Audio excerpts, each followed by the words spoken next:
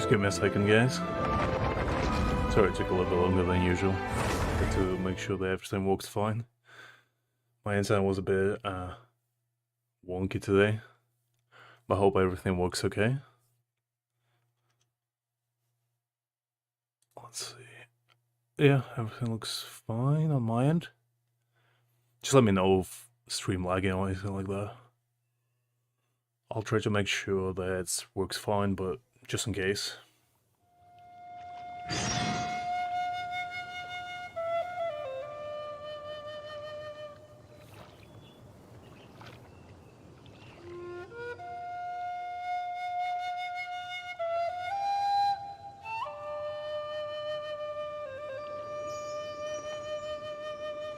Yeah, I'm a little bit out of breath. I was taking a shower. Was a little bit late coming home today. Went for a bit of a run. Exercised a little bit. But yeah. Forgot what time it was. Alright. But yeah, I'm doing great. How are you guys? As I said, I was just exercising a little bit since it was pretty nice weather today. Did some light running, a few light exercise as well, some yoga, you know, get the blood flowing. But yeah, other than that, didn't really do much. Right, so I guess let's begin with the actual event, because I know it's only 11 hours left, so we kinda need to be quick, because I literally have zero clue how long this event even is. Let's do this. Time flies so fast. Before you know it, Rite's almost here again. The people... Well, I heard this event is quite good, so it should be quite interesting.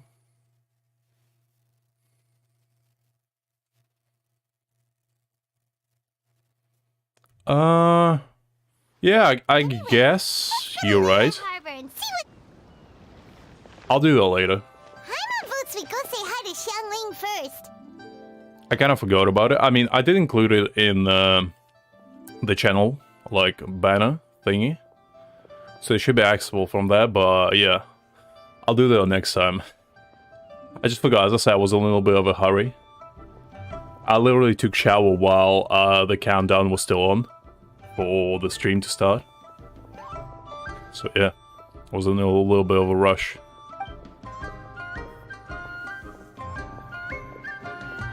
Huh? Xiangling? What a pleasant surprise meeting you here! I didn't even know Father was involved here, so that's a pleasant surprise to me as well. As I'm sure for most of you guys. Oh? Why, the pleasure is all mine. As is the surprise, surely. It must be fate that brings us together in this place. How have you fared as of late? It's a man, the myth, the legend himself. I sense you With are us. older and wiser than the last time we met. It seems your travels continue to yield valuable insights. Jean-Lee, we literally met yesterday. How could you forget? Come on. Alright, I'll forgive you for now. You are too kind. I know, I know. So, Xiangling, are you here to listen to stories over tea again?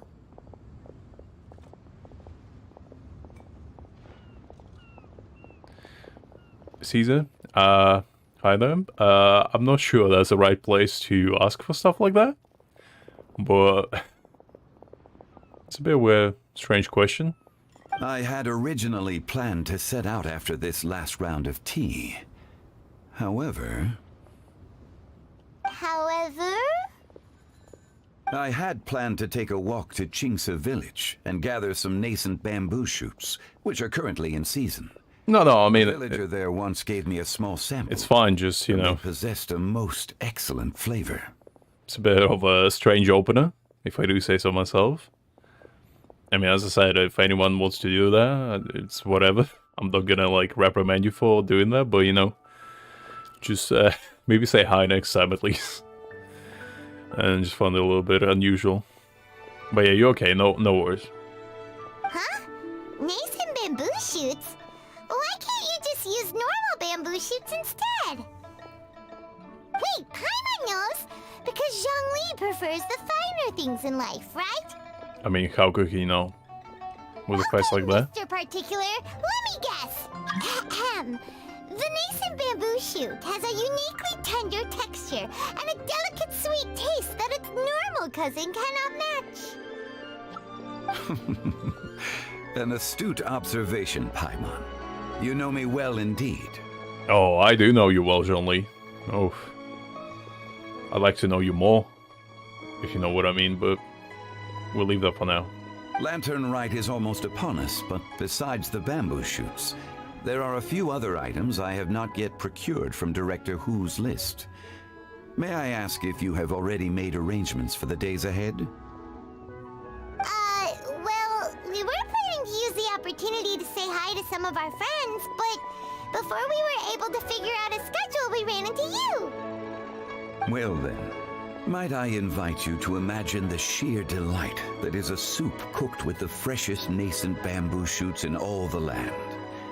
Generous cuts of pork belly and crisp, fragrant bamboo shoots placed together in the pot and left to simmer slowly for half a day. That does sound quite nice. I think we're in for another date, guys, which is quite exciting. You're doing this on purpose, aren't you?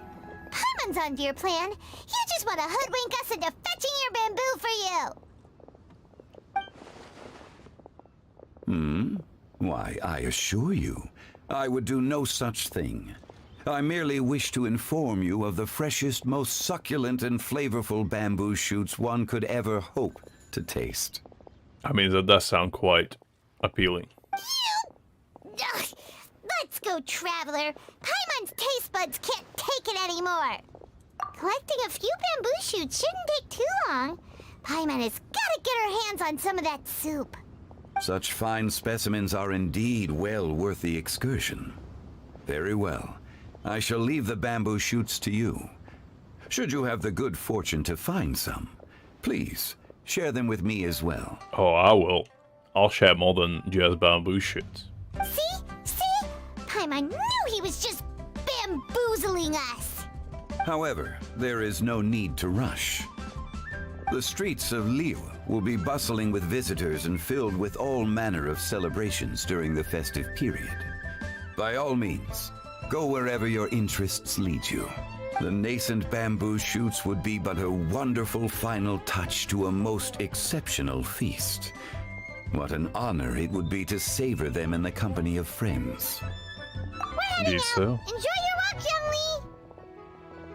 Oh, hey, Crimson. Hopefully you're doing okay. Take care now, you two.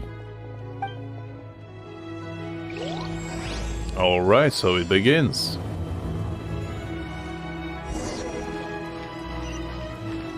Alright, let's go collect some bamboo. I'm actually quite curious, how does bamboo taste? I never tried it. Quite precarious ingredient, if I do say so myself. Bamboo shoot. I didn't even know it's edible, honestly. Bamboo shoot. I thought people usually make houses out of them, like a building material. And it looks super fresh. Paimon thinks this is the one. These should be enough. Let's head back. Help! Help! Did you hear that? Someone's calling for help. It's Oh, coming really? from over there. That's interesting. I mean, I've never been to China myself, so let's... Wait, what? Yeah?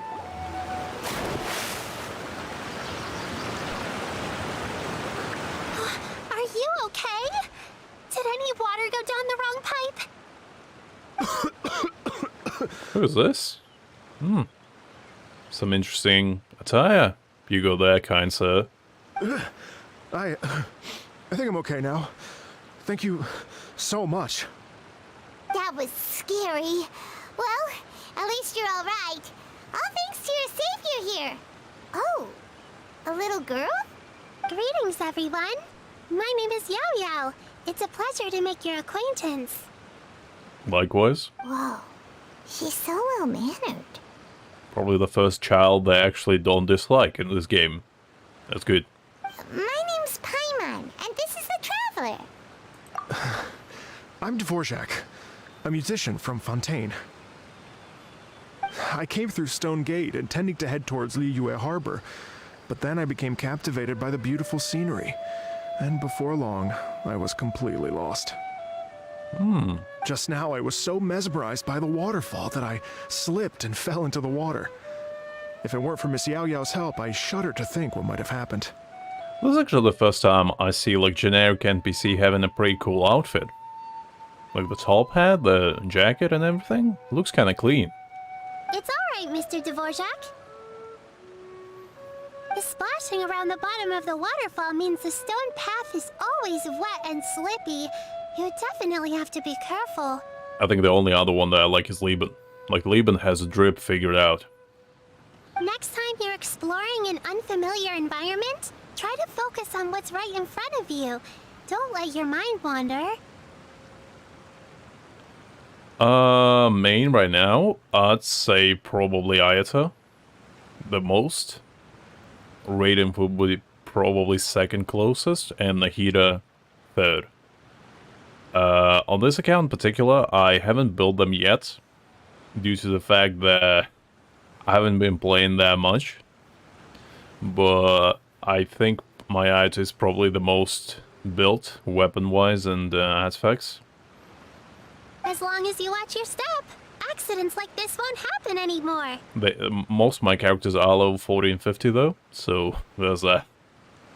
I do need to raise my like world level and start farming artifacts at some point. Because, yeah, it's been a while. Yes, ma'am. I understand. I'll remember to be more careful next time. But if we're talking in general, like I have other account, and on that one I mostly mained Dilek, which is fully built, and Zhongli. Those two, they're fully like built. They have like their talents, they have weapons, all upgraded artifacts. So that's kind of where I'm at, I guess. But I don't really play on the account much, so technically I can say it's my main. Oh, are you hungry, sir? Oh, I'll be fine. Please, sir, it's quite alright. I was born and raised here in Liyue. It's only natural for me to extend my hospitality to any guests who are passing through. I expect you still have quite a long journey ahead of you. It's very important to keep your energy levels up. I kind of like Yao Yao. Seems like a nice kid. Unlike a lot of other children in this game. I still have some lotus flower crisps left in my backpack. Why don't we split them between the four of us? Aw, what a thoughtful kid! She even has some for Paimon! You're welcome. Mmm, so tasty. If only there were more. Having a healthy appetite is a good thing. It means Paimon's still growing. If I'd known I was gonna run into you, I would have made a second batch. I'm pretty sure that's default size for Paimon. She has no room to grow. She was born like that. Hope you're taking notes, Traveler. This is how you treat your Paimon. Nah, I'm good. What do you think, sir? Are Liyue's snacks to your taste? I wonder if they're not sweet enough. No, they're perfect. When I was traveling through Mondstadt, I had a chance to try one of their moon pies. It had a meat filling, unlike these crisps. But apart from that, it seems like they follow a similar cooking process. Both are delicious in their own way. As for Fontaine's cooking, though, it's been a long time since I've had a taste of home. Ooh, that's kind of sad. Sounds like you spend a lot of time on the road, huh? I do. It's part of my job. I'm one of the main organizers of the Iridescence Tour. Iridescence Tour? The Iridescence Tour is one of the biggest music festivals in Fontaine. We're looking to expand, though. Our aim is to hold a festival in every nation. That's kind of fun. At least, all the main organizers share this goal. Unfortunately, it's a long story, so I'll spare you the details. But anyway, so the main reason I'm traveling all around Tavad is to promote our music festivals. But I have some personal reasons, too. Well, what are they? Just tell us already. Let me see. Well, to explain it in full, I'd have to start with a story from my ancestors. I don't want to take up too much of your time. We have all the time in the world. I mean, it's not like we're too busy. Oh, I love listening to stories. We want to hear it too. Okay, then I'll start from the beginning. Sounds good. The story goes that my ancestor, who was also a traveler, once slipped and fell into a lake during his travels. As he was sinking and gasping for breath, he heard a wondrous tune in the air. I feel like there's gonna be a siren story here. They say it was the most beautiful, moving melody he had ever heard. That's how sailors go down, my man. No good sign. If you hear a tune in the middle of nowhere, that's how you know to run. That's like the first sign. Even in that life and death moment, the ethereal music seized his full attention and almost made him forget the fact that he was drowning. Like, while we're on the topic of drowning, I feel like drowning is one of the most horrifying things that could happen to a human being. Like, I'm deathly afraid of the ocean. I don't want to be anywhere near, like, I'm fine with, like, beaches and stuff. I wouldn't want to go in the middle of the ocean like a boat. Are you kidding me? Because, like, I remember reading somewhere that we only explored about 5% of the entire oceans in the world. And when you think about it, those 95% could hide anything. They could be like Leviathan living underneath the entire water. We have no clue. So, that's a food for thought right there. Sleep was one eye open. When he finally came to, he found that he had already been brought ashore. Not too far from him stood an unfamiliar woman with an almost divine aura. Oh, by the way, if my voice sounds a little bit deeper today, it's because my throat is a little bit under the weather. It's not because I'm depressed or anything like that. Just so you know, guys. In case you're wondering. Once she saw that he was no longer in danger, she left without a word. My ancestor tried to run after her to give his thanks, but although a mere dozen paces separated them, no matter how quickly he gave chase, he drew no closer and remained a dozen paces behind. In the end, all he could do was to bow in thanks to the woman as he watched her walk away towards the rivers and mountains in the distance, before at last he turned around and made his way home.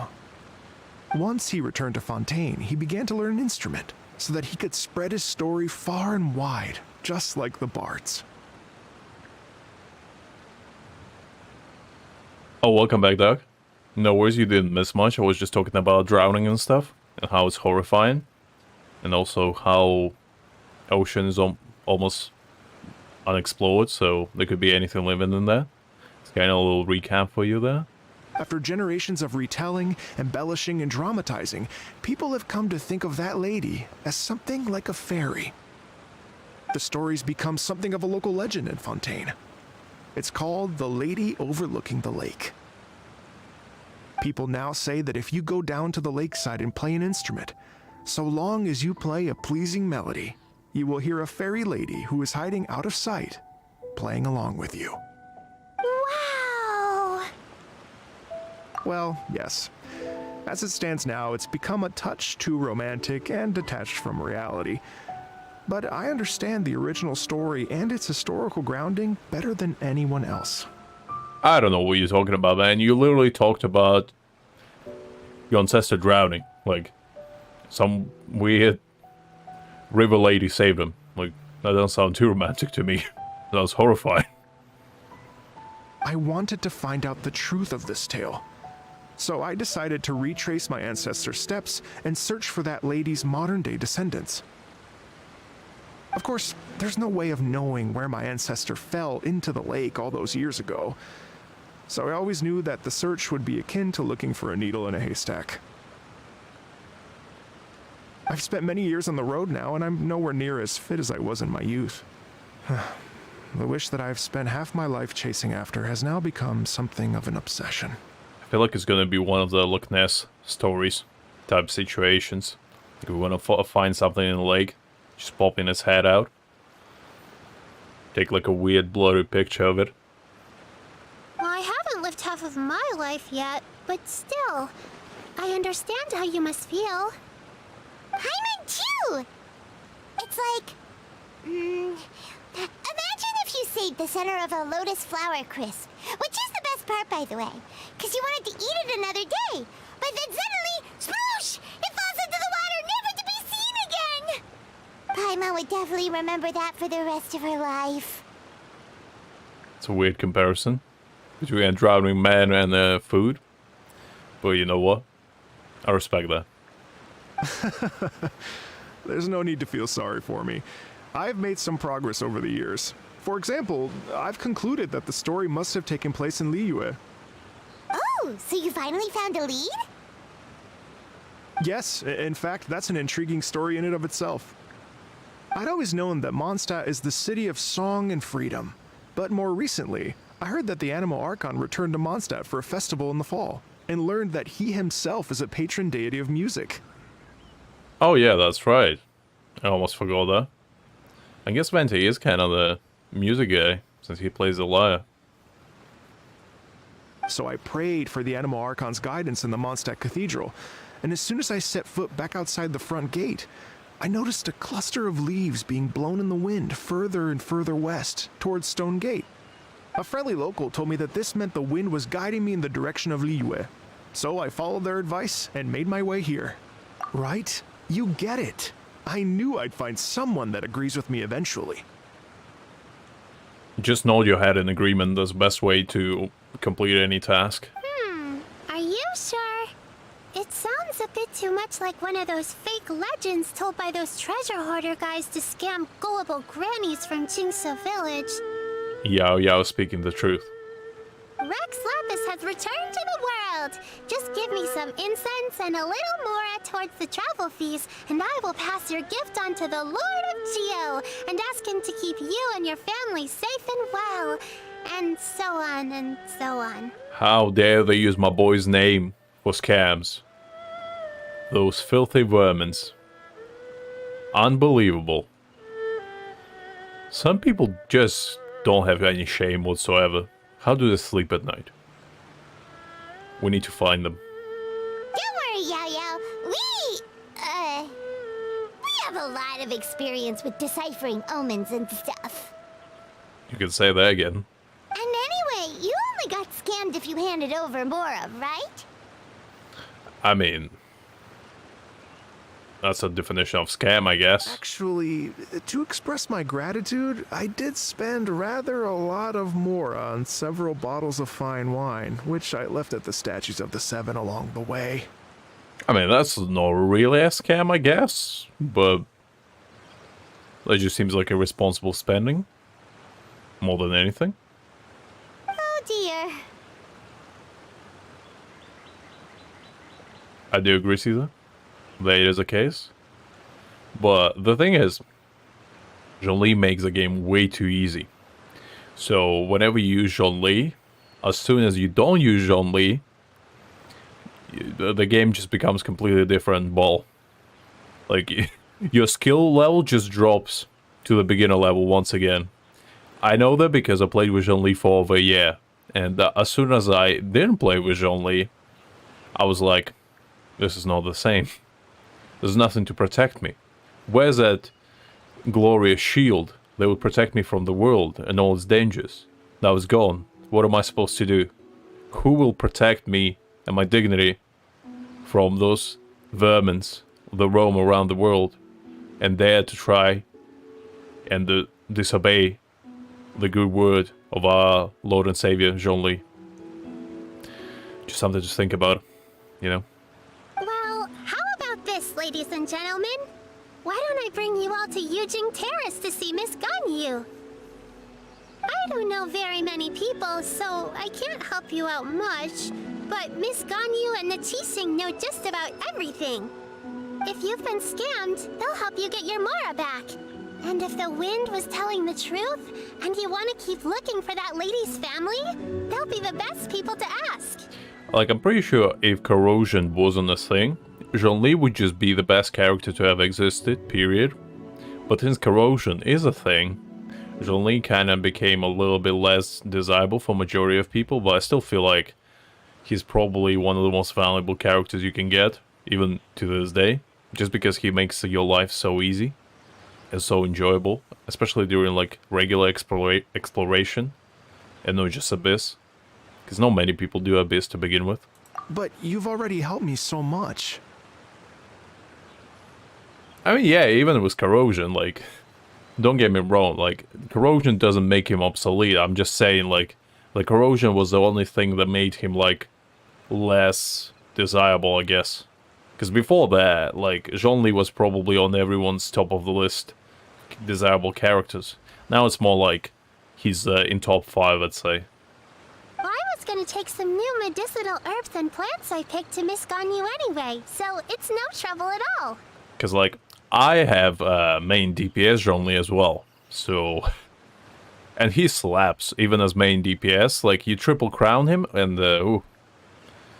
He makes you wonder if he is a support sometimes. And that's a C0, like, if you have Zhongli C6, he can become main DPS, no issues. Even with physical damage, like, I know that Geo doesn't have elemental reactions, but, like, that just doesn't stop him. You know what? It's been a minute since we saw Ganyu too. It should be nice to pay her a visit before Lantern, right? All right, well, my sincere thanks to you all. I will never forget your kindness. Okay, everyone. Please follow me.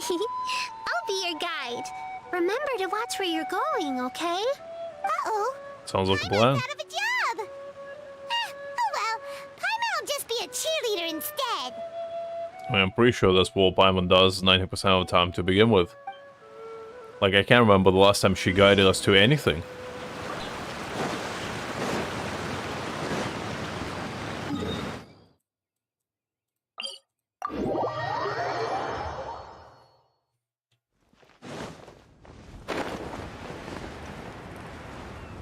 It's kind of weird doing this right after yesterday, considering we just finished the story quest. And like every character just speaks like we haven't seen them for 20 years. Feels like everybody just has dementia for some reason. And just forgets completely what we did yesterday.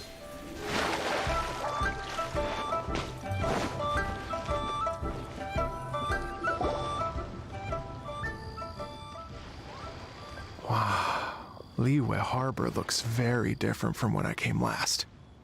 I kind of like Yao Yao. Like, I'm not the biggest fan of, like, little girl characters. Like, I think Chi-Chi is fine, like, but I'm not super thrilled about her. Klee is okay, but she's a little bit, you know, too energetic for my liking. She's like any child, really. Too much energy for my personal preference. Who else we have? Sayu just sleeps all the time. Like, she doesn't even talk. Diona is just weird to me, because she serves alcohol as a child, and I'm not into that. And I think that's all, like, small characters we have. I'm pretty sure. So yeah, Yao Yao is the first one that I actually like. It's almost as if I'm listening to the same melody, but with a richer timbre and new variations added. Well, we are here during Lantern Rite after all. It only comes once a year, so they always have a big celebration. It's fair to say that this time of year is when Liyue Harbor looks the prettiest. Great. Let's go and check it out. I can't wait to get into the city and see it all up close for myself. The streets are breathtaking. Smiles and laughter everywhere I look. It's contagious. I can almost feel the music in the air. I have the urge to start waving my conductor's baton. Wait, what? I'm glad that you're enjoying the city. It sounded wholesome, but then he started talking about batons and stuff. I'm like, wait, what? Why do we need a baton? That seems a bit unusual. Hey everyone! Fancy meeting you all here. What a nice surprise. Junyan is actually a perfect example of a character that actually, story-wise, is actually pretty decent, but character-wise is god-awful. It's a shame, really, because I kind of like her. She's pretty cool. Oh, right, we haven't met Hello, her in the Xinyan. story before. Let me introduce some new friends. They are... Traveler, Paimon, and Mr. Dvorak, right? I've known them all for quite a while. Although her accent is a bit unusual to me, personally. It's a strange choice, I guess. When I was last here to advertise a Liyue stop for the Iridescence Tour, Xinyan was one of the few people willing to give me the time of day. Well, feels like I've been chasing this Iridescence Tour bandwagon halfway around the world, but I keep getting stood up. What's going on, Mr. Dvorak? I'm so sorry, Xinyan. We've had a string of terrible luck recently, and every time we've tried to put on a show, something or other has come up to stop our plans from materializing. Is that right? I guess it can't be helped. So, what brings you to Liyue Harbor at this time of year anyway? Thinking of putting on a music festival during the Lantern Rite celebrations? That's probably the plan. I mean, it would be unusual for a musician to just randomly show up to a festival and just like, nah, I'm here, to just see the scenes. Pretty sure that's how they make the majority of their money. A Lantern Rite music festival? Yes, please! No, I'm actually here on personal business this time. I was just making a joke, but I guess it is the case. Oh, so no Lantern Rite music festival? I mean, that's not just up to me. Hosting a music festival takes a lot of funding and personnel. Moreover, I've never worked with the Liyue authorities before. Even if I were to start putting something together right now, I think it'd be too rushed. Wait, but we're going to meet the Liyue Qixing, aren't we? And they're the ones in charge. Miss Kuching and Miss Ningguang can make anything happen. I can actually wonder where Yao Yao is like placed in this Liyue hierarchy. Because it could be interesting. Oh, god damn it. I think my stream lagged out for a second. Sorry about that, guys. I think my Wi-Fi just dropped for a second. Should be fine now, I think. You mean... what? This is the perfect opportunity! Well, sure, it might not work out, but it can't hurt to bring it up as a suggestion. That's the spirit! See? Even the Traveler agrees with me. Mr. Dvorak, don't let yourself be put off by the fact that a few things haven't worked out recently. That's As good for the advice. performers, I can put you in touch with some local artists. My friend Yunjin is a well-known opera singer in Liyue. With her support and a commissioned song from the Yunhan Opera Troupe, we should be able to get something going. But what about you, Xinyan? Are you just going to sit this one out? What do you take me for? If we actually manage to make the Iridescence Tour Lantern Rite Grand Concert a reality, you think I'd let anyone else perform the opening act? Wow! There's that rock and roll spirit! Alright, that sounds good. What do you say, Mr. Dvorak? Somebody that enjoys rock music, I'm quite excited. Okay. I'll give it a shot. That was a quick decision making. I respect that. But the opening act is not something to be chosen lightly, Xinyan. I will judge your work by the strictest of standards, so please make sure you are fully prepared. Are you kidding? I thought you'd never ask. Whew, guess my shopping time's getting cut short. I'm gonna head back right away and start working on this. Yao Yao, if you run into your senior on the way to the Qixing, please send her my regards. Okay, I promise I will. Good luck with your music, Xinyan. You've got this, Xinyan! Alright. So I didn't expect it to be... Xinyan mentioned just now. Is that anyone we know? Yes, it's Xiangling. She's mentioned you two before. Xiangling's always thinking about cooking. Whenever she gets scrapes or burns, she just leaves them to heal by themselves. She definitely needs someone around her to look after her. I know you must have looked out for her a lot too in the time you've known her. So, thank you for that. Alright. I think we actually need to complete... we need to complete a T-Ball mission. That's annoying. Where is it? Let's quickly do this. That's annoying me. Like, that's one of the things that I don't really like. Where the quests are just locked behind other quests. Like that. Because, like, it kind of interrupts the flow of the story more than anything.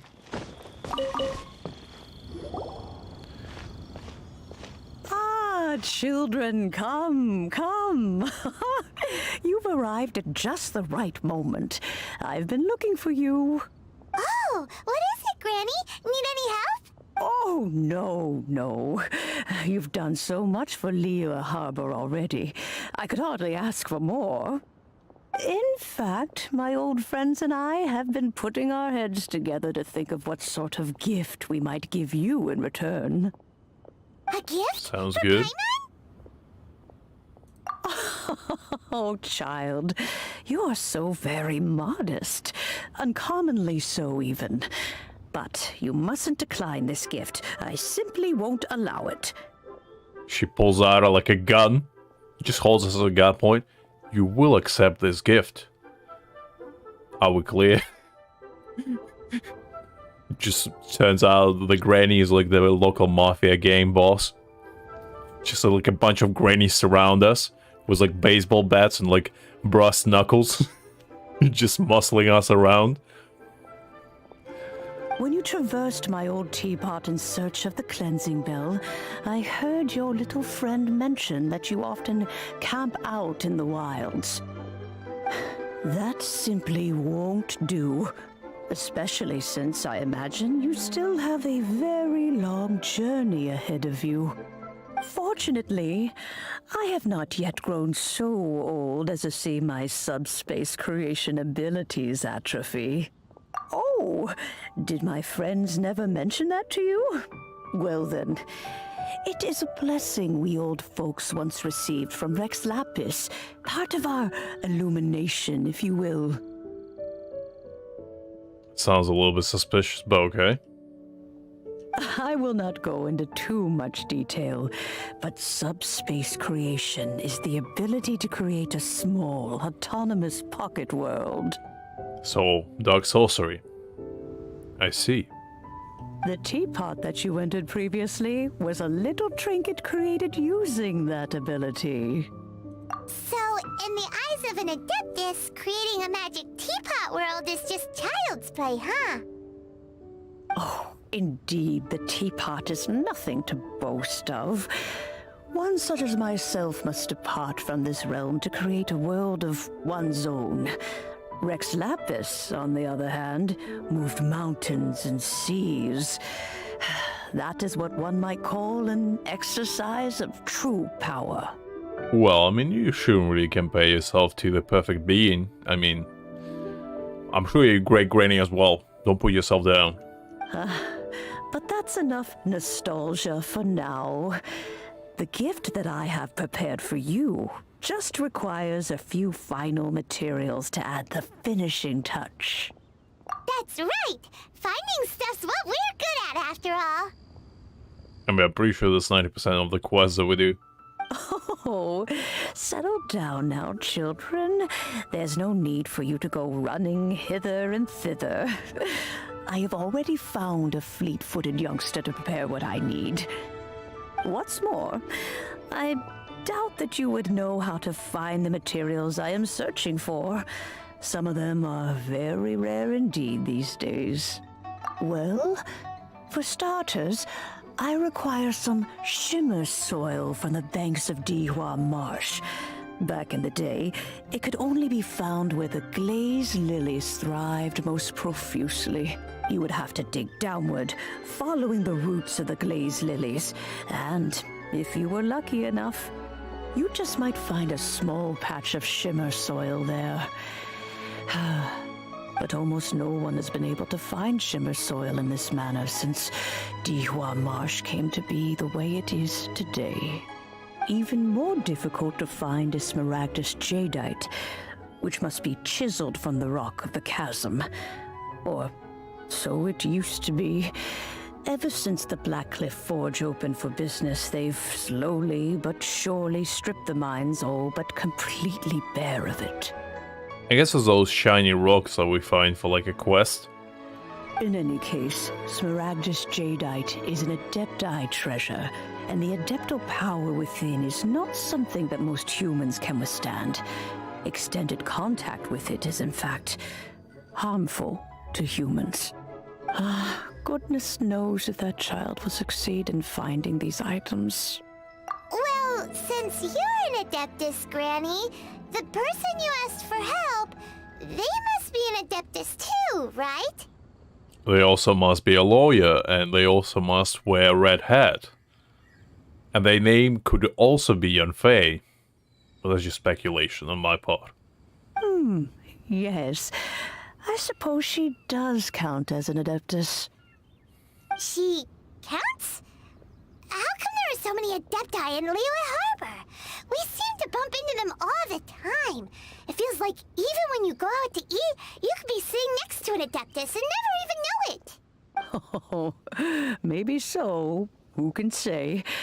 A fair few of my old friends are rather fond of mundane mortal life, after all. I'm back, Granny. There we go. Oh, I don't believe we've met. Allow me to do the honors. This child here is Yanfei. She's the one helping run some errands for me. Yanfei, I believe you already heard of the Traveler and his traveling companion. Of course, who hasn't? Much has been written about you in the Millilith's records. Just pulls out a criminal record, just starts reading it. So I can see you broke out into Cathedral and stole the lyre once. What's that about? Just like pressuring us into legal stuff. You became one of Liyue's most wanted after the Millilith marked you as a suspect following the incident at the Rite of Dissension. After which, you fought off the Millilith at Julian Karst and made contact with the Fatui. Before finally defeating an ancient god together with Granny and her associates, and subsequently being cleared of any and all suspicion by the Chiseng. What a shame. A shame that we didn't meet sooner. If we had, well, I can't say that I would have been able to clear you of suspicion immediately, but it certainly would have been less, embarrassing for you. I mean, if that's not a good advertisement, I don't know what is. If you were to meet me sooner, I probably would have fixed all your issues immediately. So yeah, think about that. Allow me to introduce myself once more. I'm Yanfei, a legal advisor. Got a legal problem? You can come right to me. Oh, yes, here's my business card. You'll find it has my contact details and office address. Keep it handy. If you have an urgent issue, just leave me a note at this address. Oh, and I almost forgot to mention, I offer a very generous discount for first-time customers. All right, Yanfei, all right. Let's get to the business at hand. I do not think these two are in any dire need of legal assistance at the moment. You'll have to excuse Yanfei. She's always been like this, ever the talkative one when it comes to her own affairs. Paimon was gonna ask the same question. You seem really different from the ones we've met before. An Adeptus? I guess, kinda. My old man said he was one anyway. He mentioned that he once campaigned with Rex Lapis for a long old time, and then after that was all over, he went back and married my mom.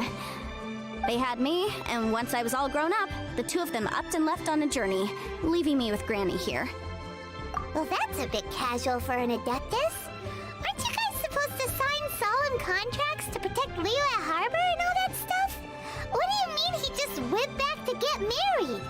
Well, my dad did say that he'd talked it through with Rex Lapis, and that he was fine with it. Even contributed towards the wedding gift, apparently. I mean, that's what Jean-Lee would do. Anyway, let's not dwell on that too much. So, Granny, I've gotten a hold of most of the stuff you asked for, except for Smaragdus Jadeite. I couldn't find any at all. Is that so?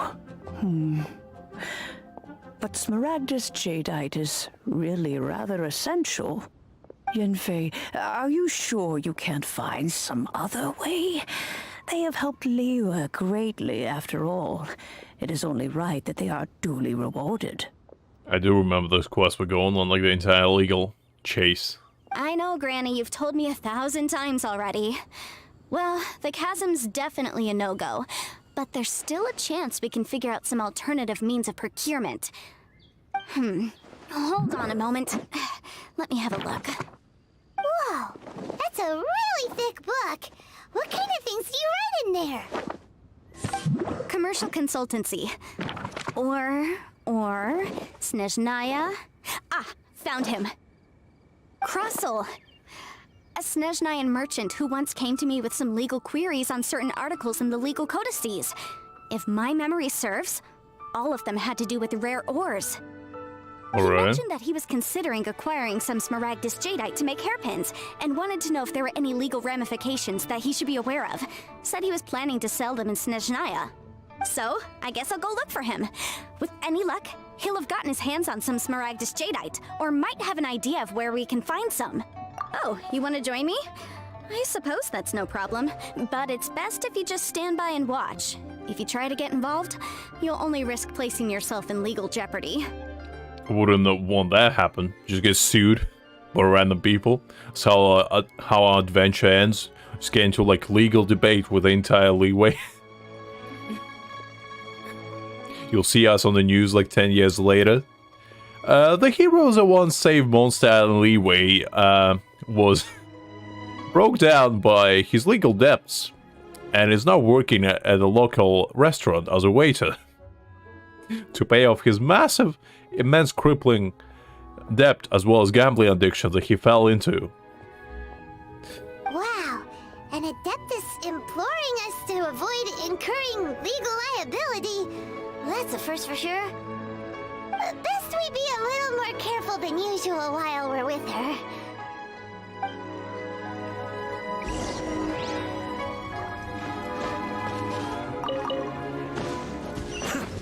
Alright, let's see.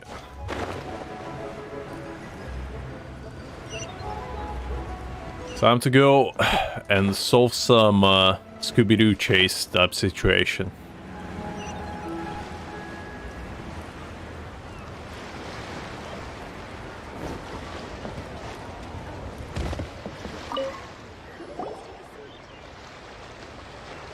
Hello, Mr. Crossel. How's business been? Oh, good, very good. All thanks to your advice, Miss Yanfei. What brings you here today? You're too kind. I was simply doing my job. Now, I believe that the last time we met, you mentioned that you were looking to source some Smaragdus Jadeite to make hairpins. Have there been any further developments on this front? Well, yes. As a matter of fact, in the end, I did acquire a small piece of Smaragdus Jadeite and had it fashioned into a pair of hairpins. Miss Yanfei, might I presume that you have an interest in the hairpins? I must apologize. I've already rented them out to a lady named Zhiqiao. If you'd like to inspect them, you may have to wait quite some time. Wait, isn't Smaragdus Jadeite really rare? Aren't you worried about the hairpins getting damaged or lost while they're being rented out? No, I'm not worried in the slightest, because I signed a contract with Miss Zhiqiao before renting them to her. The contract makes it quite clear that if she loses or damages the item in question, she must compensate me for its full original value. In return, I included a clause that guarantees the Smaragdus Jadeite is genuine, with a penalty of 10 times the item's value payable by me to Miss Zhiqiao in the event that it is shown to be a fake. Guaranteed genuine, with 10 times the value payable if this claim is shown to be false. Yes, these terms are very clear indeed. Indeed so. We're just gonna bite you in the ass later, my man, but I'm not gonna spoil it. Of course. This way, both the client and I have the assurance we need.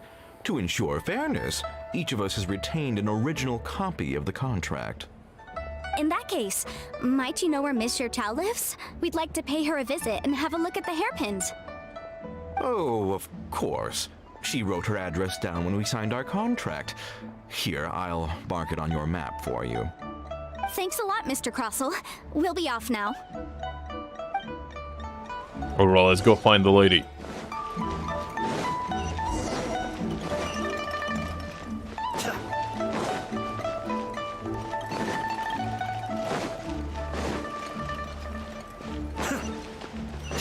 was actually one of the first events where I was like, there seems a bit of a drastic turn of events. Just get into like massive legal debate out of nowhere. While all we wanted to do was get a teapot. But we got tangled up in the entire like legal procedure. Need to attend like court hearings and stuff. Like, I don't think I signed up to this granny when I said I wanted a teapot. Oh, whatever shall I do? Yes, that's me. Is there something I can help you with? How do you do, Mr. Chow? We understand from Mr. Crossell that you recently rented a pair of hairpins from him. My associates and I are very interested in them. Would you mind letting us take a look at them? The hairpins? I can't lend them to you right now. I've lost them. I don't know how it could have happened. I always kept them right by my side, and I hadn't even worn them yet. I spent so much money on them. If I have to pay their original value, there's no way I could come up with that amount of money on such short notice. I mean, how much a pair of hairpins could cost? Like, come on. My family is in the ore business too, but business has been suffering ever since the chasm was sealed off. We now have a backlog of paid-up orders just sitting around, so we've been having to purchase some stock from other ore merchants to complete them. The Chow, I have a wonderful news for you. The chasm is finally open. You might not know this, but it is. So stop complaining and get back to work. A big banquet is coming up in a few days, and several ore merchants I know of will be there. I need this opportunity to mingle and discuss prices. That's what the hairpins were for, to keep up appearances. I can't have them looking down on me. That's why I never understood about rich people. How they like to keep up appearances, like... Who cares? It's me getting off topic. Anyway. But now that I've lost the hairpins, what will I do?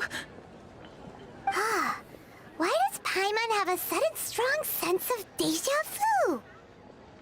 Would you really? I sent a commission to the Adventurers Guild, but I haven't heard anything back from them yet. Hold on. Don't run off looking for the hairpins just yet. Mr. Chow, would you let me have a look at the rental contract you signed? Huh? Well, I mean, sure, I have it right here. Here you are. Let me see. That's right! Yanfei said she's a legal advisor, didn't she? Maybe she can help Chiao somehow. True, though surely there must be a win-win solution. Right, I finished reading the contract. The terms are very clear, and they do indeed stipulate that you must pay Mr. Crossell the original value of the hairpins as compensation for the loss. Furthermore, the contract also expressly states that the amount of compensation must take current market prices into account. I just noticed that Yanfei actually has a tattoo. I didn't know that before. Like some sort of triangular thingy going on here. Unless it's like part of the fabric of the clothing. And given the rarity of Smaragdus Jadeite, I fear that the final amount of compensation may end up being significantly higher as a result. Even higher? Oh, no. Uh-oh. Chiao looks like she's about to faint. However, all of this is assuming that it is indeed genuine Smaragdus Jadeite that was inlaid into the hairpins. Did you really have to pause before saying that part? Anyway, the hairpins are lost, so how exactly would we be able to find out if the Jadeite is genuine or not? Whichever way you look at it, we've got to start by finding those hairpins. Except that if we found the hairpins, there'd no longer be any need to check whether the Jadeite is genuine, would there? Seems right. Please. Please, don't trouble yourselves over this. The fact is, I lost the item, and I should pay compensation per the contract. However much it is, I will have to pay it. My family are merchants, after all. It's vital that we keep our word and respect our contracts. Now that it's come to this, I really shouldn't keep Crossell in the dark any longer. I'll go and inform him of the issue, and then negotiate the amount of compensation. Yes, legally speaking, it seems this is the most sensible course of action. But before that, I have some questions about the hairpins. So hold on a moment, Mr. Chow. When you first touched the hairpins, what did you feel? What did I feel? Well, I remember that the gemstones set into the pins were perfectly smooth to the touch, like the finest quality jade. She just looks at Paimon. Well, it was smooth to the touch, like that creature's brain. Just goes off. My family has seen much jade pass through its hands in the past, so I am quite certain of my judgment in this matter. Smooth to the touch. Finest quality jade. No, it's nothing. I just need to re-examine a few things. Let's head over to Mr. Crossel's.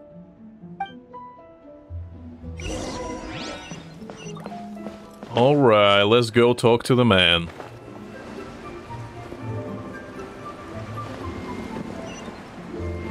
It's a pretty nice stage over there. We got some cranes going on. A mountain. Looks quite nice. Alright, Crossel, you sneaky son of a gun. Let's see what you have to say for yourself. Ah, Miss Yanfei, you've returned. With Miss Jiqiao in tow, too, I see. How are the hairpins? I trust you're quite satisfied with them? About... You lost them? Are you serious? Do you have any idea how expensive they were? I'm sorry. Truly I am. I'll pay the compensation as per our contract. Every last mora. Mora? Do you have any idea what I had to go through to get my hands on that Smaragdus jadeite? I just don't... Forget it. Talking won't bring them back. Since Miss Yanfei is here, I suppose we can just have her estimate the amount that needs to be paid. No problem. But before I can give an official estimate, I'll need to do a little market research. Ah, yes. And if I may just confirm again, it was in fact genuine Smaragdus jadeite inlaid into the hairpins, correct?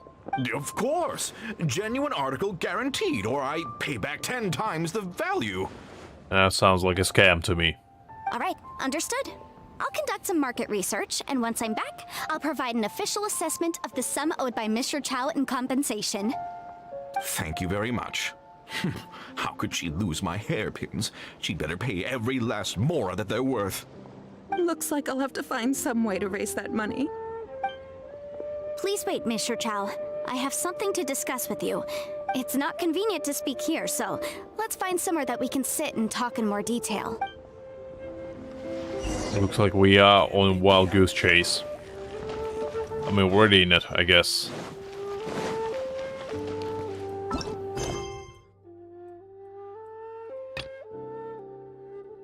Actually, now we can actually go and complete the story quest. I thought we need to complete the T-Bolt stuff, but I guess no. Which is a good sign. Because I can't deal with that legal stuff right now. My brain is not ready. Let's actually do the fun stuff.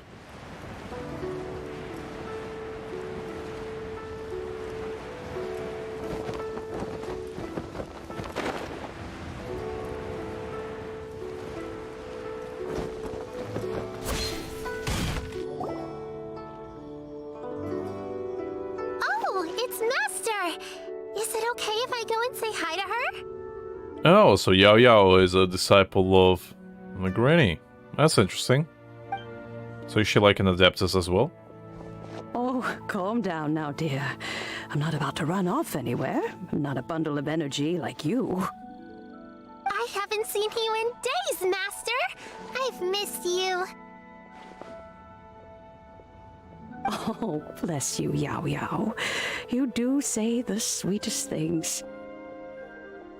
Ah, look who it is. Visiting friends during the lantern rite, are we? You're half right, Madam Ping. We were also trying to help out Mr. Dvorak over here. We were on our way to take him to see the Qixing. Hello, ma'am. I am a musician from Fontaine and an organizer of the Iridescence Tour. I don't suppose you've heard of it. Oh, I see, Doug. That's interesting. Master! The Iridescence Tour is a super famous music festival! An old lady like me wouldn't know much about that sort of thing. A music festival, you say? It sounds terribly exciting. I always find it weird when people say terribly exciting, because it's a pretty strange oxymoron. Oh, right! Madam Bing, how would you feel about that? You're an elder of Liyue, and you know all about Liyue's cultural traditions. Hearing your thoughts would definitely help us figure out how best to approach it. For example, do you think it might be a bit too modern, or is there any other issue? Why, not at all. Music pays homage to history and culture, and it can also be a bridge between different civilizations. Times change, and the music enjoyed by the youngsters of today is no doubt very different from the tunes I was accustomed to in my youth. Nevertheless, all fine things in life can be appreciated. Ain't that the truth? And so, I look forward to it immensely. That's one open-minded granny. Usually it's the opposite with old people. Hear, hear. I do believe that, my own dear grandmother aside, you are the wisest old lady I've ever met. Goodness gracious, you're all being suspiciously sweet today. Yao Yao, whatever have you been feeding them? Master, you're in such a great mood today. You're even cracking jokes with the rest of us. Oh, well, I'm sure you must have plenty to be getting on with, yes? Run along now. Don't let me hold you up. Thanks, Madam Ping. We'll see you again soon.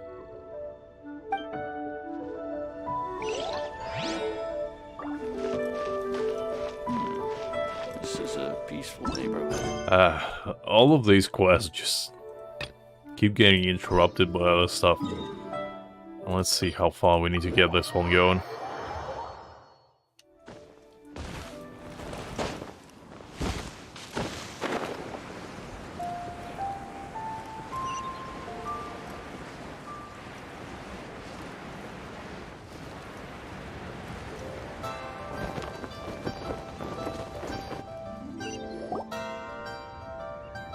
I have gathered everyone here today to make an important announcement. Perhaps some of you will have heard the news already. I am, in fact, planning to rebuild the Jade Chamber. Rebuild the Jade Chamber? That's a huge project! So the rumors are true. No wonder the price of building materials has gone up so much lately. The Jade Chamber means a lot to Lady Ningguang. Getting involved in this would be a huge opportunity. Lady Ningguang, is there any way we can be of service? Patience. Since the news made it out a few days ago, I have already had many people contacting me to declare an interest in joining the project. Nevertheless, I do have a few matters I should like to entrust to you here today. The building site has been chosen, and most of the materials have been assembled. 3 key items are, however, still outstanding. They are as follows: Sunset Vermilionite, Wonder Cores, and Adepti Sigils. Excuse my ignorance, Lady Ningguang. I'm familiar enough with Plostrite, but I've never even heard of those other 2. Only sufficiently large pieces of Plostrite, or specifically Vermilionite, may earn themselves the Sunset moniker. This stone is what allows the Jade Chamber to float. Wonder Cores, meanwhile, are the central components of the mechanical structure of the Jade Chamber. Adepti Sigils serve as a means of integrating the mechanical devices with Adepti art. They are as indispensable as the mechanical core itself. Although these 3 items are rare, I trust that with your connections and capabilities, procuring them will not be a question of if, but of when. I think I know the man for the mission. I take the saying, time is money, more seriously than most. Efficiency is everything. I will pay a generous price for the materials that you find. And in addition, the first 3 people who collect all the materials will have the opportunity to ask me a question. You may ask me anything, and I will give you an honest answer. I trust that this means of compensation will be to everyone's satisfaction. These things won't be easy to get hold of. But if it means a chance to get some inside information on Liyue Harbor's development plan for next year... Then it's the deal of a lifetime. Information from Lady Ningguang is priceless. Whoever gets to it first takes the market. Haha, what a coincidence! I won't divulge too much, but I heard some murmurings about some Plostrite just the other day. So excuse me all, but, I have some business to do.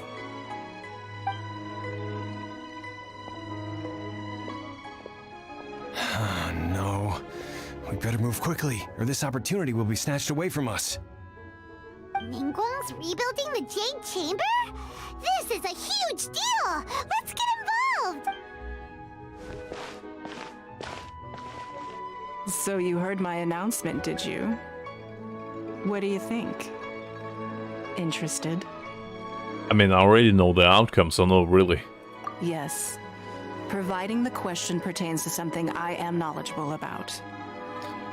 Yeah, we kinda get blue balls in this quest. Since we don't actually get the answer we want. Ooh, then Paimon will ask you about how to run a business! Then we'll never be short of Mora ever again. Of course. But how much information I share with you will depend on your performance. The construction of the Jade Chamber requires a great deal of space. The abandoned mine outside the Golden House has been selected as the building site. Once you have collected the materials, please take them there. I have other business to attend to now. Otherwise, I would gladly escort you to the site in person. When you do arrive, please seek out my secretary. Remember, this is a race against the clock. A rare opportunity presents itself to you. Do not let somebody else snatch it from your grasp. Alright, fair enough. Ningguang seems super busy. Come on, we better get going. First, we gotta get out of Eugene Terrace. Huh? Look! It seems like there's something kind of fishy going on over there. Ma'am, you seem like an eminent and distinguished young lady to me. I can see that you're easily gonna win this procurement contest Lady Ningguang has set up. As it happens, we have some information about the materials that I really think might interest you. Come on, let's find somewhere a little more private, and we can get down to brass tacks. No, I don't need it. Don't be like that. Hey, come on, don't go! Why don't you stand there after her? Damn, some possessing guys. Oh, right, yeah.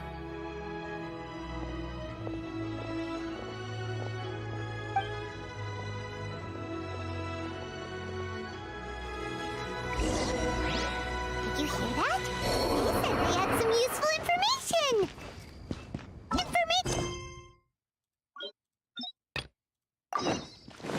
Alright, finally.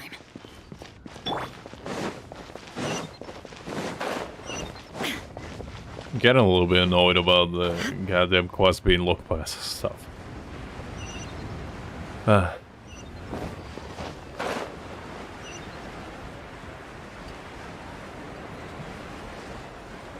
Kiosk. Place to go for classic Senua dishes. Oh wait. Do we need to go upstairs? We do. How did I mess it up?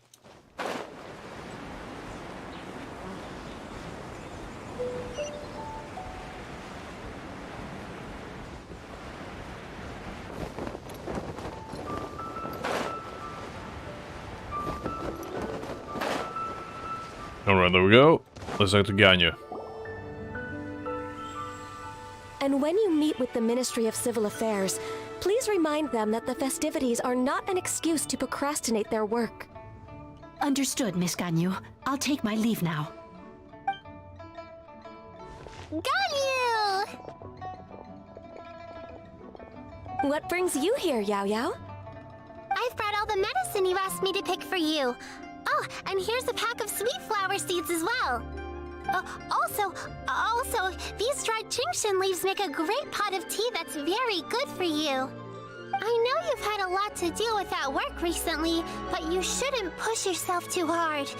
If you're not careful, you'll end up falling asleep in the grass again. I really like Yao Yao. She's such a sweet kid. Well, this is weird. It's like a responsible younger sister talking to their disorganized older sister.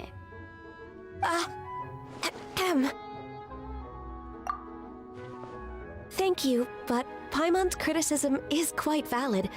I do have a tendency to neglect matters outside of work, and that's something I should improve on. Oh, my apologies. I don't believe we've been introduced. Ah, Paimon will do the honors. Please don't.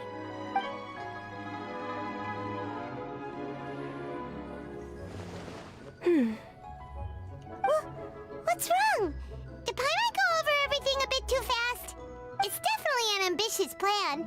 If there's anything you didn't quite catch, Paimon's more than happy to go over it again. It may be a little difficult to make this happen. Oh no. Oh? Well, the Lantern Rite is the most important festival of the year. Our celebrations must not only be visually spectacular, but also appeal to the tastes of Liyue citizens from all walks of life. The Iridescence Tour is relatively unknown in Liyue. It's difficult to predict how a brand new show will be received. It would be quite risky for us to bet everything on this one music festival. I mean, changes are good. All very valid points. I completely understand. Therefore, we will not replace or cancel any of our pre-existing program. However, I will submit a proposal requesting to put the Iridescence Tour special performance as the final act of this year's festivities. Some live music will certainly add to the festive atmosphere on the night of the Lantern Rite. As for the venue... Let's reserve a space at the docks. Yes, my thoughts precisely. Now I just need to take some time to give this proposal some polish. As long as I clearly lay out the pros and cons, and highlight the key points of the proposal, given that Ping and the Traveler have both given the idea their blessing, I'm confident that Qixing will be sure to give it serious consideration. Fair. Mr. Dvorak, I will need to discuss with you the number of musicians who will be coming to Liyue, as well as their catering and accommodation requirements. Oh, yes, certainly. Let's step to the side and discuss further.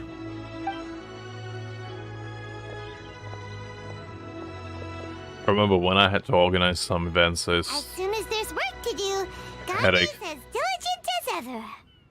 I couldn't agree more. Master once said that everyone has things that they are good at and things that they are less good at. So, with that in mind, Ganyu shouldn't feel compelled to become perfect at absolutely everything.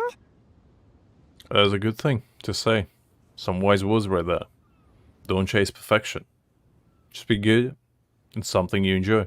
I'm good at taking care of people, so that can be left to me. Wow. Hey, Yo-Yo, can you take care of Paimon too? Paimon's getting hungry again.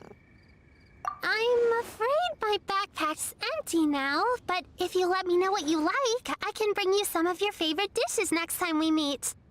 Apart from lotus flower crisps, what else do you like? Anything sweet, and anything that's made from slimes. Especially slimes. Just give me a slime. Paimon's probably the only one excited about eating slimes. Here's what I've drafted so far. Anything else you want to add? No, this is excellent. I'm racking my brains, but I don't think you've missed a single thing. Perfect. Then we'll leave it as is. I'll go make an official copy.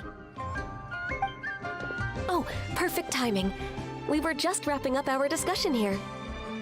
Not at all. Every second counts for a complex proposal such as this. I will inform the Qixing of this development immediately. Please give me a moment to pass on the message. Yao Yao, thank you for bringing my herbs. I will make sure to take them. Remember to make tea from them first, Ganyu. You mustn't just chew them raw. I will. Okay, I should be getting back. If Yao Yao stays out for too long, Mom and Dad will be worried sick. Everyone, I'm sure that the music festival will go off without a hitch, so don't worry. And in case I don't see you before, I wish you all a very happy Lantern Rite. Thank you, Yao Yao. Happy Lantern Rite to you, too. Yao Yao is just a treat. We should go get dinner together sometime! She's like a nice little sister.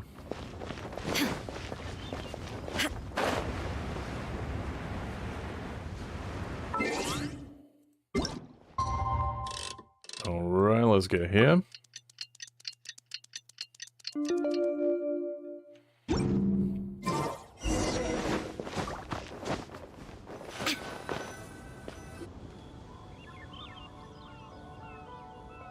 Greetings, Traveler, Paimon, and Mr. Dvorak.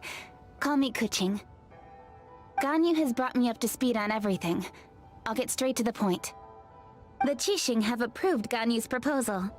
Over the next few days, I will be working with Mr. Dvorak on behalf of the Qixing to facilitate the organization of this concert. Yay! That's awesome! Please. The Qixing have a duty to deal with matters such as these. We have merely moved things forward to the next step. On a more personal note, I am an avid supporter of all things new and innovative. That's good though, good. As such, it is my privilege to work with you on this exciting project. Thank you so much, Kuching. I'd become quite discouraged after our recent failures and was expecting the same outcome once again, so I didn't dare to get my hopes up. Never in my wildest dreams could I have imagined this going so smoothly. It's like a dream come true. Right. Time for me to call in the performers. To stage a concert at a high-profile event like this is a rare opportunity.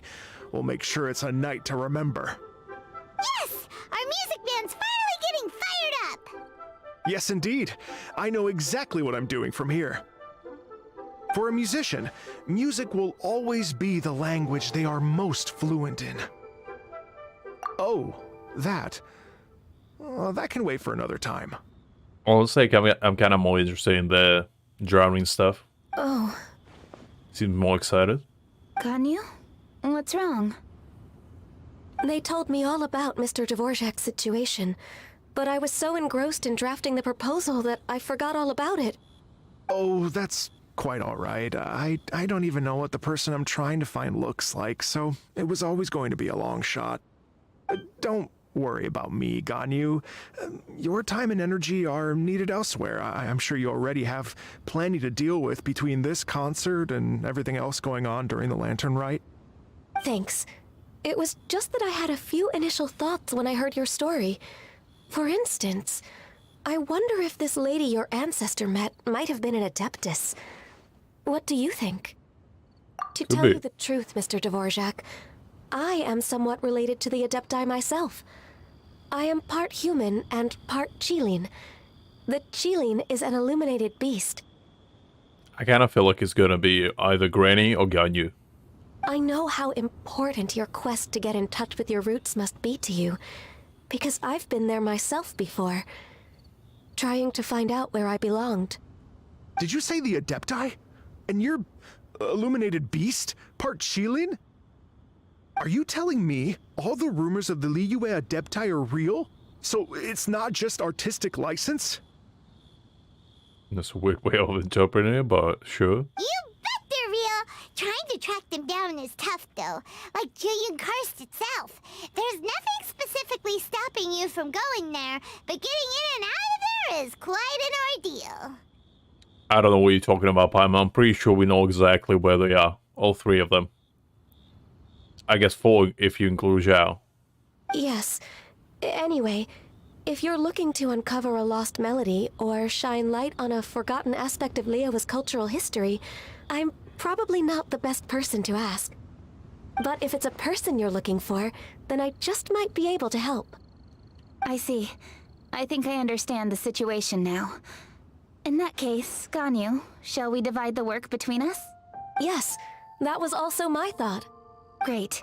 So Mr. Dvorak and I will concentrate on things here in the city to make sure the concert goes according to plan. In the meantime, Ganyu will reach out to her network and try to find the person he's looking for. How's your workload at the moment? Will you be able to make time? I can probably get through everything in 2 days, as long as I don't sleep.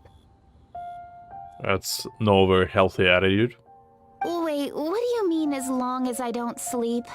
Even for someone with illuminated beast blood in their veins, working for such an extended period without a break will take its toll on your health. Somehow that does not sound persuasive coming from Kuching. Be it but 3 moons from the start, he who returns is not he that departs. Even I know the importance of maintaining a healthy work-life balance. I somehow doubt her, but sure. In that case, 3 days. Alright, I can work with that.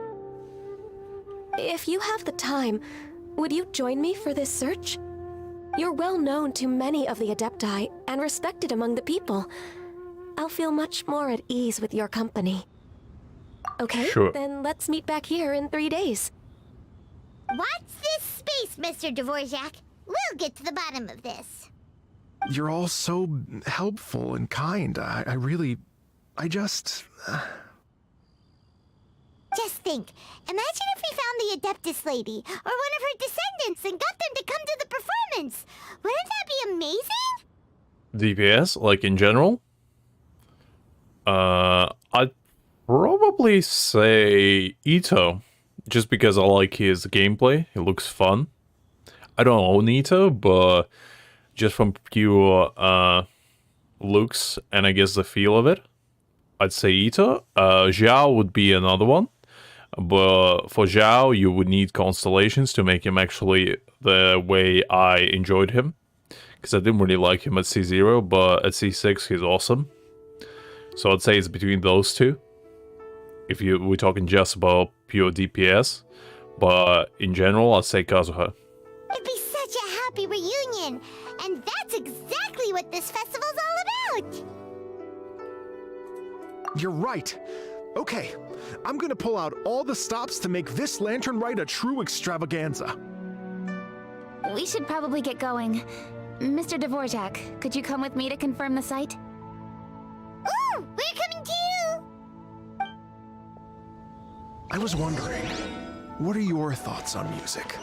What does it mean to you? Music sounds nice? Couldn't have said it better myself, Ivan. Truth be told, the question of what music means to people is one that I've been pondering for quite some time. Let's revisit this question after the concert.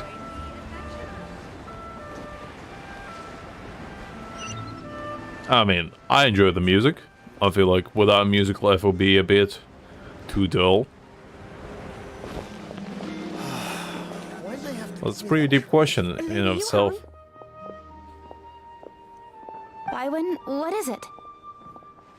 Per Lady Ningguang's orders, I've been gathering intelligence outside of the city with the goal of uncovering and dispatching any trouble ahead of the festival. I am told that a strange melody was heard somewhere along the coast. I was wary of investigating further on my own, so I was just on my way to report this incident to Lady Ningguang. But I'm worried that Sirens are in if we don't sight. act right away, we may miss the window of opportunity to take appropriate action.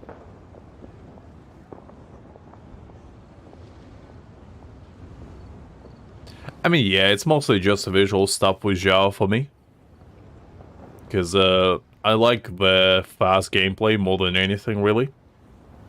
And Zhao is like the speed incarnate when it comes to DPS.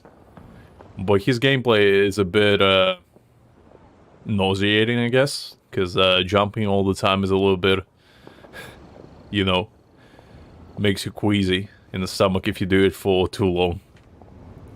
But yeah, overall, I do agree with that. I understand. In that case, Yeah, Kuching, you're busy enough as it is. There's a ton of different things in the city that needs your attention.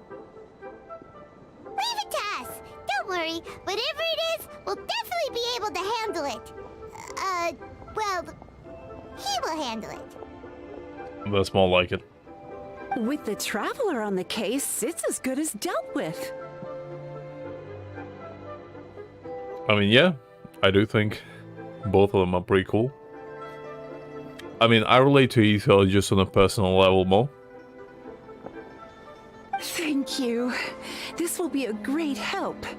I will inform Lady Ningguang about the situation. Once it's resolved, please come and find me again at Yujing Terrace and let me know. Will do! And say hi to Ningguang for us! you have my thanks too. Stay safe and come back as soon as you're finished. Good luck. Alrighty. Do we need to go?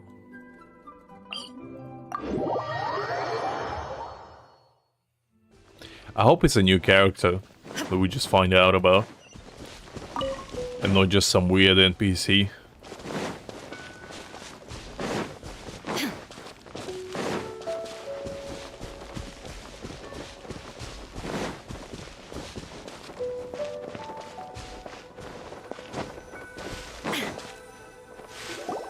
Byron said this strange tomb is coming from around here, right? But Byron doesn't hear anything. There doesn't seem to be a soul in... I was just wondering who in their right mind would come out to a place like this. So, it's you two. Well, well, well, look who it is. Leon! How'd you sneak up on us like that? You nearly gave Paimon a heart attack! You look pretty alive to me. Can't have spooked you that bad.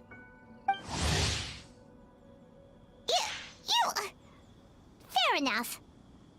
Ah, you're here for that too? Saves me a bit of explaining. Come with me. I've already reconned the perimeter, so we should be safe.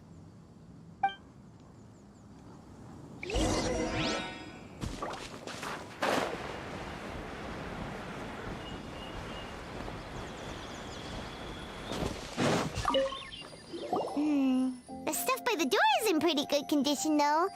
It can't have been too long ago that someone was last living here. This place is completely empty. There's nothing valuable left here at all. Okay. Very unusual. Doors and windows are all fine, so there definitely wasn't a break-in. I'm telling you guys, it's a goddamn siren. I'm predicting now.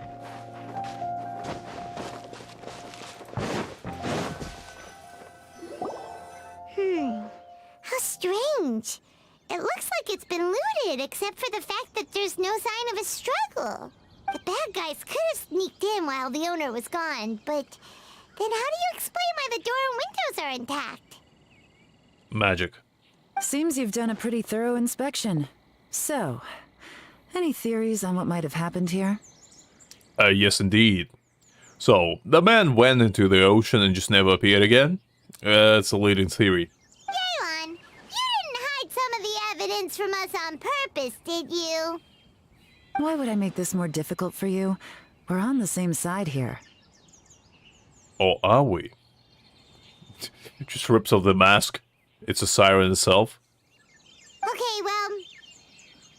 Paimon gives up then. Paimon's got nothing. What about you? Give up as well?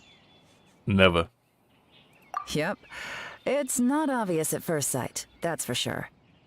To be honest, I was only able to put it all together because of some background knowledge about this area. A long time ago, there used to be a group of bandits in the Liyue countryside who would sound a horn every time they were about to raid a village. But it wasn't a rallying cry to rouse their fellow men. It was a disconcerting tune, meant to intimidate the weak and warn them of their impending doom. To escape with their lives, the villagers would abandon their homes and flee overnight, taking only their most valuable belongings with them. Everything else was left behind. Interesting. The bandits were eventually brought to justice, but the fear and trauma remained in the villagers' hearts. Whenever they heard that melody, they would feel like their lives were in danger once again, and flee immediately. I see. The culprit of this crime exploited that very fear to get access to this house without having to force their way in.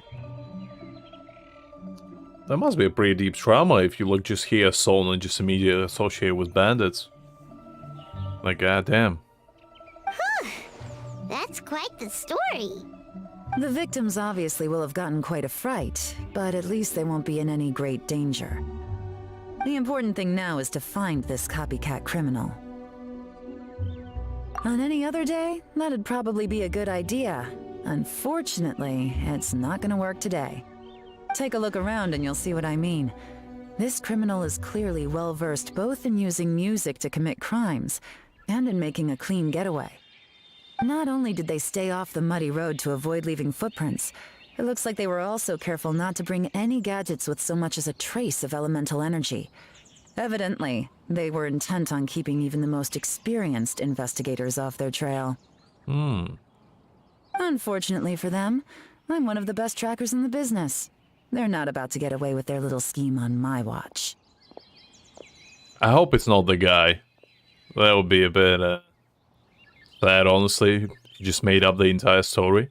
So basically, if we want to find the culprit, we just need to follow Yelan.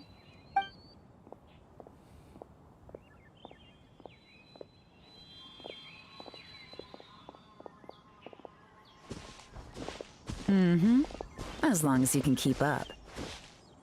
Sounds like a challenge to me. Since the culprit's trying to be cautious and low risk, I'll bet they left through an area with some vegetation for cover, but not so much that it would slow them down.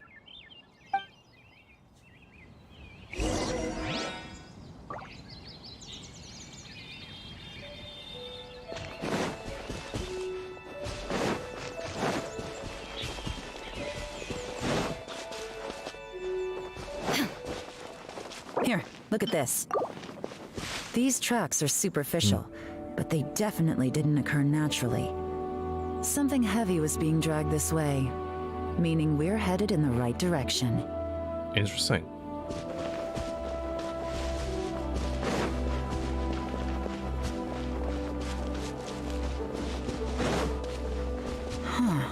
Their pace is increased. Normally, people carrying a heavy load slow down as their journey goes on and they start to tire. Whatever's motivating them to speed up must be psychological. For instance, reaching the home stretch. Alright. Quite interesting stuff so far. It's rare we go to catch up with Yelan, so it's nice to see her. Adventure time!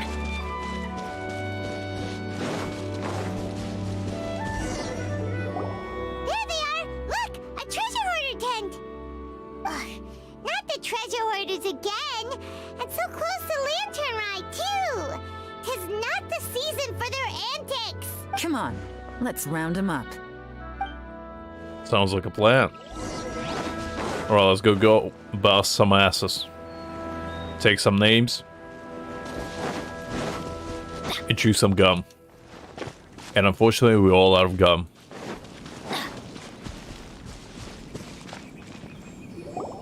Hey! Who are you? Where did you... Yelan just gives him a death stare. The evidence is conclusive. Okay, confess and we'll go easy on you. My patience is running low, so why don't you do us both a favor, You kidding me? You think I'm scared of you? Yes, yes I do indeed. Perhaps not, but you should be. Ooh. I do agree with that. I mean, even I'm a little bit intimidated.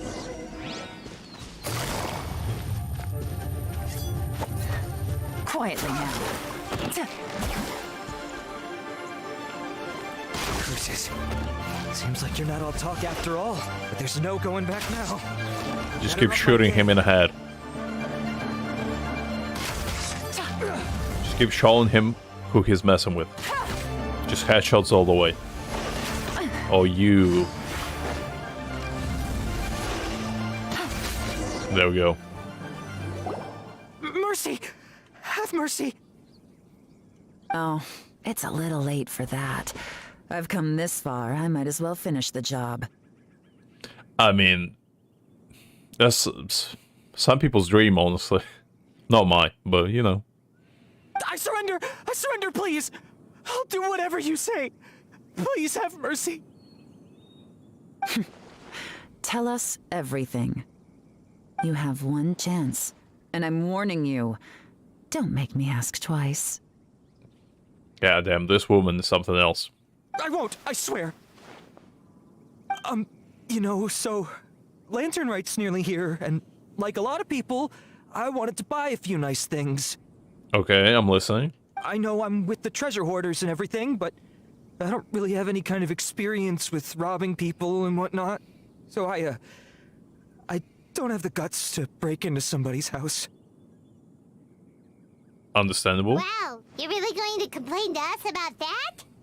No, not at all. I'm just telling it how it is. Okay, continue. I racked my brains trying to think of what I could do, and eventually I remembered something from back when I was a kid. The bandits would blow their horn, and my grandma would grab us kids and run. I remember the tune, so I figured I'd try it for myself. I mean, just to see what would happen. At first, anyway, I seriously didn't expect that family to pack up and leave. But they did, and they just left all their stuff right there for the taking. It was too easy, I couldn't resist. That's a pretty scummy thing to do, my man. You're going to slam us for life, I don't know what to tell you. It was completely wrong of me, I know that now. I'll return everything that I took. It's all still in perfect condition, and it'll be like it was never gone. Please, give me a chance, huh? Let me make it right. Oh, hey, KP. Hopefully you're doing okay. Give you a chance, huh? Sounds to me like you'd rather strike some kind of a deal than spend Lantern Rite behind bars. Yes? Yes? You know how to bargain, I'll give you that. It's just a pity that you didn't confess at the first opportunity. You'll have to take a walk with me. Once we've returned the goods, we'll find the owner of the house, and you can apologize to them in person. After that, I'll escort you to the Ministry of Civil Affairs. Yes, ma'am. You know, as a former victim of this kind of crime yourself, I doubt anyone understands the fear you inflicted quite as well as you do. Does your greed matter more to you than your fear? More to the point, if you can play a tune from memory, don't you think you should be capable of making an honest living? You mean... That's enough hints for you. You'll have plenty of time to reflect on all of this yourself. There's not much left to wrap up, so I'll take it from here. Guess this is where I'll say goodbye. I mean, I kind of can feel bad for the guy. I mean, he did steal from just normal people. But yeah, I guess he could have been a musician. What is it? Is there something else? I'm still not sure how you first got your hands on this information, so play it safe when you get back. Don't mention to anyone that you ran into me out here.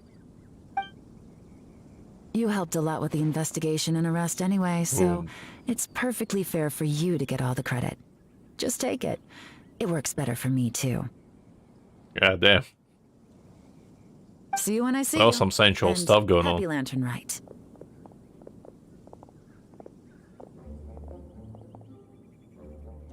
Leon's such a pro at this. With her taking it from here, it's as good as resolved. Whoosh! Random event, a strange melody, complete. I mean, KP, you're giving Genshin too much credit. What was the last time they reused the same NPC twice? Like, it just doesn't happen. Although, it's kind of a shame that we never got that treasure hoarder guy to play the melody again. Cause Paimon's curious, that's why. It's like when you have a tune stuck in your head, but you don't even know what it is. It's driving Paimon crazy. When we were chatting with Mr. Dvorak, music seemed like such a positive thing. And most music is, right? It can help us relax, feel all warm and fuzzy, recall happy memories, or even just think happy thoughts. threats. Paimon never imagined that music could be used to commit crimes. Oh, really? Huh. Makes sense. Paimon's musical understanding improves again! Yeah, rest in peace indeed. Well, anyway, now that everything's resolved, let's get back to Liyue Harbor. Paimon's still waiting for us with our random event rewards.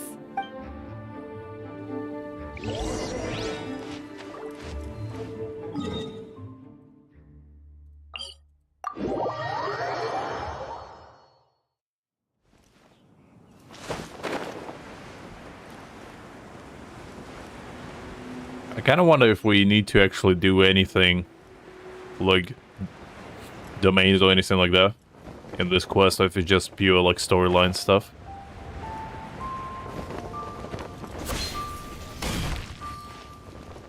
Byron, we're back! Everything's all sorted! That is true. That is true, KP. That's great news. Oh, please wait here a moment if you would be so kind. Lady Ningguang instructed me to advise her upon your return. Honestly, I prefer it that way. Just some nice chill time.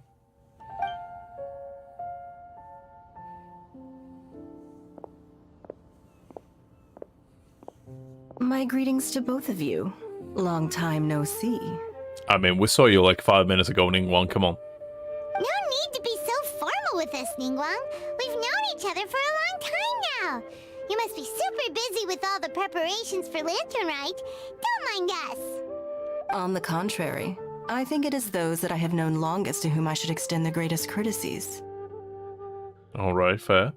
Alas, on a different day, I would invite both of you inside for some tea and a brief respite from your travels. But you're quite right. Trivial matters aside, there's no escaping the fact that we have a grand concert to organize.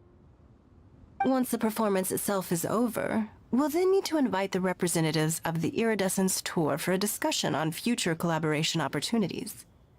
The financing arrangements alone could well entail many rounds of discussion. Alright. Simply put, there will always be work to do.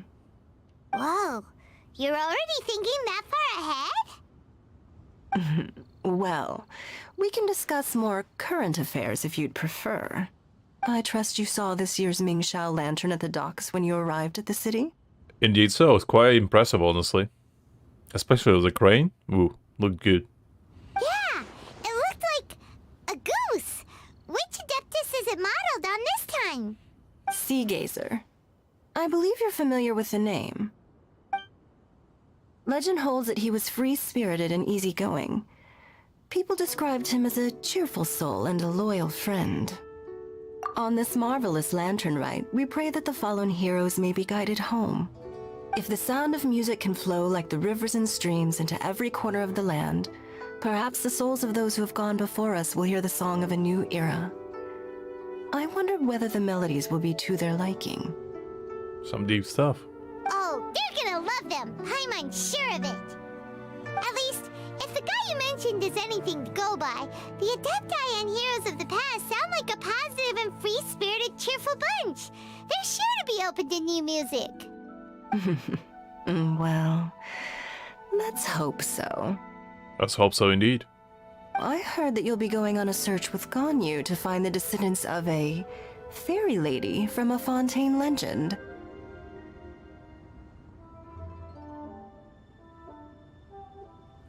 I think so. I'm pretty sure that's his story, if I'm remembering correctly. I'm sure this quest to uncover the truth behind an ancient story will turn into a most charming tale. Do share it with me, won't you? I couldn't bear to miss out.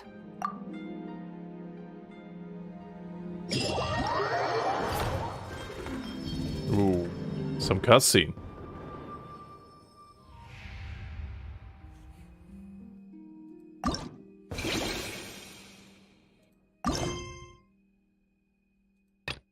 Oh, I guess there's some side story stuff going on.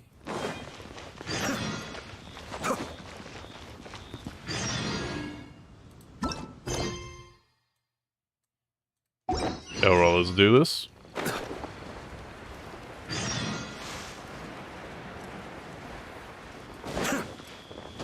Probably should heal my Ayato a little bit. There we go.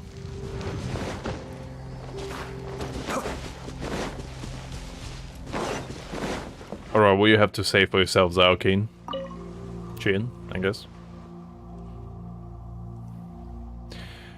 Did this area get cleared? I think it should have been cleared already.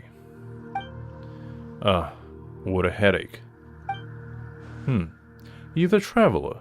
My apologies. I was too busy. I didn't even notice you.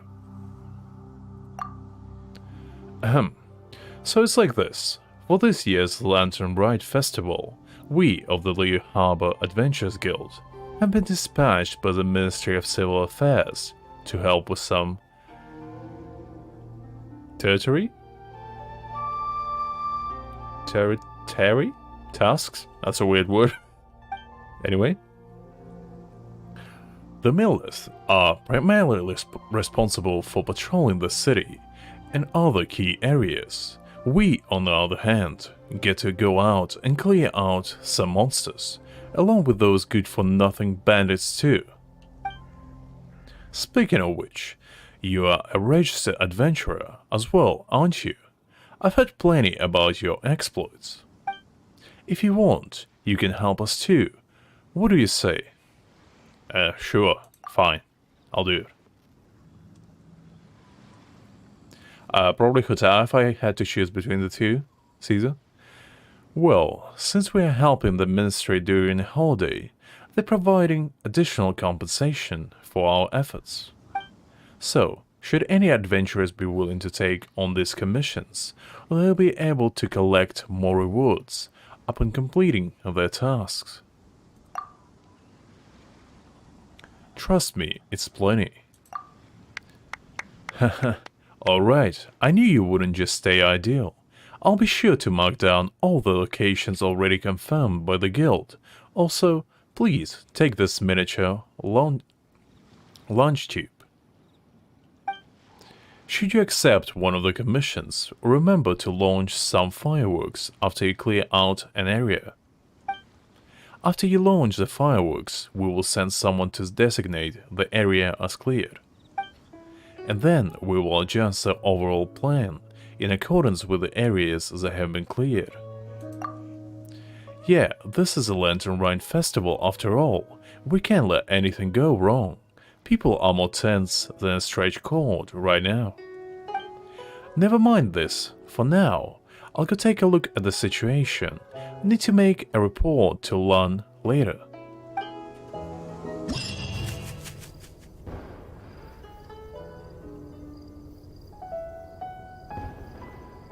I mean, so, a little backstory about my background, guys. I did try to be a VA for a little bit. I did actually voice in a few, little projects here and there. But in the future, I do plan to, like, try out to be an actual VA. Because I do practice every now and again. I'm glad you like it.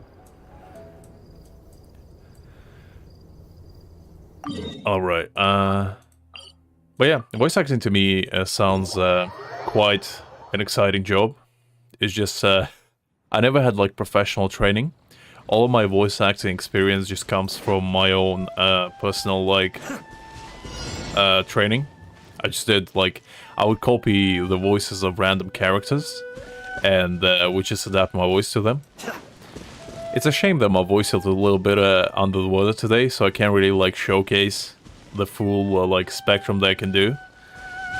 So I'll probably be using similar voices for now. But yeah, I'm glad you guys enjoyed it. It's not the compliment I get often because I usually don't do that. It's a little bit embarrassing to do it in public. Shine down. Cascade. I'm still a little bit shy when it comes to like voice acting. I'm fine with like talking like normally like this, but you know, when it comes to characters, it's a bit more brilliant, I guess.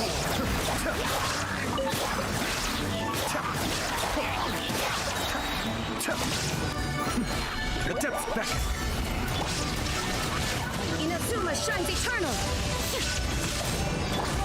Share my knowledge. Commit it to memory. Alright, there we go.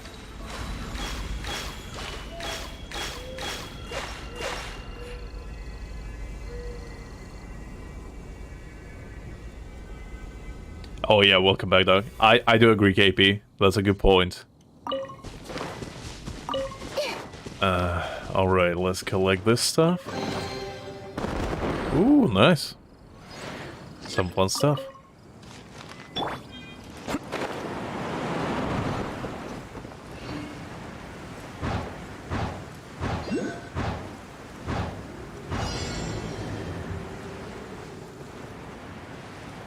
Well, let's go from downtown. There is no escape. Teamwork is dreamwork. Roll, roll, roll.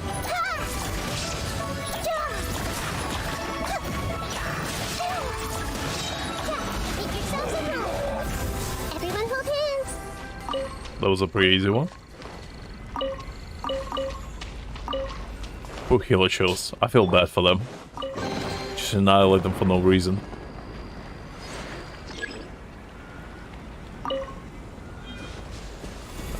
Jeff, I swear with your dad jokes again. There's Jeff, by the way, guys, in chat, in case you're wondering who that is. He's our local jokester of our community. He likes to make dad jokes for fun. So, yeah.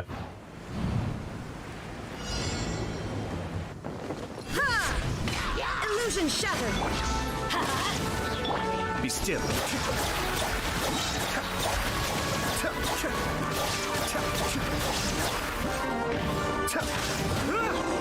Kamisato art. Suiyu.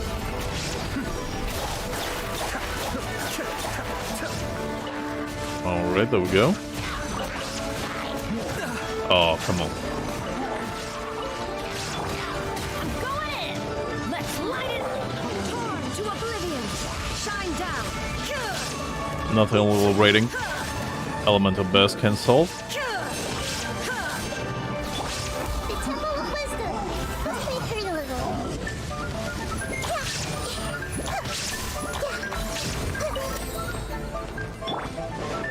There is no escape. Be still.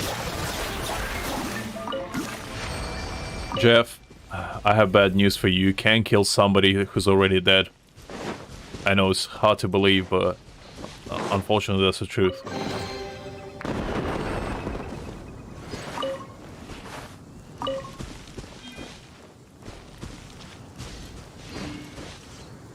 Okay, did we do them all already? Is it just 2 of them?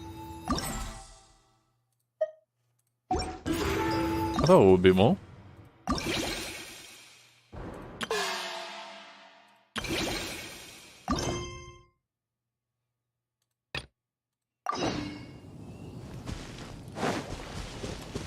Interesting. Because I thought it would be more than just 2 variations of these events. So I guess maybe no. Oh, never mind. They're just one area. Alright, let's go to this one.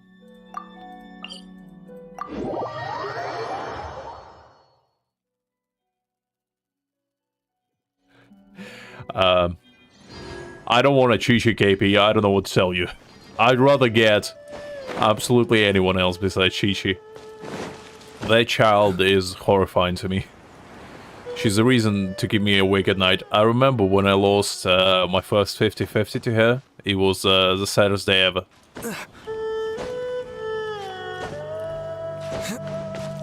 So yeah, anyone who gets Chi-Chi, I feel for you. It's a sad occasion for everyone involved. Oh wait, I'm going the wrong way. God damn it. My geographical knowledge is as good as Zoro's from One Piece, so don't blame me too hard, guys. Try my best here. Oh, hey, Selvik.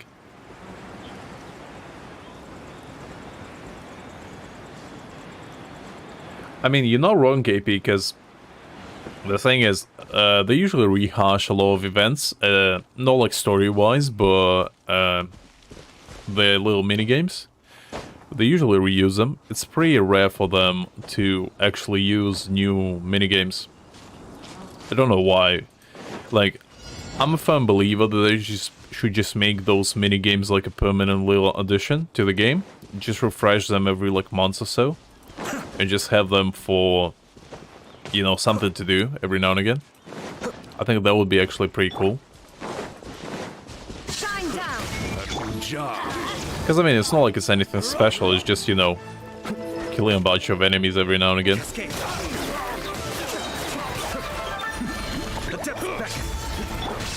no escape. Crash will grow. Teamwork is dreamwork. Let's play for you. Make yourselves at home. There we go. Illusion shattered. Now you shall perish.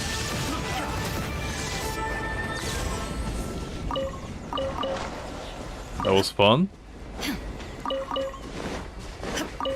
Get some materials while we're at it. There we go. I like the little fireworks at the end. It's a nice touch. Makes it feel like I accomplished something even though I just killed like 9 regular NPCs. But you know what, goddammit? It still feels nice.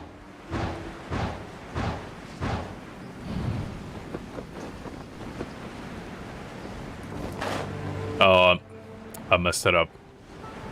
Oh well. I'll get that on food, I guess. The old-fashioned way. There we go. Shine down. I'm going in. I see everything.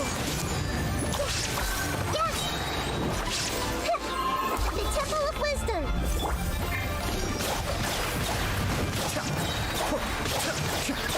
Mind the deluge. That what Venti says, but he's a dirty liar. There is no escape. Because running is actually just as fast as gliding. I tried it before. It's exactly the same. It's not fast, unfortunately. The only time it's faster is if you use a little feather gadget thingy that makes you glide faster. I think that's the only time they actually are faster while gliding. But running is just as fast, so Venti needs to get off his goddamn wine, because clearly he just makes lies while he's drunk. Let's see. There we go.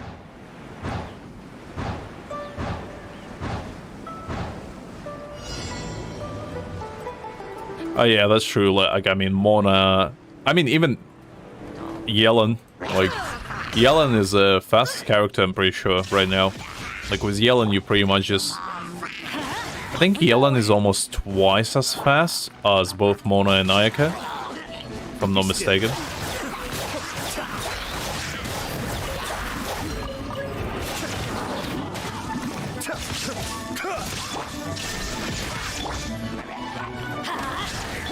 Torn to oblivion.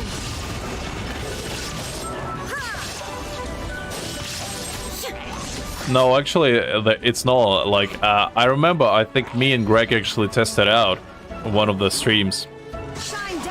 I used Sayo and he used Yellen, and Yellen is actually faster than Sayo, if you can believe that.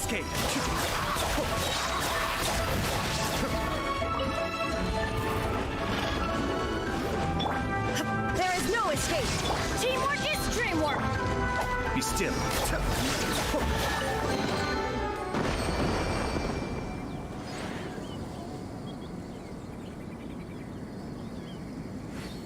Yeah, it's just Jeff losing his mind. Just don't pay attention to it. He'll calm down eventually. It's just what he likes to do. Let's see.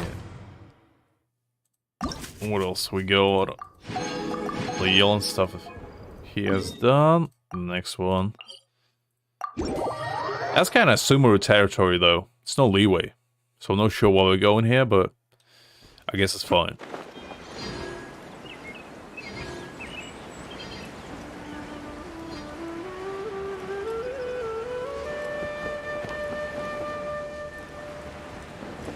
I keep getting distracted by the actual quest marker, because I keep thinking that I need to go that way. Need to look more at the minimap. Where's the enemies? I guess these guys. Make yourselves at home. Illusion shut. Kamisato Art. Suiyu.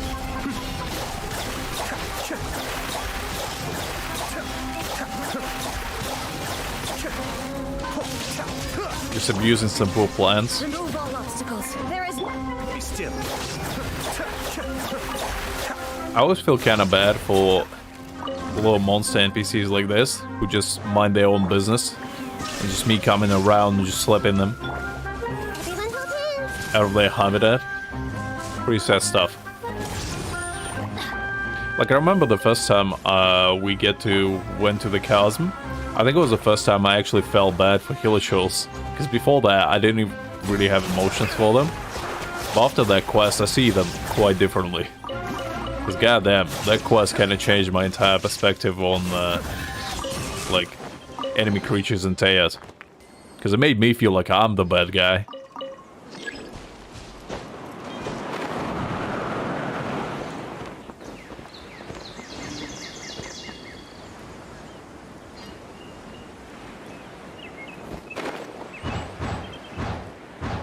Yeah, there's a truth, KP.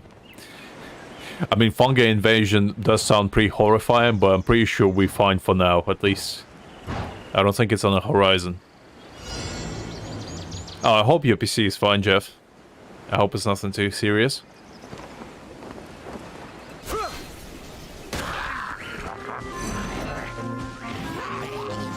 I mean, I'm pretty sure the ones in Chasm are probably from Canria, but I don't really know. Because, like, wasn't it established that Chasm was like a burial place for Hilichurls? But I don't think it was ever established that, like, all Hilichurls are from Canria. Unless I'm completely getting it wrong. Because, like, I remember when we see, like, the burial place of all the Hilichurls, like, where we find the flower that our sister left. I was really sad at that point, because, like, it was a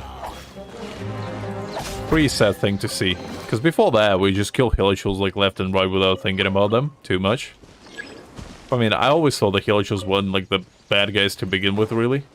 Because when you think about it, the only time Hilichurls actually attacked us first was in Mondstadt, when they kind of, like, invaded us. But other than that, they didn't really do much to us. It's mostly Futui that actually mess out all our plans up. Hilichurls kind of just mind their own business most of the time.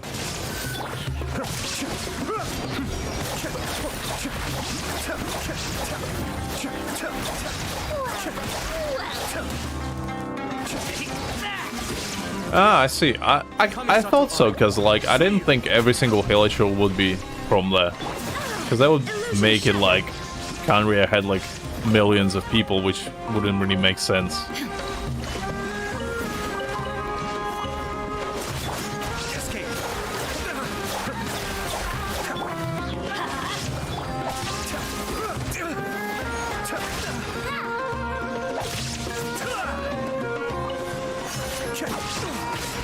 Be still. There we go. Alright, I think there's one more left.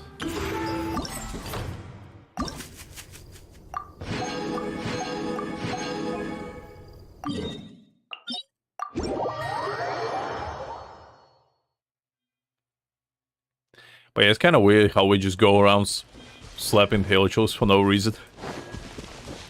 Because, like, they are established as, like, the main enemy, along with, like, Abyss Order and Futui. They're kind of, like, on the same plane.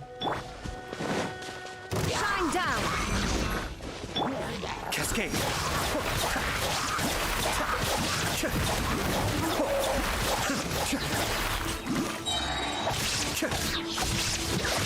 Mind the deluge. I mean, I don't know if it's established, like, if they have gender to begin with. Because, like, they all look the same. I don't know if there was, like, any confirmation that, like, Hilichurls actually have gender. I may have overestimated. I'd assume they do, but it would be logical that they reproduce. Make yourselves at home. Let's leave her alone.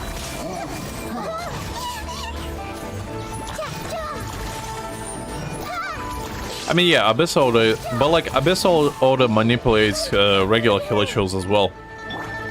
So that's why I'm kind of like, you know, because they technically all from Kanria. I think it's like the ranking is different, because like I think regular Hilichurls are just like regular soldiers, and then mages would be like high position scholars or whatever, and then Abyss Heralds would be like general equivalents, I think.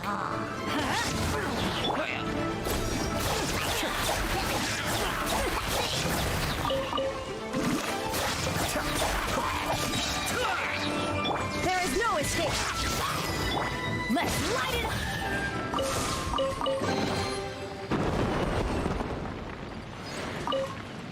At least that's what I would say, because like usually regular like small Hilichurls just get dragged along with Abyss Mages. At least majority of the time, like you don't really see them do anything by themselves. Although we haven't seen like Abyss Order in quite a while. It was mostly Fatui for now. Like Abyss Order been pretty quiet in the story. Yeah, sure, Doc. What question you got? Everybody stand back. Inazuma shines eternal.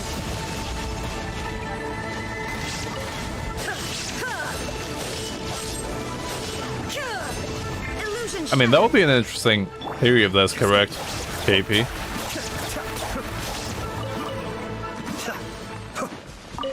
Because, like, we haven't seen a single, like, sane, like, regular Hilichurls. It's only been, like, Abyss Mages and whatnot. They can talk. All the other ones were pretty mute.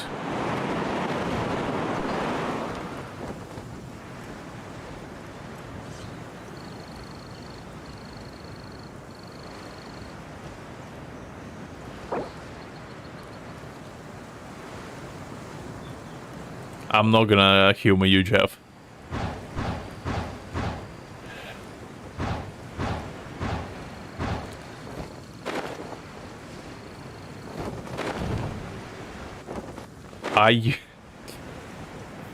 I didn't mean to do that.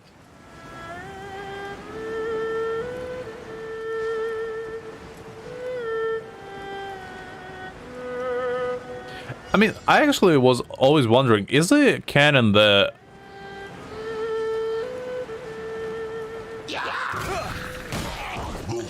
I don't know, Jeff, I'm not a vegan. I don't know the answer. They probably call it something like having a carrot or something, I don't know. The Temple of Wisdom.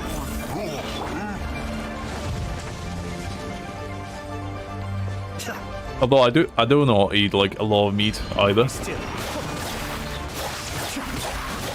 I did try to be vegetarian at one point and that didn't really work out because I like meat too much to give it up completely.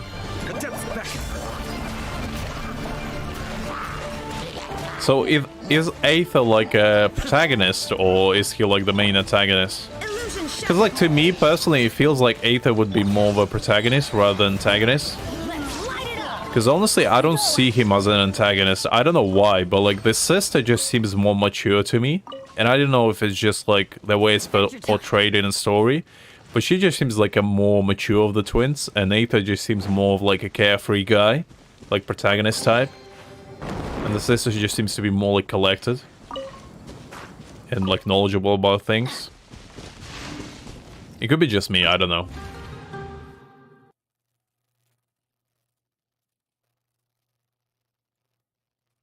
I don't think actually Paimon is an unknown god, Caesar. I think she's probably from Celestia. I think she's probably one of the like fallen gods or something like that.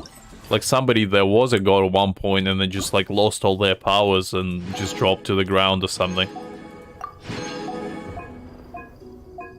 Because I doubt, like, unknown god would be just hanging out with us for no reason.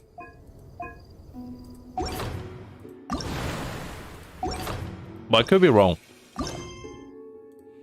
It just feels like, to me, personally, the theory that Paimon is an unknown god is a little bit too far stretched, because there's not really any indication that they're related.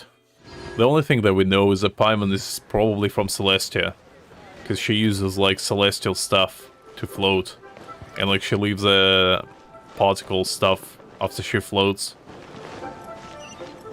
So I presume that Paimon would be like one of the key characters when we actually finish the storyline, and she's like reveals that she's like was one of the main gods and she was banished because she didn't want to follow like with unknown gods something like plan to banish humanity or whatever, and she like tried to stop Khaenri'ah or stuff like that. I don't know.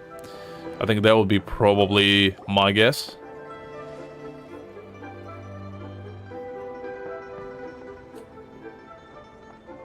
I mean,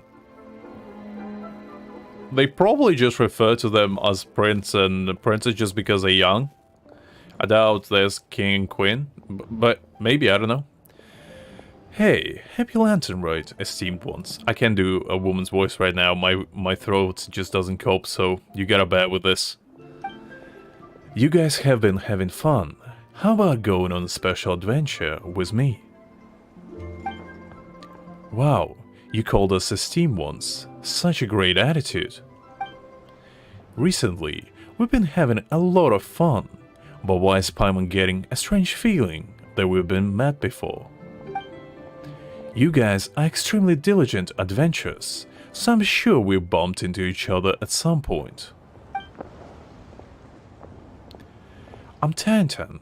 I usually hang out around the Feiyan slope, looking to recruit new people into the Adventurers Guild. Everyone, their cats and dogs passing by, having probably heard my voice. Yes, it means my effort were noticed by you guys. All the more reason for you to experience my masterpiece. Like, I swear, I would be glad to do a women's voice right now, but like, I can't. My throat would just collapse. It feels like already doing this voice just like needles poking in my throat. At this point, of course, we will lend you a hand. Can you tell us a little bit about your particular adventure? Sure, then I'll cut to the chase. Recently, I came across a new novel as a one-man bookshop. A bookhouse. No, that's not it. Rather, I gathered some new information. I've noticed that people's expectations for adventure are rising, and activities such as climbing and wing gliding are not as exciting as they used to be. In order to get more people to join the Adventurers Guild, we need to come up with more novel and exciting approaches.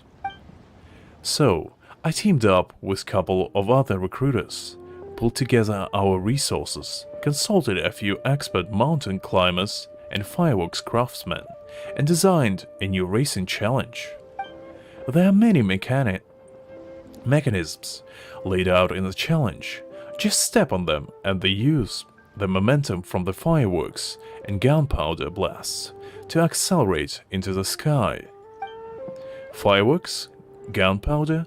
So, for the challenge, you want to blast people into the sky? That sounds like a bad idea.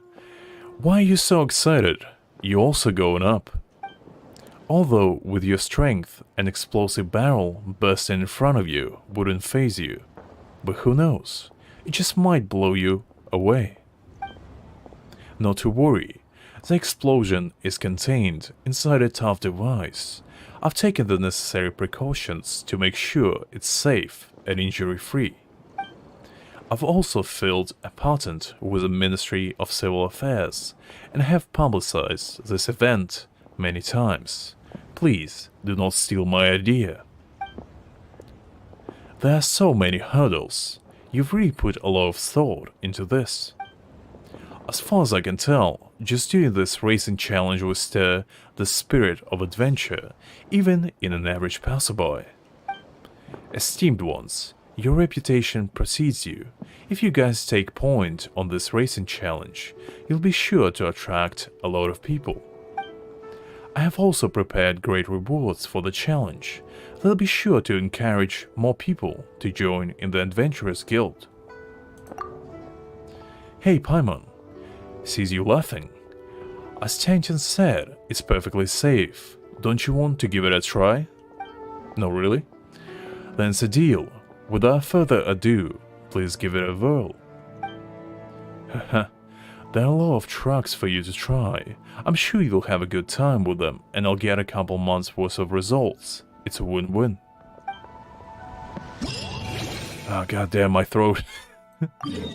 I can't be reading that much right now.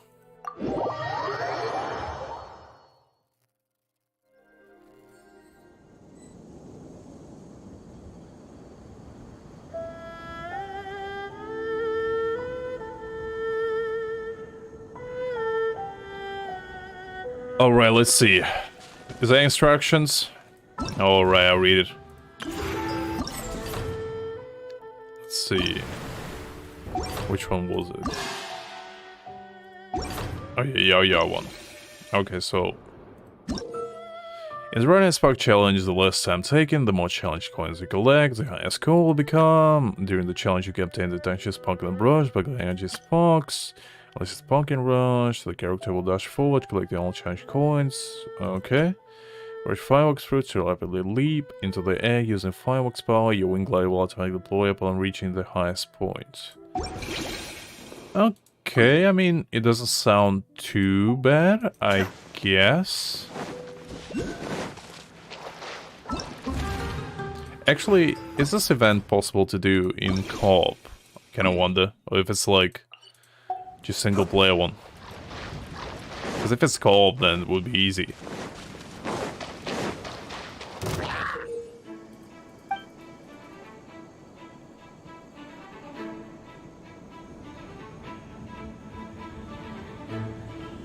Alright, let's see.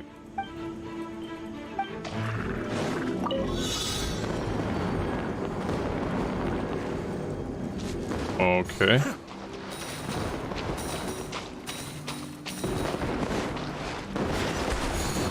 Alright.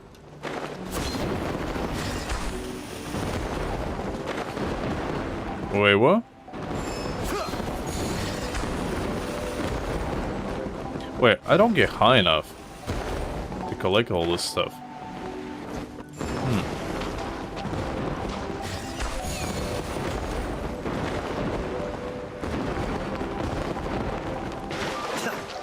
Do we need to go from here?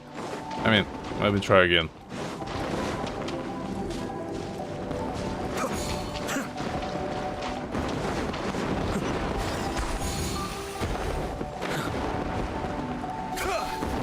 Am I missing something? All right. Goddamn. Sorry, my bad. I forgot that you get those. I see.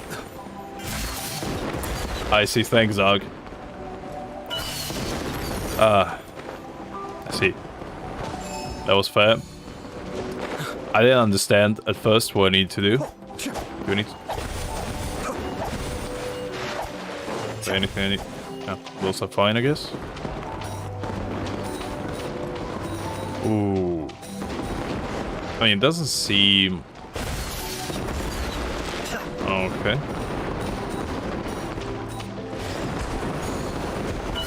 No, no, no. Okay.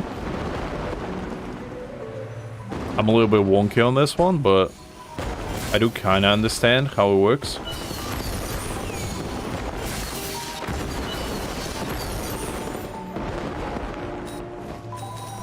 I think I kind of got the hang of it.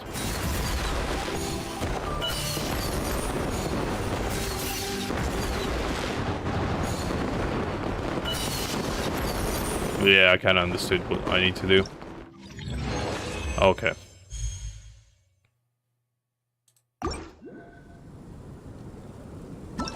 That was actually pretty fun.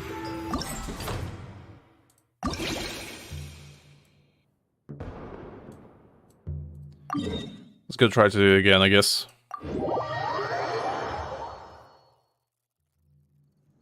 Yeah, I was just trying to like for the first time, just to see how it works. I'll do better this time. I was just wasting too much time last try on like random stuff. Let's try again. This time should be better.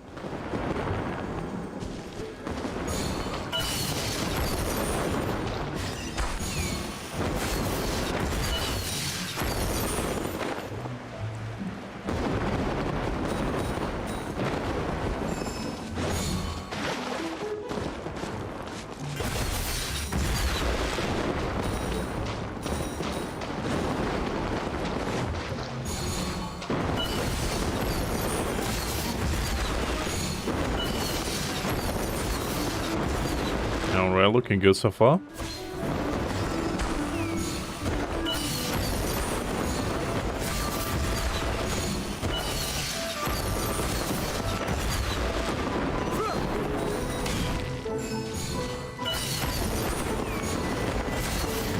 That's actually kind of fun.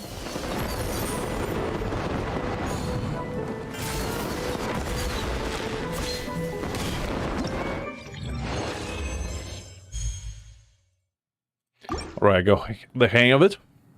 One time was enough to understand what I need to do. I kind of like it. It's pretty fun.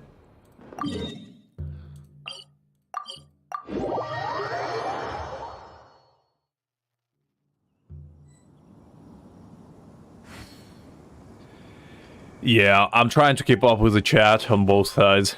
Just trying not to mess up in-game stuff as well.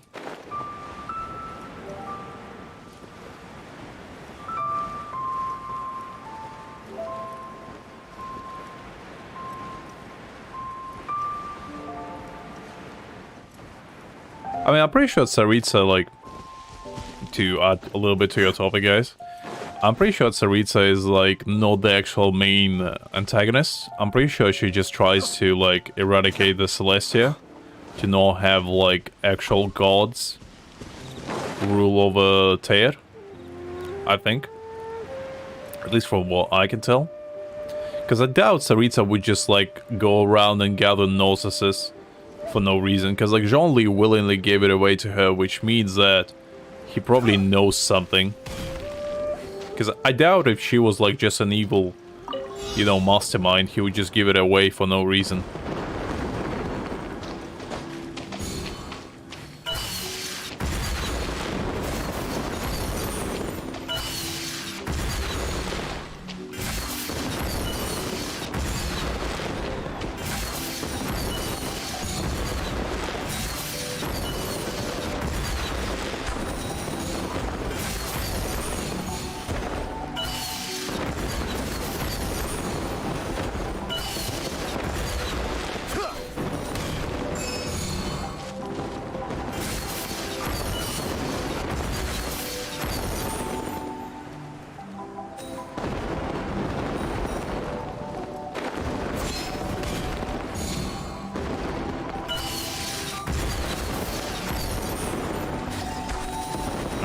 Okay. Nope. No. No.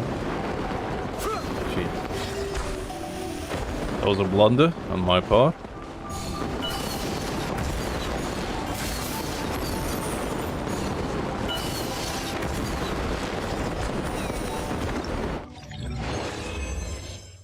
Nice.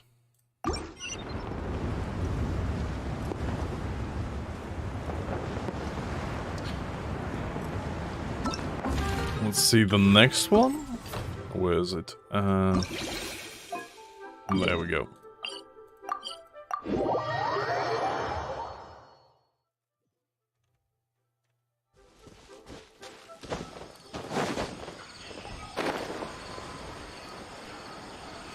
I kind of like this event, honestly.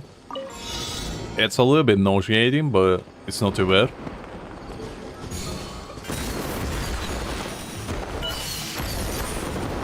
Reminds me of playing Zhao a little bit.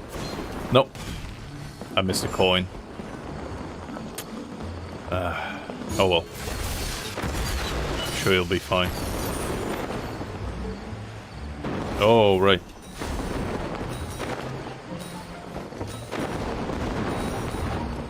No, no. No. We need to restart this. I messed it up too badly.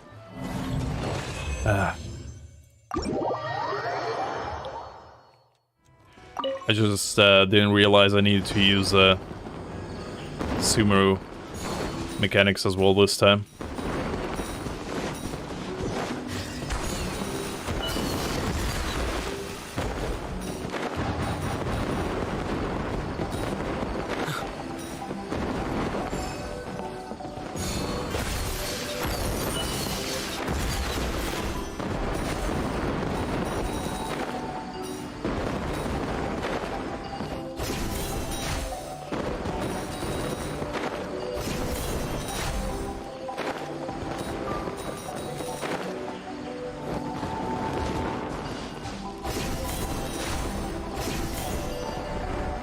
There we go.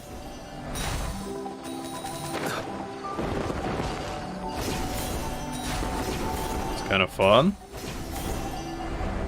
Mixing up mechanics. Although I'm not sure why we are in Sumeru to begin with, honestly. Because I kind of thought this was the leeway we went, but you know what? I'm not gonna question it.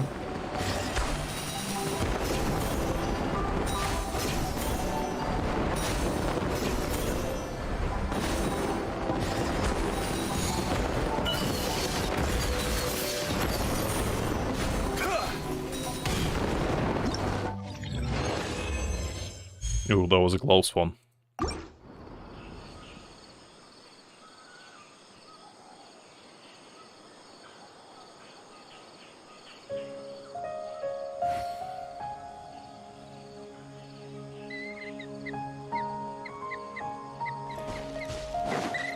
You do say some interesting stuff, KP. I haven't thought about stuff like that.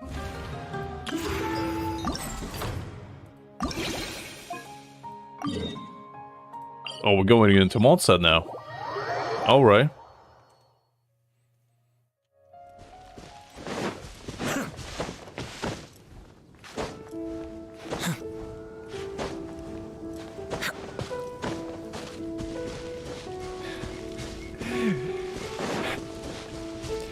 You remind me of that guy that just like walks from the hallway and just slaps refrigerators and just says, I love refrigerators. That would be Pantalone. He just walks like the aisle, just sells fridges. He's like the Fatou's refrigerator guy. Like every single one of them have responsibilities. Like Child is responsible for like the muscle. Others like responsible for intimidation and whatnot, and Pantalone is just like, I sell refrigerators, you know? It's an honest work. Like, he literally has no criminal record whatsoever. The only thing he ever done was sell refrigerators. As his, like, entire shtick. Like, the only honest businessman in the entire Fatou industry.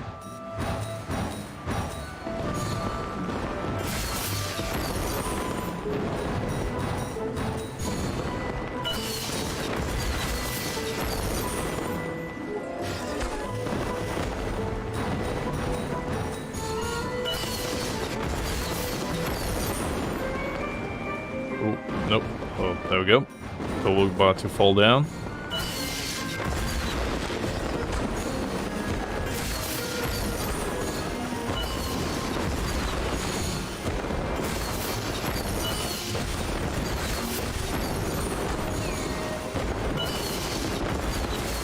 It's a little bit trippy. Just keep jumping all the time with all the like fireworks going on. Oh.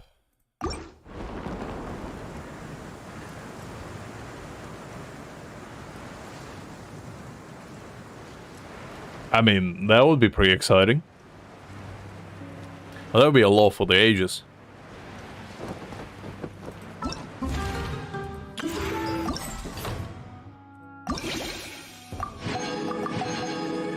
Alright, Alright, this event is done.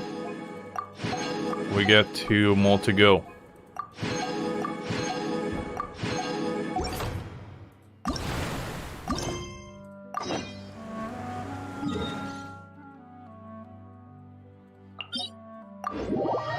Guess I need to go see Beta. It's gonna be a bit annoying. Actually, can I teleport there? No. I don't have the ship unlocked yet, so I need to actually swim there. That's gonna be annoying. Alright, I guess let's do it.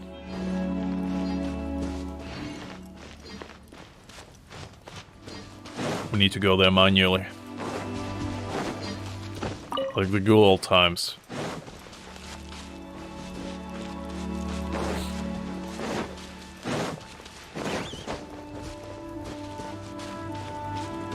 I need to jump from there, otherwise I'm probably not gonna make it.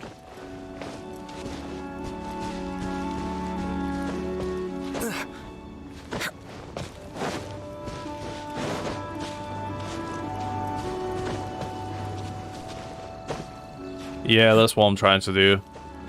Just need to get high a little bit, otherwise it's not gonna be enough. It's gonna fall into water. I think this should be fine.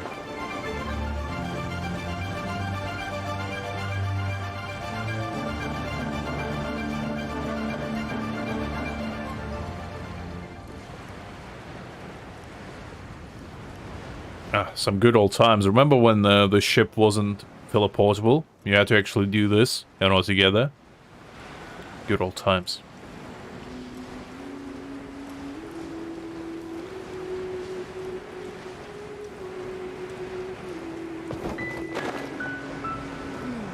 Alright. I forgot that was like a quest as well there.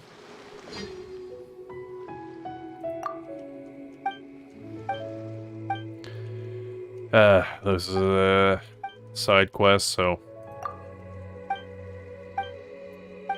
that's fine.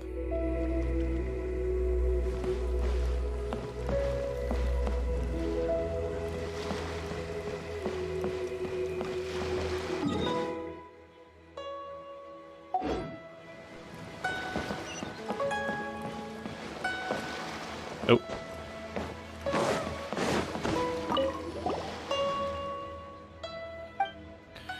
Thank you, Paimon. Also wishes you well. Happy Lantern Rite. Wait, how do you know us? Are you? I'm Xing. Huxing. The navigator of the Crux fleet. I'm also responsible for fleet-related events for this Lantern Rite. I heard about your stories from Captain Beto. You guys are also brave heroes. How admirable. If you have any questions about the Alka, I will do my best to give you a detailed, thorough answer. How nice. We definitely want to know more about the Alka, and if we're curious about anything, we'll definitely ask you.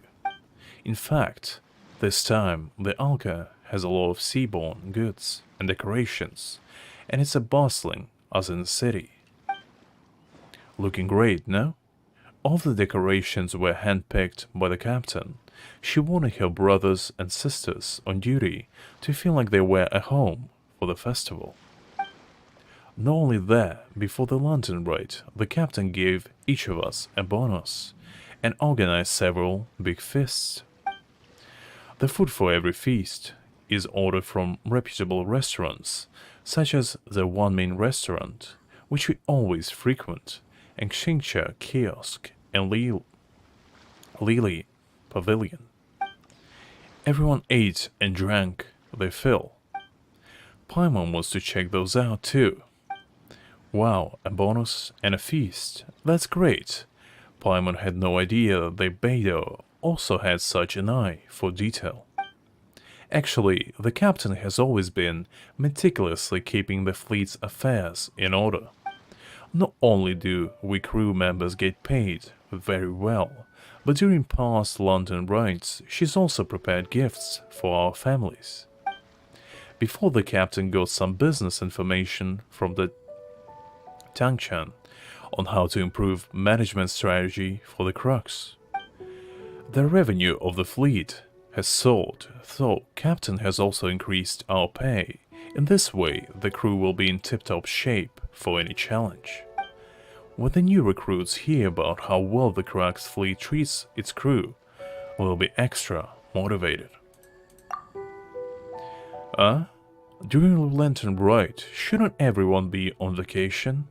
You guys seem to be working overtime. It's not like that, don't worry. The captain has done all the research in advance. Some of the crew were given early leave, while the others were given days off later on. Thus, everyone gets time off, and there will always be someone to man the Elka. I was among the group that got earlier vacation time, and I came back to my post completely refreshed.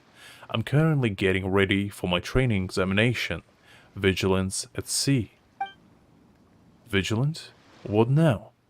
Is there a new challenge? Yep, you guessed it. During the past 2 years, the volume of seaborne trade in Liyue Harbor has been soaring, and many people have joined up as sailors. Taking to the high seas is a matter of patience, bravery, and perception. These are highly demanded qualities. Sailors have to be well trained in order to navigate safely. In addition to obtaining the 4 major qualifications and the 5 minor qualifications, which total 9 navigation-related qualifications, stipulated by the Ministry of Civil Affairs. 2 years of maritime training and apprenticeship are also required. Sounds like a big chore to me. 9 qualifications and 2 more years of training. Holy mackerel. It's no big deal. After all, it's far better to undergo rigorous training in preparation for work than to go out to the sea and encounter an unpleasant surprise unprepared. The Ministry of Civil Affairs organizes most of the training courses. Anyone with possible knowledge of sailing could coast by them. These subjects aren't too difficult. Of course, some ships will also have to traverse dangerous waters, which will hopefully give them some experience. Given the experience of the Crux fleet in dealing with rough situations, we and the Ministry of Civil Affairs have organized an intense navigation training program. Sailors who pass the training will get a deep-sea navigation qualification certificate on completion, as well as some rewards prepared by the Ministry of Civil Affairs. Considering I have the best knowledge of the surrounding waters, the captain has tasked me with planning this training examination. Wait a minute, speaking of sailing, you two are pretty good with that wave rider, no? Do you guys want to give it a try? If you don't mind, I would also like you guys to give me some feedback about this test, positive or negative. That way I will be able to improve it in a timely manner. Well, Paimon wants to see how much skill the crew needs to navigate the high seas. And there's a bonus reward too. It's a win-win for us. Such vigor. Then I'll mark you guys down for the Vigilance at Sea examination. Please do your best. God damn, that took a toll on my throat. Whew, jeez, so much reading. Oh, okay. I'll compose myself. Ooh, the Vibrator. During the challenge, the Vibrator HP will... Okay. The more challenge coins... Yeah, seems fine. What in the world?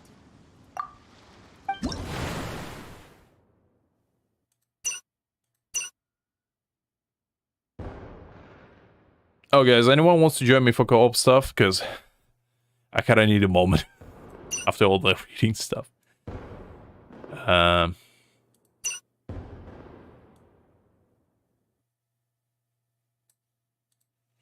Just give me a sec.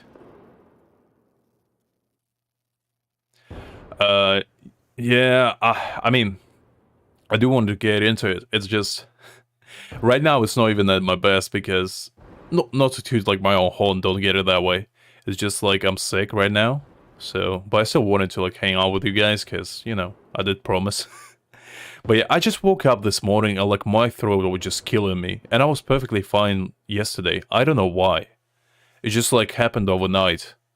for some reason. I just got like this searing, like, throat pain. I took like a bunch of cough medicine, and like made me feel a little bit better, but I still like can't talk properly, so it makes my voice sound like very deep. Like my voice usually not this deep most of the time. Like it's deep, but it's not. Like, ooh, okay. I'm not very good at vape writing stuff. Okay.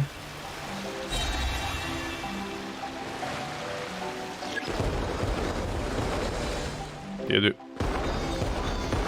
do something wrong?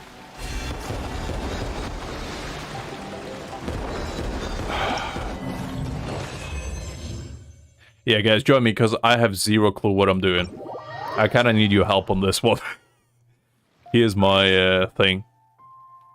So just come and help me out because I honestly am lost. I have zero clue what's going on.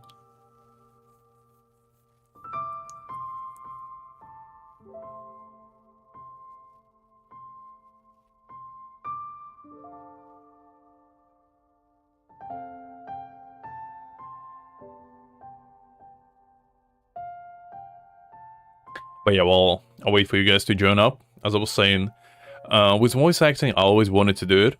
But the problem is, I never had professional training, so it's very tough for me to, like, make my portfolio as professional as possible. I do consider doing it in the future, because, like, if some of you don't know, I actually started doing YouTube as voice acting practice. So I did a little bit of manhwa dubbing. A few videos, I did like 5 maybe, for the first like 5 days of me doing it. Some of them got claimed, so I deleted them because I didn't want to like get my channel copyright strike or anything like that. So I had to take them down because I didn't really edit them that much, so there could have been a chance of getting a strike and I just didn't want to risk it. But yeah, that was like my original idea, and then I thought, well, I got a strike, so I might as well just upload Genshin stuff. That's kind of how I go into it. But I do think about like making some voice related stuff in the future. Like I thought about like doing a voiceover, like dubbing stuff, in some funny ways for like Genshin as well. Maybe in the future for like some story stuff. I thought it would be quite interesting. But yeah, in the future I hope I get to do some cool voice acting stuff. I think that would be pretty fun.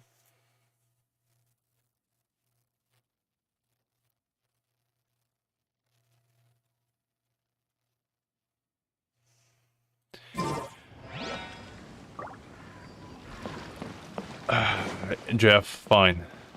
If you want to join with your Chi-Chi, it doesn't really matter. I'll allow you to do it.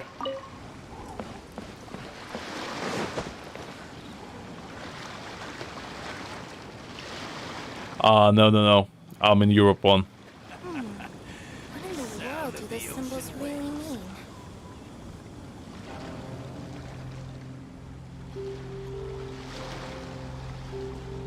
It's alright, no worries, KP. Jeff, get your ass in here. And they've taken the bait. I need help. Yes. Now to start reeling them in.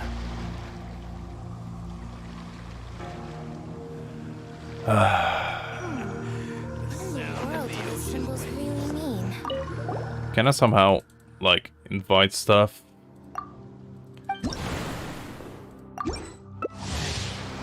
Ah, you know what? I'll do it this way.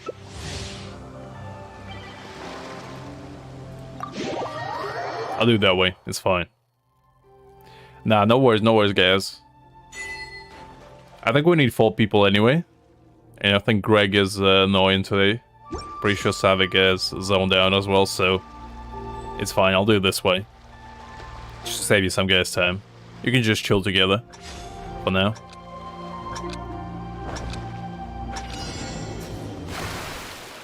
Listen, Jeff, you snooze, you lose. What can I tell you?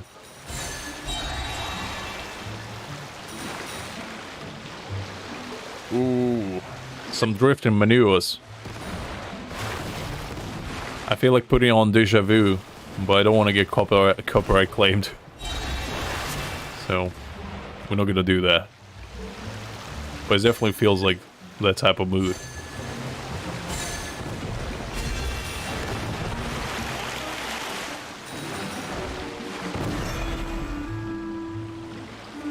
What is this?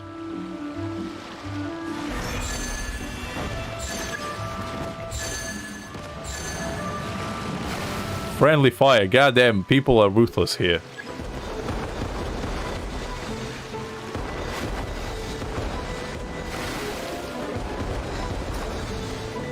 What is this?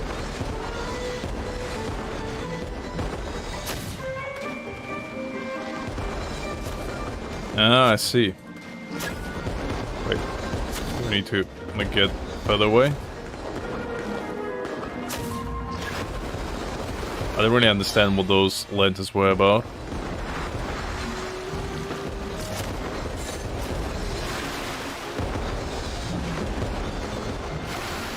We just like knock into them? I guess so.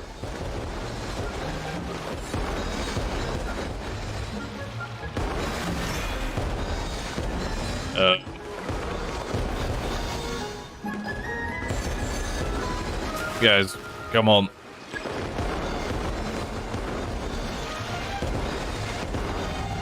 I'm super lost on this one. Like, I have zero clue what I'm doing. Like, stop pushing me. God damn it, Adi. Like, give me some space, man. Come on.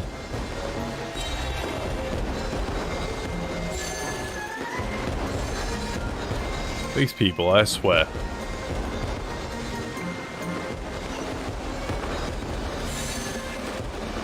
Alright, there we go.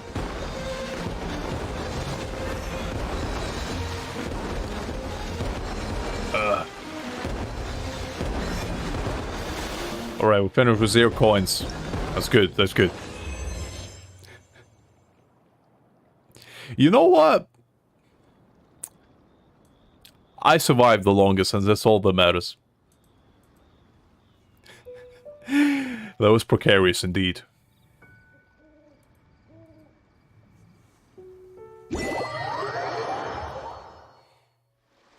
Alright, Jeff, join in, come on.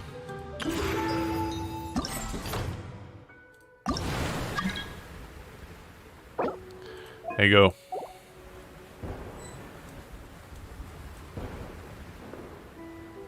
God damn, we need 5k. That's a lot. At least it's not on 1 round. If it was on 1 round, I would be like, no way.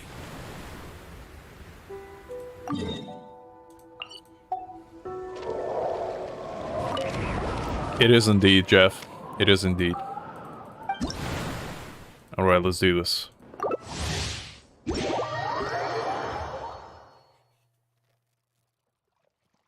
I feel like it actually would be better with less people. Because I feel like the more people there are, the more pushing around goes.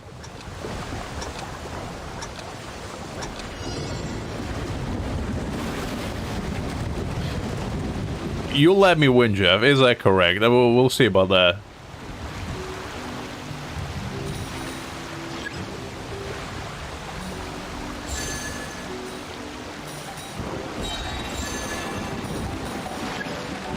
Jeff, I'm pretty sure you don't need to stay. Like, it's fine. Well, I'm pretty sure we co-oping. I don't think it's a challenge, is it? Are we like competing with each other? I don't actually know if it is like a competition if you do it in co-op.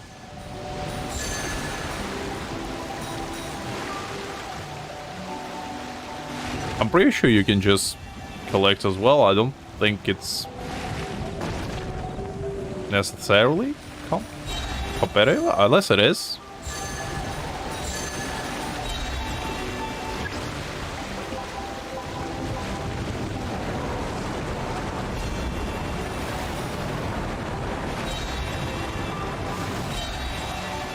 Jesus. Some drifting stuff going on.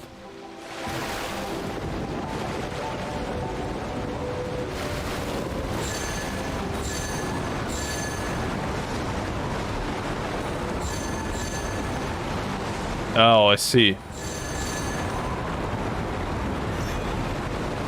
Ah, god damn it.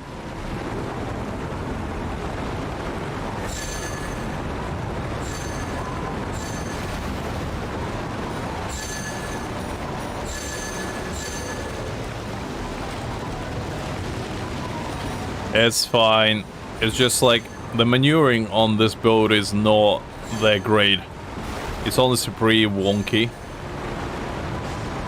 Like, the turns are very, like, sensitive. I'll play it safe for now. Just avoid the middle for now.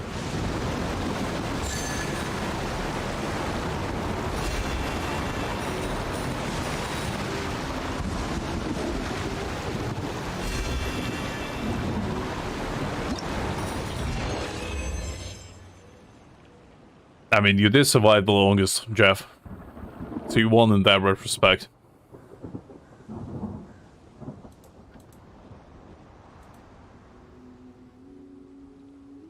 I think you can play, Jeff. I think it's fine, because, like, all I need is score. Anyway. I think it's fine if you want to, like, do it together with me. Plus, don't we get, like, more points if we do it together?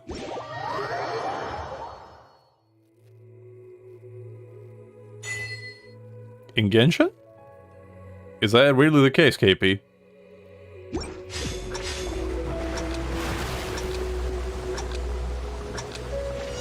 Because, like, I know that, like, in history, there was, like, a lot of pirates who would, like, do a lot of weird stuff. Because, like, Blackbeard was one of them. He was, like, known for, like, going into towns, like, getting drunk, and then robbing them right after and just scurrying off. Because, like, I read quite a lot about pirates, like, in history in general, because I always was fascinated by, like, old-timey stuff. And there's quite a lot of, like, interesting cases where, like, pirates will do some crazy things. Like, I think one time, there was, like, a crew of pirates who, like, survived the entire year just on, like, dried meat and rum. They didn't have any water, and they never, like, went to, like, any ports. So their diet was so bad that, like, were constipated for, like, months at a time. So, it was one of the stories. So pirate life is not as glamorous as one think. One Piece might let you think that it's all about, like, friendship and adventure. But it's not quite the case, unfortunately.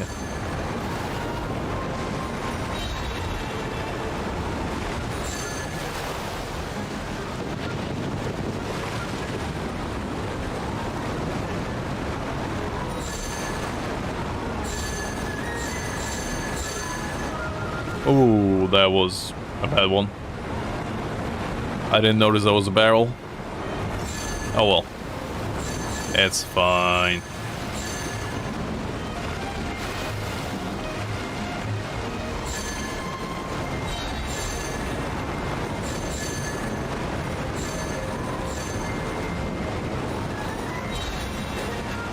This one is probably my least favorite just because it's so difficult to maneuver on this thing.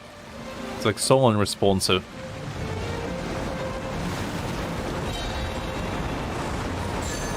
Nope.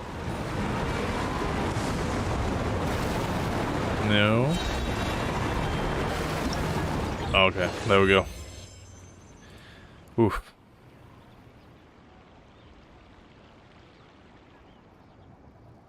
I mean, you don't miss out too much, KP, because One Piece is like 1,200 episodes long. It's even longer in manga. Because, like, One Piece only gets good, I'd say, after a couple hundred episodes to begin with. So I don't blame anyone who doesn't get into One Piece. Like, I myself stopped watching One Piece when... Yeah, you're correct, Jeff. I stopped watching One Piece after Dressrosa arc, so when Doflamingo fight was finished. just because I couldn't keep up afterwards. Like, I still know kind of the story that's going on with, like, Kaido and whatnot. Because I used to play, like, gacha game based on One Piece. Like, I think it was Treasure Cruise or something, it's called. And, yeah, I kind of know the story based from that one. Because it has, like, a little storyline going on. So I kind of got all my story from there in a little bite-sized chunks. But, yeah. Can't blame me, honestly, KP. Like, it's the same thing with me with Naruto. I never go into Naruto just because of how long it is. Like, I watched it as a child, but I never go into it, like, super hardcore like a lot of my peers were. I was always a Bleach guy. And, like, back in the day, Bleach was not as popular as Naruto. I think nowadays, since Bleach got, like, its second, like, release with 1000 Year Blood War, I think it became more popular. But it used to be like Naruto was this thing. It was like top of the charts and stuff like that. But I think nowadays, since Naruto kind of became more of a gimmick rather than anything with like Boruto and stuff, I think Bleach coming on top once again.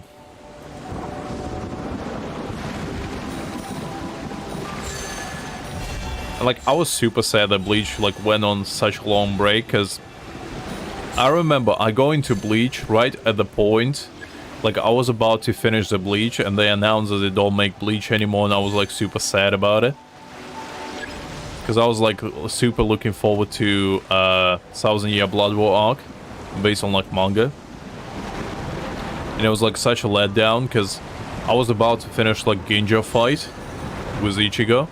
And, like, they just announced that Bleach was going on, like, hiatus. Because I think the Tite Kubo, like, the author of Bleach, actually went to work on One Piece. No, One Piece, Naruto. For some reason. Instead of, like, completing his own thing. It's fine, Jeff, no worries.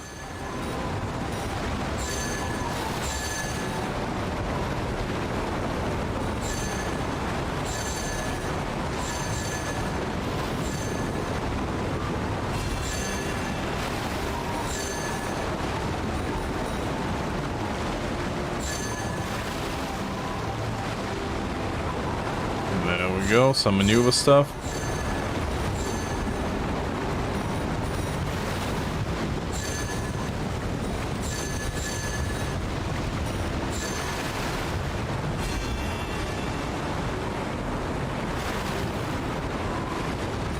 Oh, there we go. I don't need any more coins. We are at perfection. Oh, look at that. Beautiful. 420, as it should be.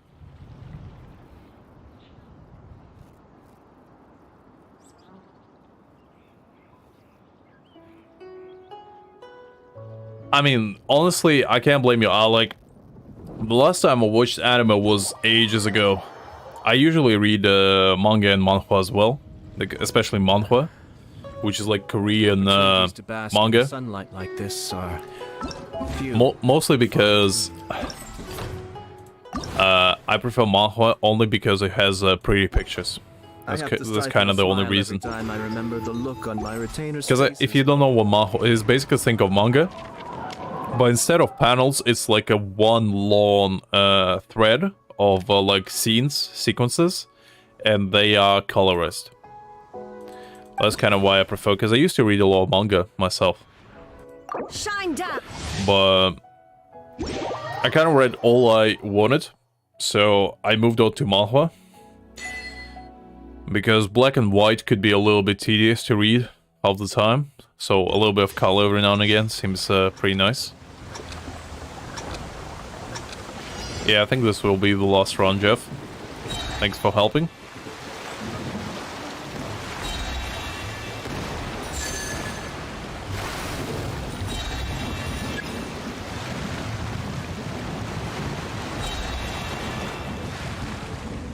Ooh, that wasn't very nice. Come on, babe. Don't do me like that.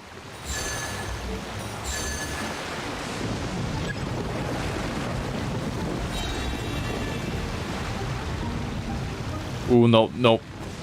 You. These goddamn barrels.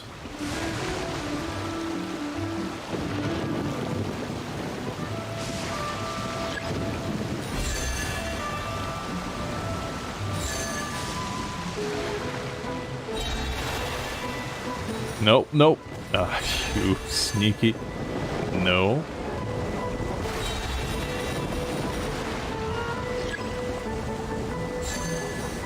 Like, doing the reverse is a most awkward thing here, because it doesn't really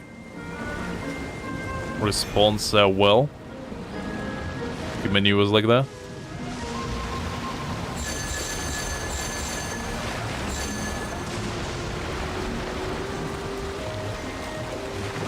Alright, that's better.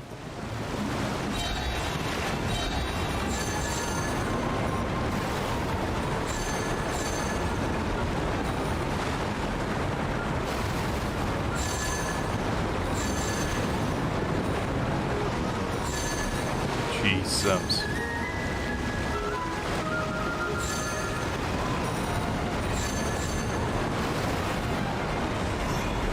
You... The whirlpool got me. Couldn't really dodge that one.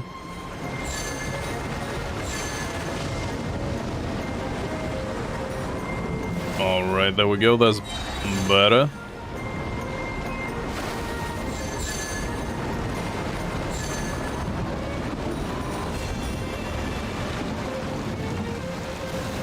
I mean, yeah, but the thing is, I usually just get the speed one, and I don't really want to use it because I probably will just end up getting on the boat, just blasted by the bombs. So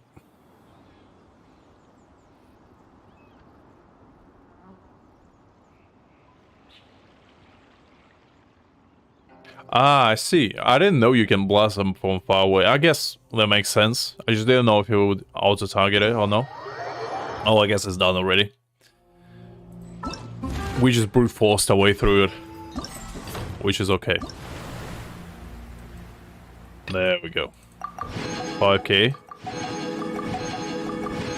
Oh yeah, this one was my least favorite just because it was a little bit annoying to deal with. Like, it wasn't hard or anything, but you know. Alright, this is a lost one. Thank you, Jeff. The next one I'll need to do without co-op.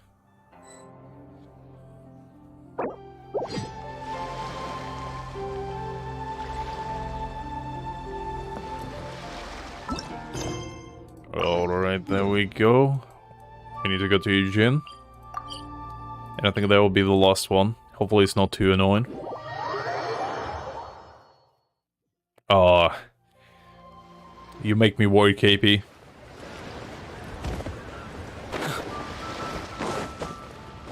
Let's see what it's all about.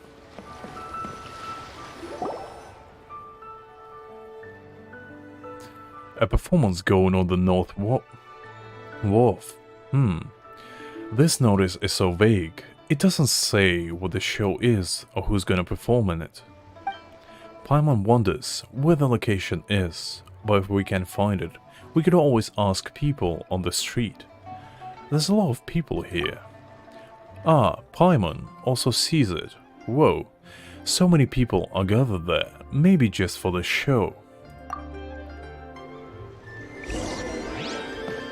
Okay. Fortune and health, peace and wealth. Is there going to be a performance here soon? Yes, there's going to be a paper play. Are you guys here for it too? No, paper plays are... Leeway operas are not the same thing. Jeez, Xing Qing, the show is about to begin. Be quiet or you'll affect the performance. Sorry, as for the paper play, you'll know it when you see it. Honored guests, we will be performing Brave Beard today. Before the show, if you want to head to the restroom or grab a beverage, now's a good time. We will wait for no one when the show begins. So, this performance is actually called Brave Beard, but Paimon has never heard of this story. Shh, we can still hear you even at a whisper. Keep it down, you can talk during intermission selection. Sorry. The story of the Brave Beard is quite long. In fact, it'd be too long to do it all in one go. So Yinon will let the audience pick which scene they want to see during an intermission. Chen, I'm trying to listen to the play. Oh, I won't butt in anymore, I promise. So, dear guests, what part of Brave Beard's story would you like to see today? Would you like to see Mountain Bound, or worshipping Adepti, maybe exorcising demons, or Ascension? As long as you can name it, I can perform it. I want to see the Brave Beard fight monsters. He's so handsome and wins every time. You've seen worshipping Adepti and exorcising demons so many times already, haven't you got tired of it? I want to see the part where the Brave Beard goes home to see his sister. The Brave Beard has a sister? How have I not heard of this? I definitely haven't seen that before. How impressive. Not many people would request Homecoming after all. Only the real fans know about it. Alright, just in time for Lantern Rite. We will not perform the plots featuring monsters. We shall spin a tale of how lovers end up together. Wait, what? Wasn't that like something about his sister or something? There are 3 characters who shall appear in this scene, aside from our Braybeard, with whom you are familiar of course. There is also a lonely girl named Yibing, and an honest gentleman named Nanfeng. Do you understand any of this, Alucard? Paimon's still confused. So, this is a story about a guy called the Bravebeard, right? It looks like there's a lot of supporting characters as well. But so far, there's only one performer on stage, and there's a folding screen. How's it gonna work? Hey, someone here has never seen a paper play before. Someone in the back asked how I, a lone performer, can be in different places at once and make this performance work. Well, our paper plays may not be as exquisite as leeway operas, but we certainly have our own distinctive flavors. As you may know, the characters in leeway operas are portrayed by real people in the flesh. The actors in our performances, however, are portrayed with paper figures pasted on silk. And leeway operas take place on a large wooden stage. The stage for our performances, however, is but a paper screen on a wooden shelf. Our actors and stages are all made of paper.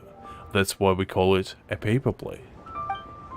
I am the narrator, but I am no actor. You will meet the 3 paper actors in just a moment. You know, I don't think they know about the Bravebeard either. Would it be okay if you introduce them to his story? You know, the one you always start with. It's called the establishing moment. I've always enjoyed that too. Please, perform it for us, Yinon. Establishing moment, establishing moment. It is said that the sky is the limit, but the woes of the world are also limitless.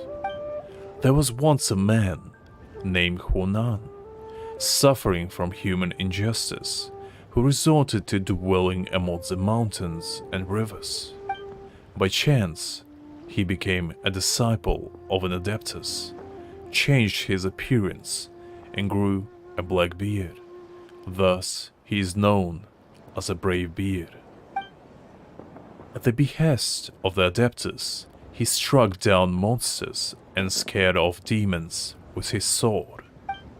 The Bravebeard trained for many years and finally acquired the philosophy of the Adeptus. Right before he returned to the Adeptal abode, he was summoned to recall the past. It turned out that he still had an attachment to common folk's society, where he had a sister at home. The poor sister, Yibing, was now alone and helpless. She thought that her brother had lived a miserable life and never imagined that he would return home. As to what happened next, I shall show you right away. Hey, don't just stand there, clap. Alright, jeez. Is there a rule about when we should clap? Okay. Thank you all. We are supposed to continue the show, but I can tell that these two guests are still a little perplexed. I think it would be better if I asked these two to volunteer from the audience by coming forward and assisting me in directing the scene. It will give you both a good look and it will help the actors move forward on the stage. What do you think? Hey, why didn't you invite me? I know all about paper plays. You gotta remember to invite me. You just gotta. You have been up there too many times already. Quit making a fuss and enjoy the show. Help direct the scene? That sounds so novel. It's also fine by Paimon. Then I shall ask you two to prepare. As soon as you two are in position, the performance will begin. Ooh, jeez,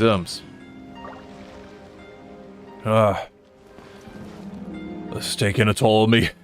Greatly. The show's about to start. I've got a bunch of interesting gadgets, all from my time. Well, will it?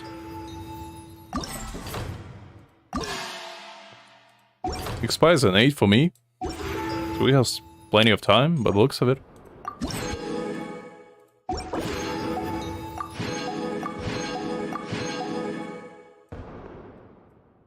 Oh, we can even pick a character. Interesting. I'll probably pick Yao Yao, honestly.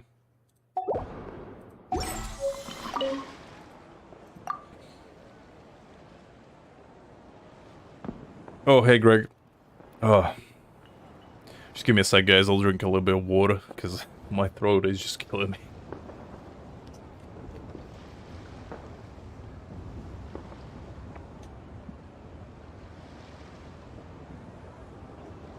That's a bit better. Oh, jeez.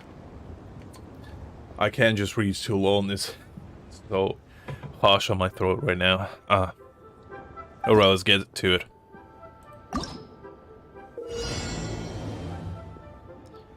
Right, what do I need to do? After the performance begins, the actor named Juan will move at a fixed speed across the stage and will change direction upon making contact with paper theater edge or any obstacle.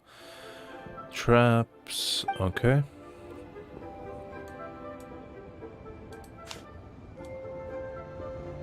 Do I... Oh, wait.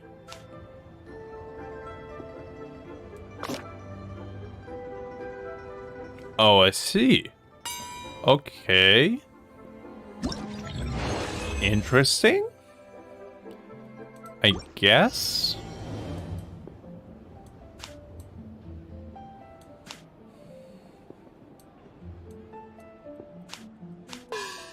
Nope. This? Nope. It's a bit of a weird one.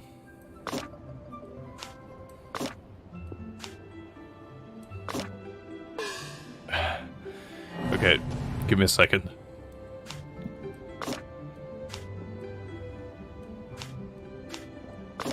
No. No.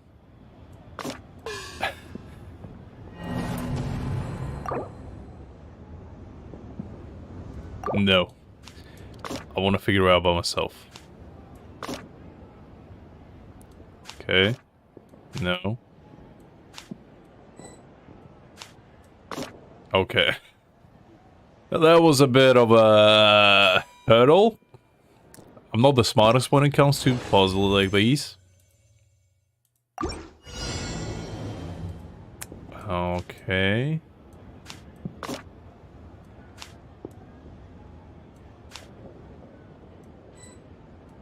Oh wait, I can't move that one.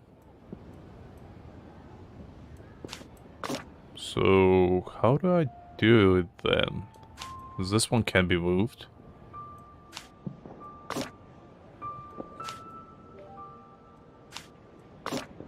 Oh, like this. Okay. Bit of a weird one.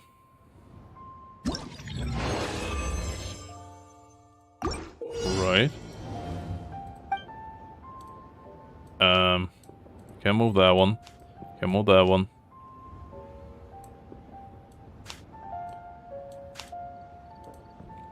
So I can't move these two, then...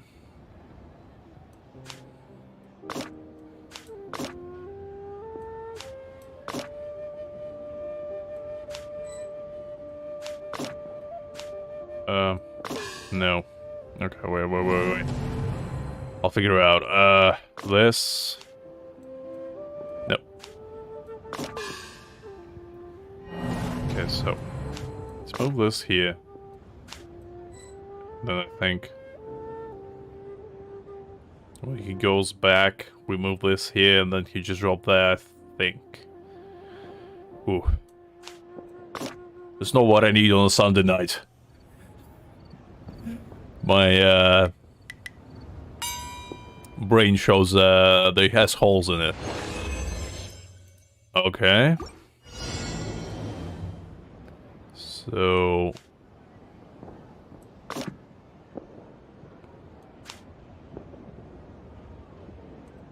I can't move these, so... Oh, I know, no. Dude. And then... No?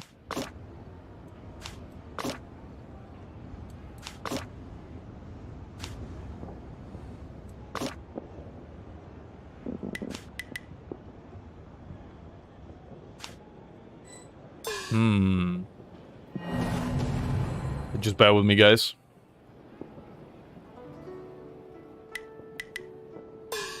Oh, the banner. I mean, the thing is, like, I'm not too pressed about getting all Haven, because, like, I'm fine with Dea as well. So it's perfectly fine. I mean, I'll see if I want to try again. But the answer probably no.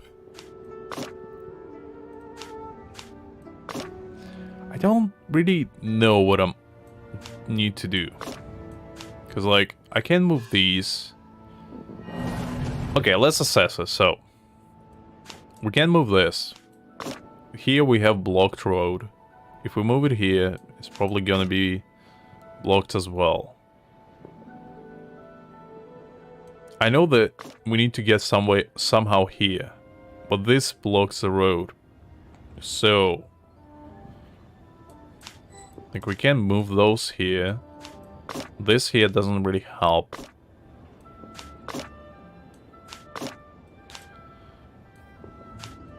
I'm kind of lost, honestly.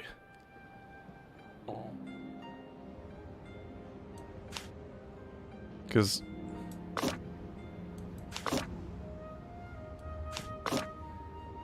I honestly don't know. This is a tough one.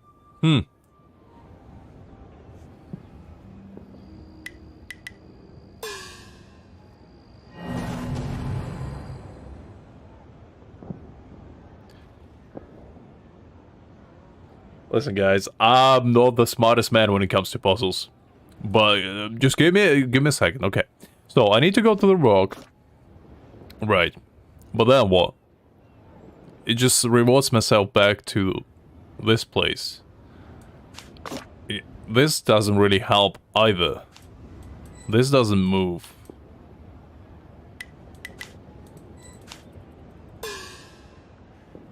Like look, I'm not dumb. It's just I don't understand what I need to do. Like, there's literally nothing. Cause like here is blocked, right?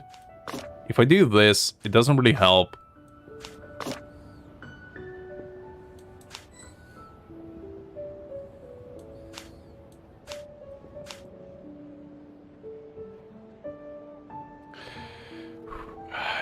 Look, guys. Look, I'm not trying to seem dumb, okay? It's just I am dumb. God damn it. Okay. Look. Okay. Okay.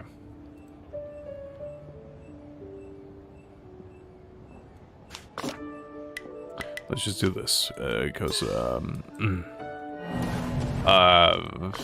you see nothing. There's nothing to see here, okay? We not talk about this. We never, you never seen anything, okay? I never pressed for support. It never happened. If you say it is, you're lying to yourself, okay? There was never any support going on. I figured it out with my big brain, and we'll leave it at that. Okay. God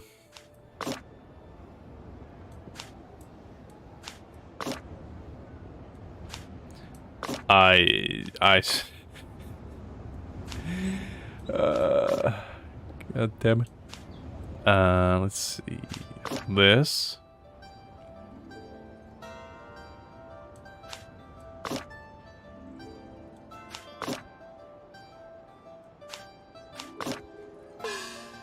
Okay. I think I probably can do this one. So if we move this here.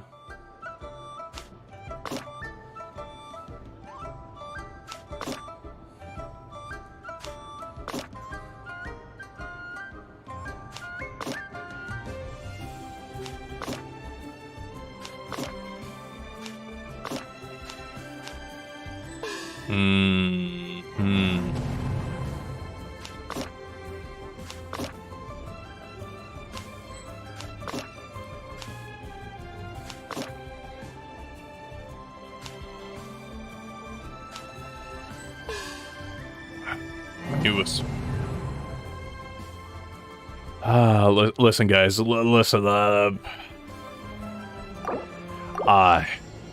Listen. I'm not good at puzzles. Okay, I fully admit that.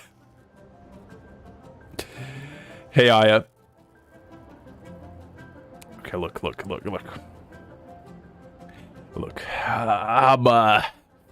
I never say I'm good at puzzles. Okay, I just you know.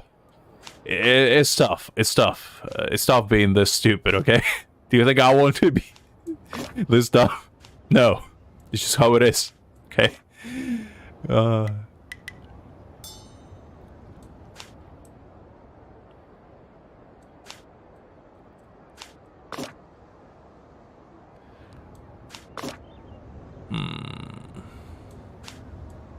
think I know what to do. Give me a second.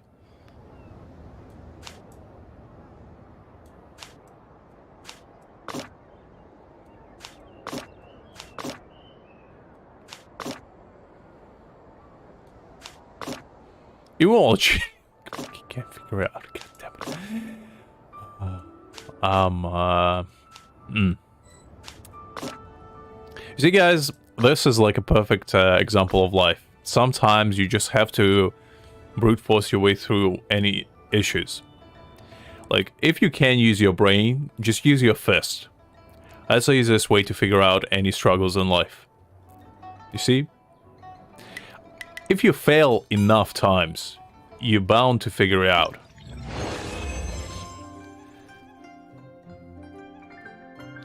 Alright. Look, guys. Look. Just because I'm bad at this.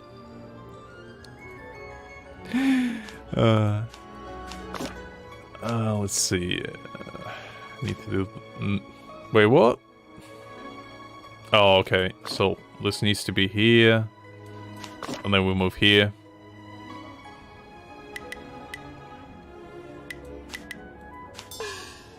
Wait, but was there?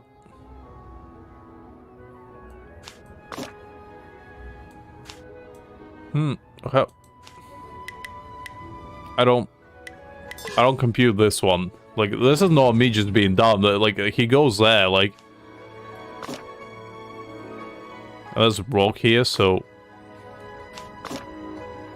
Unless he can jump from the other direction? Oh, wait. I know, never mind. Never mind. I figured it out.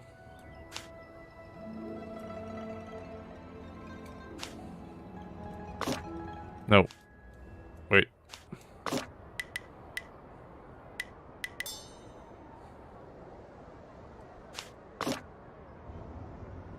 No. How do I make him turn around? But like, if I switch the direction... Like, this one is not on me, guys. Like, you clearly can see, like... There's no way to make him, like, turn around straight after.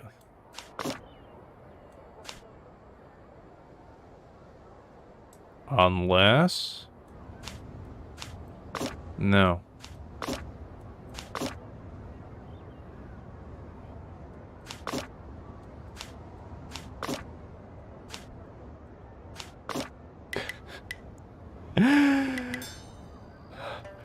Listen.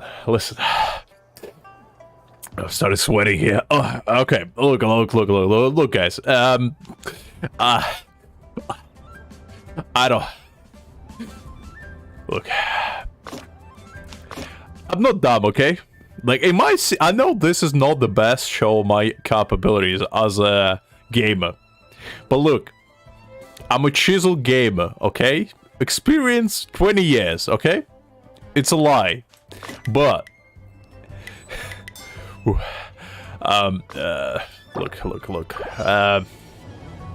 I literally... zero clue what I'm doing, bro.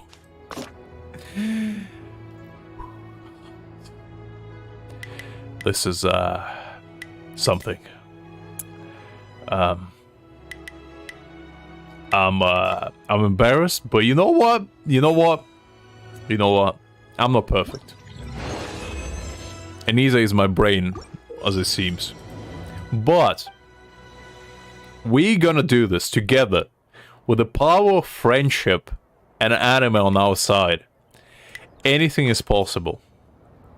Why didn't it do that last time? I swear, I did the exact same thing last time. It didn't work. I'm not stupid. It didn't work last time. I swear. It didn't work. I'm gonna have an aneurysm at this point. Look. At least I figured out this one, okay? You can't give me crap for this one, okay?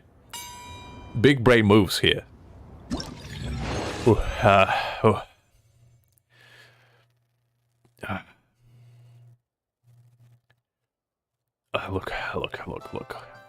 Look. It's like the Keith and Peele skit where he like his wife looks at his browser history, just me like sweating profusely every time I need to do another puzzle. Just like sweat pouring down my forehead. Ooh. Rough. Wait. How the f... How am I supposed to do this one? Oh, wait. I got it. Never mind. I got it. Nope. I understand. So...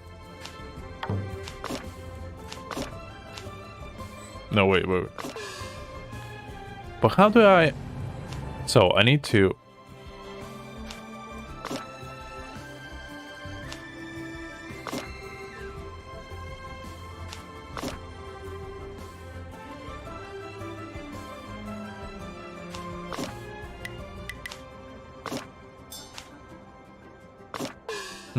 Okay. Alright, guys. I know you're talking crap behind my back right now. I know you're laughing at me profusely, but you know what? I'm gonna prove you wrong, okay? I know you don't believe I can do this, but you know what? I'm gonna prove to you all that my one brain cell is still functional. I'm gonna... Wait.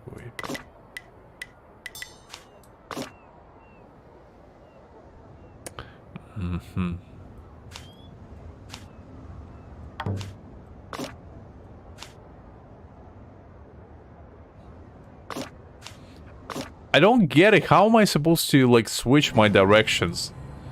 Am I supposed to switch it like when I'm going the other way? But there's no walls really to do that.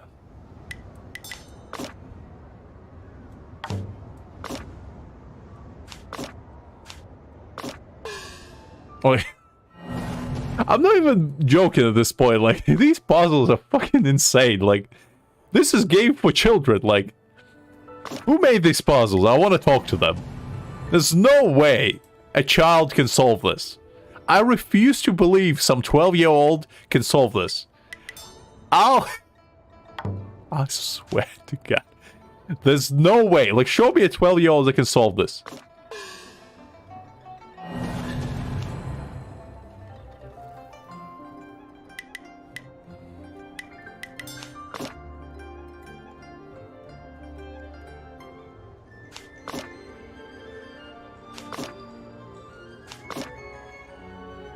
No.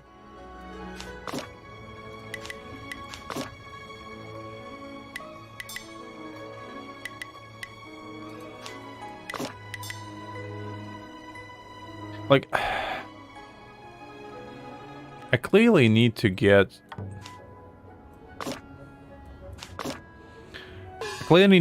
somehow there. So, I think... this is a way to do it, and then change it while I'm falling down. No, I messed it up. Listen, I figured it out. Okay, look. Look, guys. I figured it out, okay? Okay, we don't talk about this, okay? You haven't seen anything. No, wait.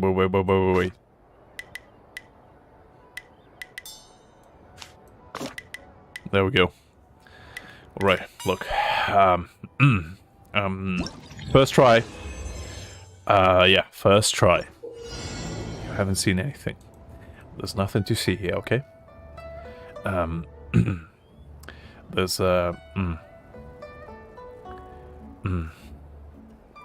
Listen, KP, you don't count.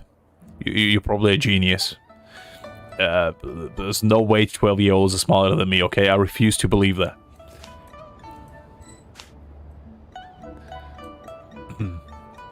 Anyway,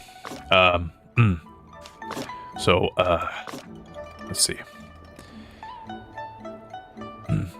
Okay, I'm not gonna touch anything, let him walk first.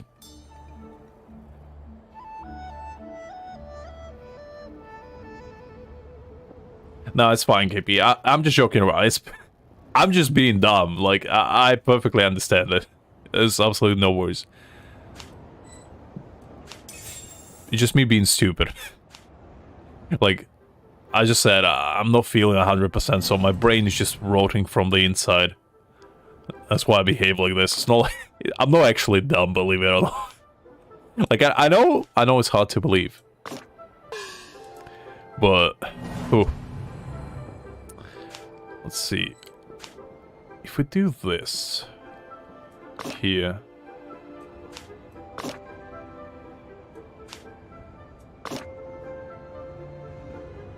No. That wouldn't work, really. Because... it's still...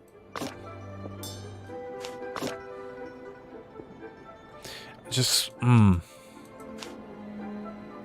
do I get the key from here? Since I can't really move it.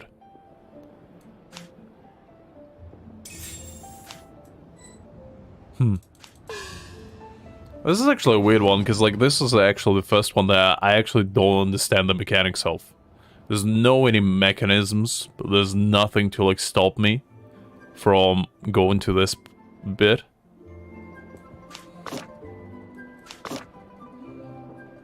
I actually don't know this one. Oh, but... I guess? No, don't way.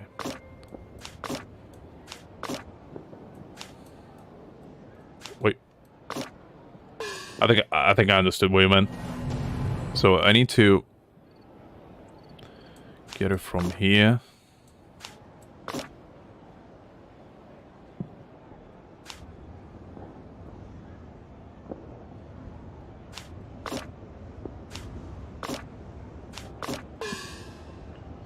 I just don't really understand.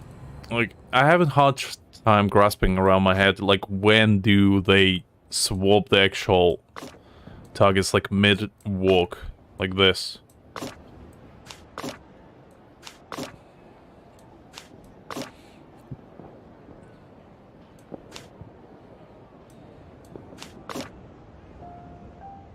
Hmm.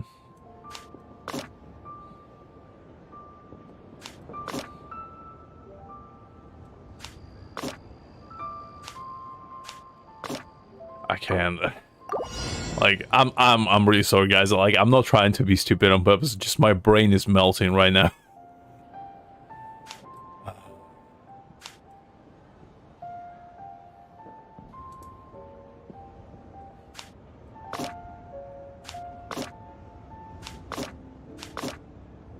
Just let it be like this. God damn. Ooh.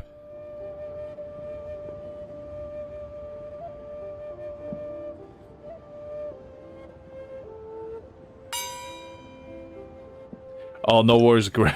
No worries, Greg. Have a good one. Okay. Okay. I appreciate the word of confidence, KP. Oh. Like, as I said, I'm usually not this bad at puzzles. It's just, I think the disease just makes me stupider today.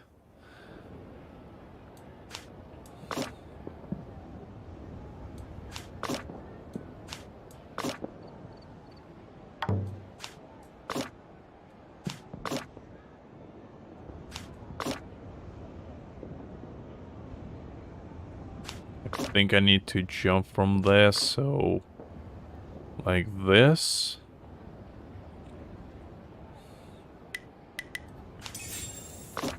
Oh, no. That was a bad move, but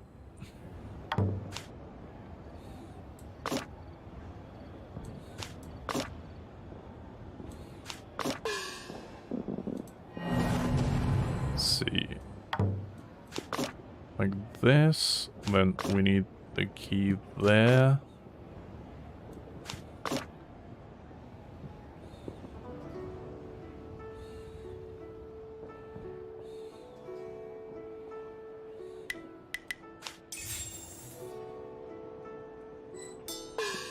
Wait, did I move it?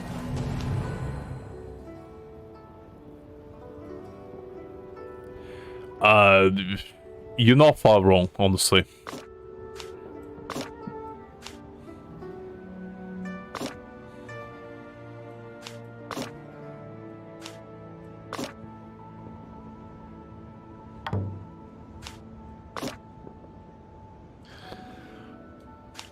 Okay.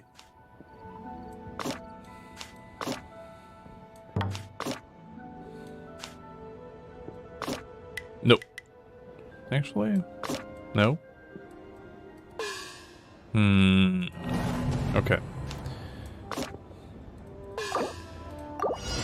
I kind of know how to do it, but I just rather do it fast because I think I wasted too much time anyway at this point. It's probably not fair to you guys. Just see. Watch me struggle. Yeah, Jesus.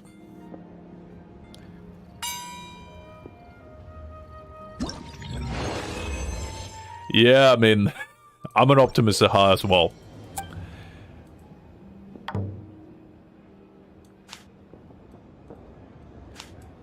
Ooh, let's see. We need this, so... Nope. Okay, so... Need to figure out how to... So we need this, definitely.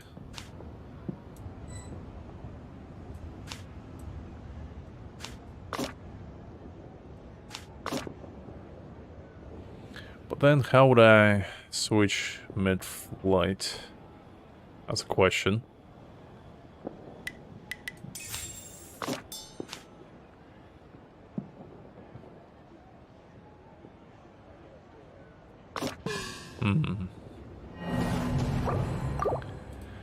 let's do this. Ooh, this is rough. Ooh, let's see. Move this up here. Then we're back in business.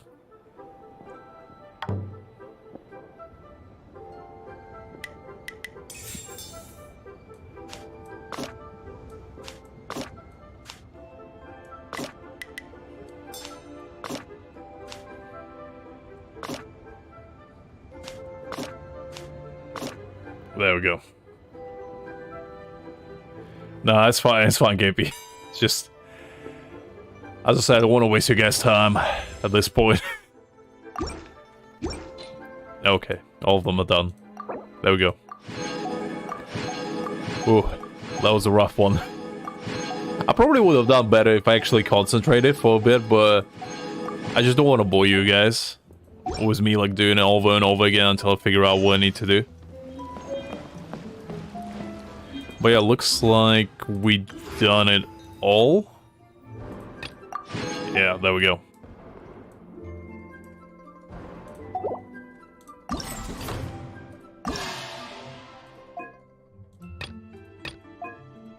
Yep.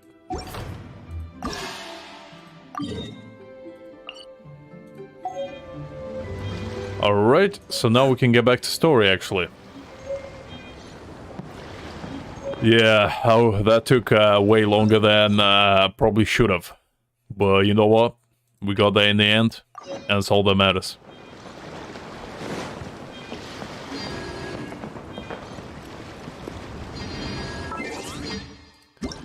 Okay, 2 days.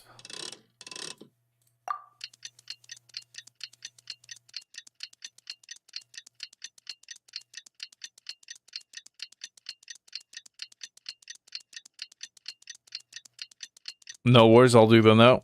Does he have something to say?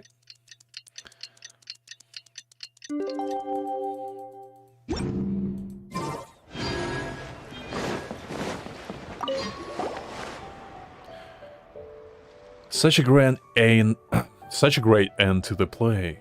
You've done well, young one. How did you find it? Was it hard to perform with paper? It was a little hard, not gonna lie. You're not a performer by trade, so of course you'd be bound to make some mistakes on your first try. Hear that, guys?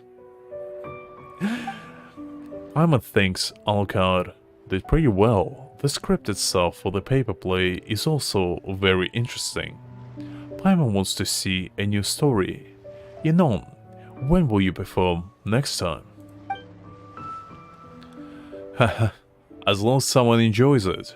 As for the next time, I do not know. You see, doing paper plays for kids is actually a hobby of mine. After this, I will return to the Yunhan opera troupe to handle the wardrobe and props. Eh? You was a Yunhan opera troupe? So you can also sing Lear opera? I can, to some extent. Who wouldn't be able to carry a tune after staying with the Yunhan opera troupe for so long? Of course, I'm nothing when compared to Miss Yun. I actually work with the people behind the scenes. I'm in charge of the wardrobe and props on stage, such as cannons, flags, costumes, accessories, gadgets. Whatever prop you saw on stage, that was me. Some of the costumes and props that the Yunhan opera troupe uses today are hand-me-downs from the past, and others were brought or made by myself. To perform entirely your opera, there are a lot of people working on stage and behind the scenes. You can't make it happen with just a few actors and actresses. This year's Lantern Rite, Miss Yun gave some of us backstage helpers some time off, and all of my colleagues are back home to spend the holidays. I've got all this time on my hands, so I decided to put on a paper play for the people here. No, I didn't go home. My mother and father passed away 2 years ago, so it's just me now. Well, this is sad. Oh, there's nothing to be sorry about. I don't mind. I'm having a good time by myself and the Lantern Rite. As you can see, those kids loved my paper play. We also enjoyed it. Of course I enjoyed it myself as well, otherwise I wouldn't have bothered making all the paper characters and paper settings.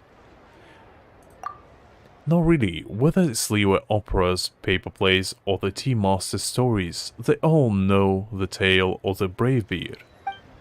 In their moment of need, when people call for a hero, such heroes will answer the call to save the day. Liyue has no shortage of such heroes. Just put a little spin on their story, and you have something to enjoy. Paimon has heard a lot about this before. It is part of Liyue's traditional culture. Yeah, I think chat is slightly delayed. Like, I put it on low latency. I didn't put it, like, on no delay at all, because otherwise it would be too laggy for you guys, I think, if it was, like, in real time. I think it shouldn't be, like, too big of a delay. I think it's just a few seconds. Haha, yeah, that sounds about right. But while there are always heroes who help out in time of crisis, you can't keep relying on others and have to take responsibility for yourself. Take care of yourself, young man. Happy Lantern Rite. Happy Lantern Rite. If you have time, come see an opera at Yunhan Opera Troupe. Maybe we'll see each other again there. Okay. Fair enough. Ooh, that was a rough one. But we got there in the end. And that's what truly matters. It's the friendship we made along the way that matters.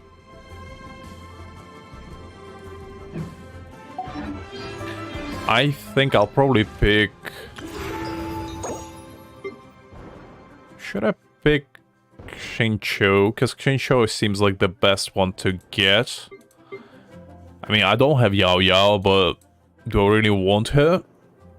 A toughie. What do you think, guys? Should I get C4 Xingqiu, Yao Yao, or anyone else? I think I have all the other characters here. I think I just don't have Yao Yao. Yeah, I think Xingqiu. Unless, wait, where's my Zhenling at? Because my Zhenling is almost a C4. There might be a better choice. Let's see. Nah, I think Xingqiu C4 is pretty busted, so I might as well get that.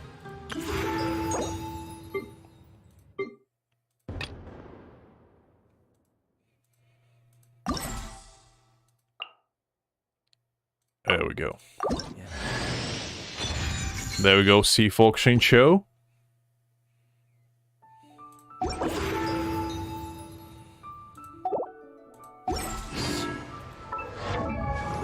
Looking good, looking good. Start reeling them in.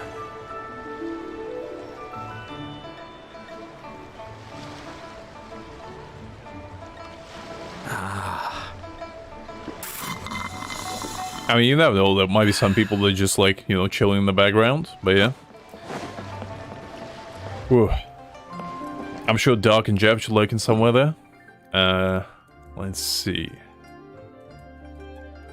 Alright, let's move on with the actual story stuff.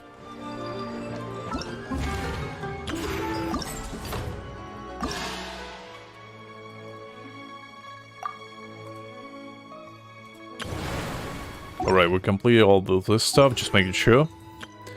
So I don't forget. But yeah. This one. Let's go.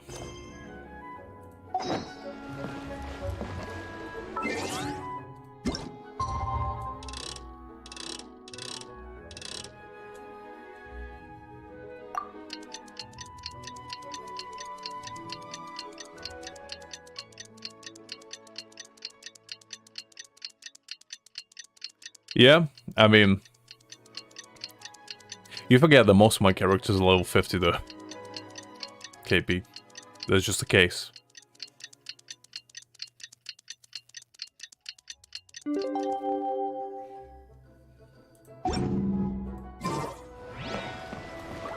I mean, the thing is, I have Nahida for Dendro stuff anyway, so I don't really need any Dendro characters.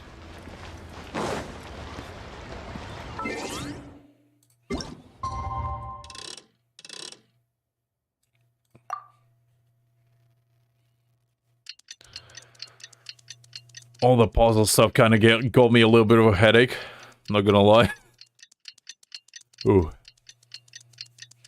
Was not the right kind of mood I was in. Health-wise. To do that stuff.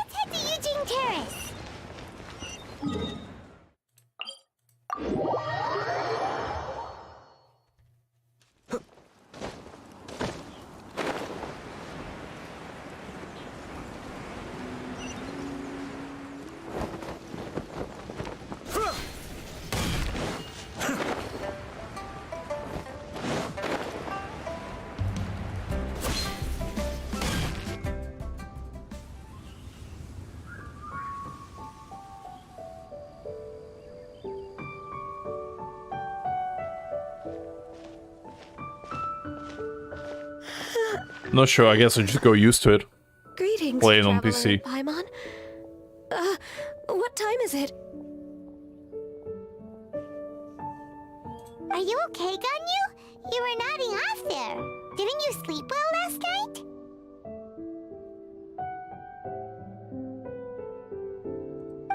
I'm fine. Don't worry about me.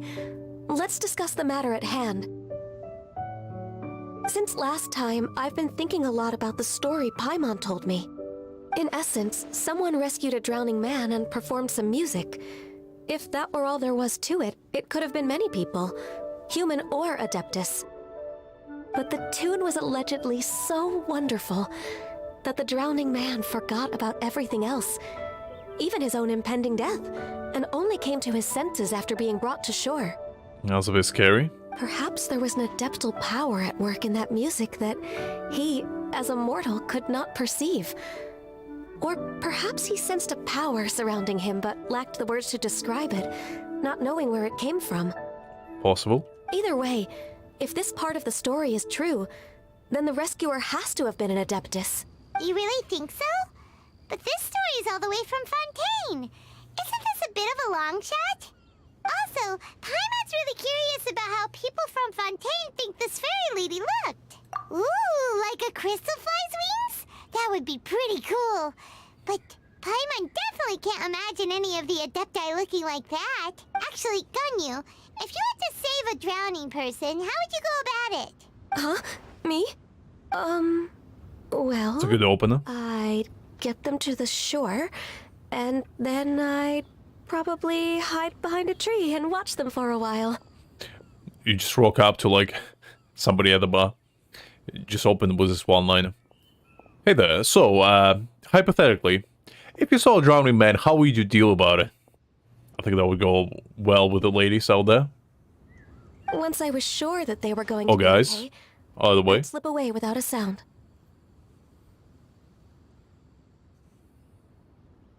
Got it. So basically, Ganyu's the type of person who doesn't like taking credit for her good deeds. No, it's not like that. I'm just not very good at explaining things. And I also find it really awkward accepting other people's gratitude. Well, what if this Adeptus in the story had a similar attitude? That would explain why she just left without saying a word. I mean, to me personally, I said it from the start. It's either Ganyu or the granny. It's one of the two. She was probably thinking something like, one was merely passing by and saw fit to address this egregious disruption to one's graceful zithering at once. You may keep your thanks to yourself. That was actually a very good impression of Cloud Retainer, Paimon. As far as I'm aware, Cloud Retainer isn't the most musically gifted. Still, we can't completely rule her out just yet. If we set off now, we could head to Mount Outsung and ask her about it. You'll be able to confirm either way if it's her, and I can... I've been in Lea Harbor for so long now that I'm just not as familiar with the Adepti anymore. If there's anything we want to know about them, she's the best person to ask. Sounds great! And we're pretty close with Cloud Retainer by now, so we probably don't even need to bring her food this time, right? I've prepared a gift for her to mark the festival, just in case. However, Cloud Retainer spends most of her days studying mechanisms in her abode. She's on her own so much of the time that the moment she has someone to chat with, she just... Never mind. I promised I'd help Mr. Dvorak, and now that I've made the contract, I can't be having second thoughts. Fair. Traveler, Paimon, let's set off for Cloud Retainer's abode. Seems like this is a tough decision for Ganyu, but she's made up her mind now. Paimon gets why she'd be so anxious. Okay, how about this? If Cloud Retainer tries to start telling stories about her again this year, we should pipe up and change the topic. I don't think that's a good idea, Paimon. Wait, did she leave already? Hey, Ganyu, wait up! Oh, are you alright, Doc? I hope it's not so serious.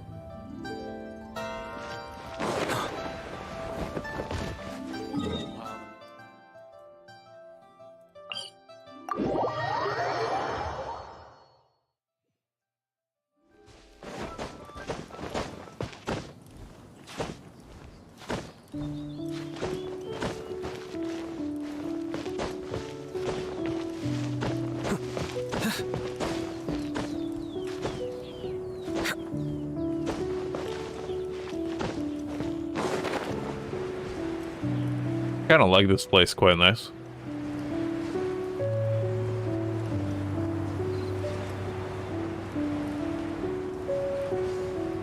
Did the link expire?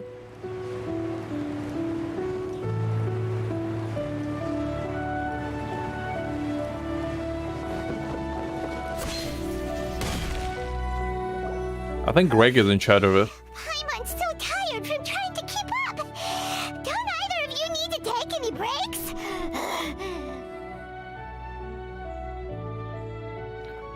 I didn't make it. Greg did.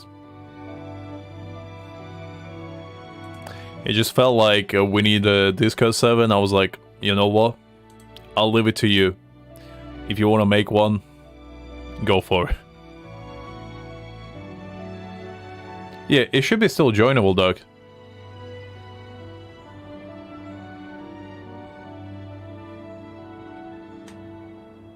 I mean, I am there. You know, I do post like notifications and stuff, and I do say a few things every now and again, maybe.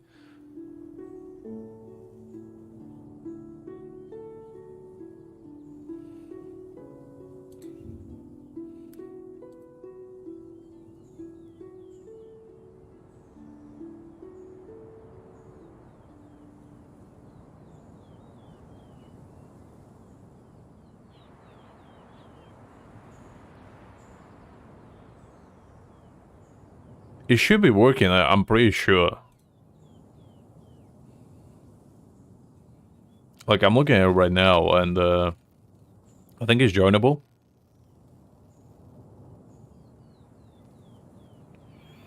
Let me see. I'll invite you, Doc.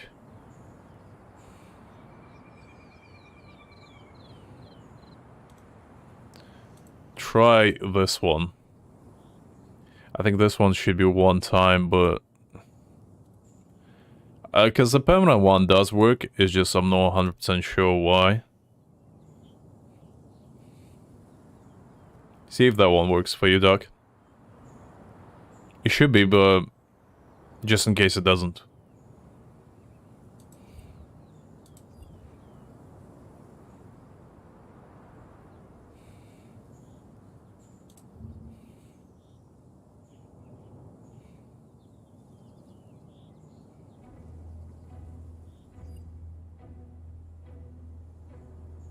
That should be the one. But yeah, if you guys want to join, it's just like Greg decided to make it. If you want to talk to me there, feel free.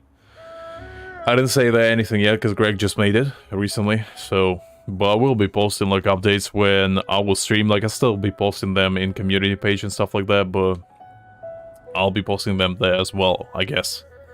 And I'll say hi every now and again. I can't believe it. Cloud Retainer is not here. Huh? Did we miss her? She doesn't like to travel, so in the past, it's always been the other Adepti who come to visit her during the festivals. I'll be free from it, honestly. Like, Greg is the one that's gonna manage it. I think he was gonna appoint some modders as well himself. I'm just there like a guy, you know? I'm not actually doing anything. So, if you have any suggestions for it, go directly to Greg. No to me. Because I don't have time to manage it, honestly. True. Now that I think about it, Cloud Retainer would be quite capable of taking care of anything on her own. There's no need to worry about her. Since she's not here, I guess the next step is to check all the other Adepti abodes, one by one. Uh-oh. Will it involve a lot more traveling?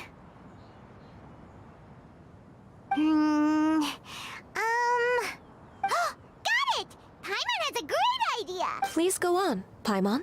Our goal here is to find the Adeptus that helped Dvorak's ancestor, right? We can't hear any music right now, but if she's really as nice as the story suggests, she'd definitely come to help anyone who was drowning, right? Yes, I think that's fair to say. So, all we have to do is get the Traveler to pretend to fall into the water, and the Adeptus will come to the rescue! That's a very stretched logic there, Paimon. I don't know if that's a good idea, but I guess. You know perfectly well that Paimon can't swim! Paimon would sink like a rock! I'm prepared to make the sacrifice. Just trust Paimon! The water's pretty deep over there! Quick, swim to the very center! Yeah, well, as I said, the permanent link should have been working fine, but maybe it was buggy or something. I'll ask Greg to check it out. But it should be permanent, I think.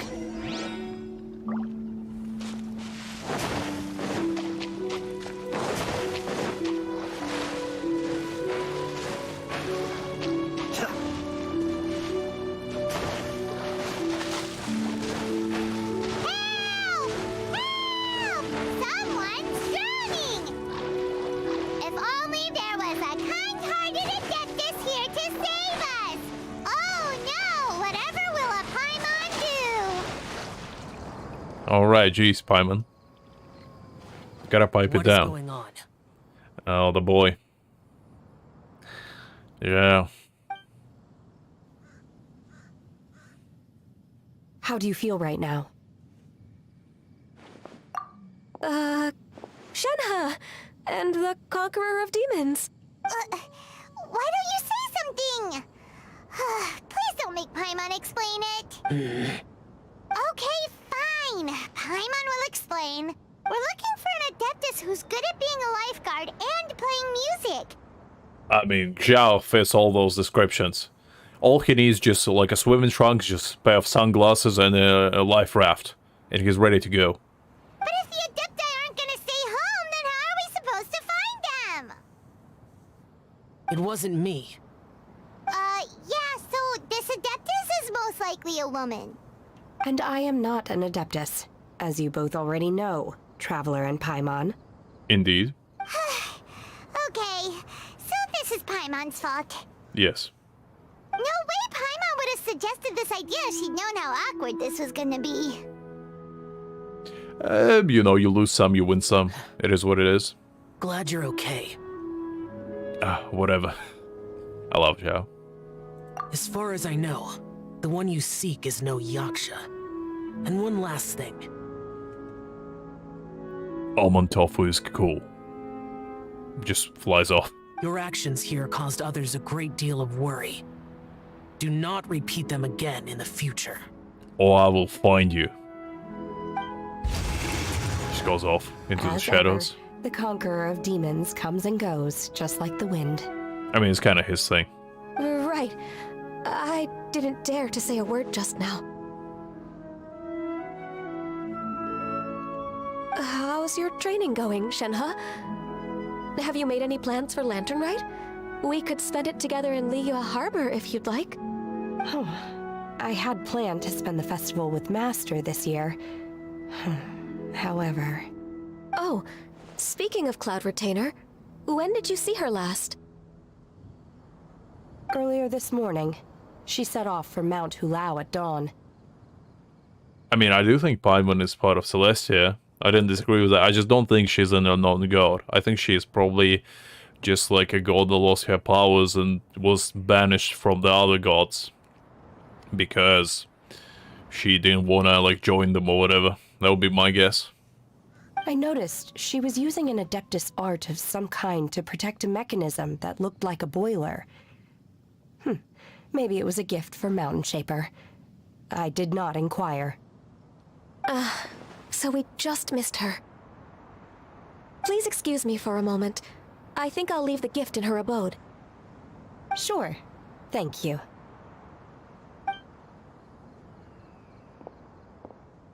It sounds like Ganyu and Shenhe have gotten a lot closer recently. Yes. During the summer and winter, I continued to train with Master.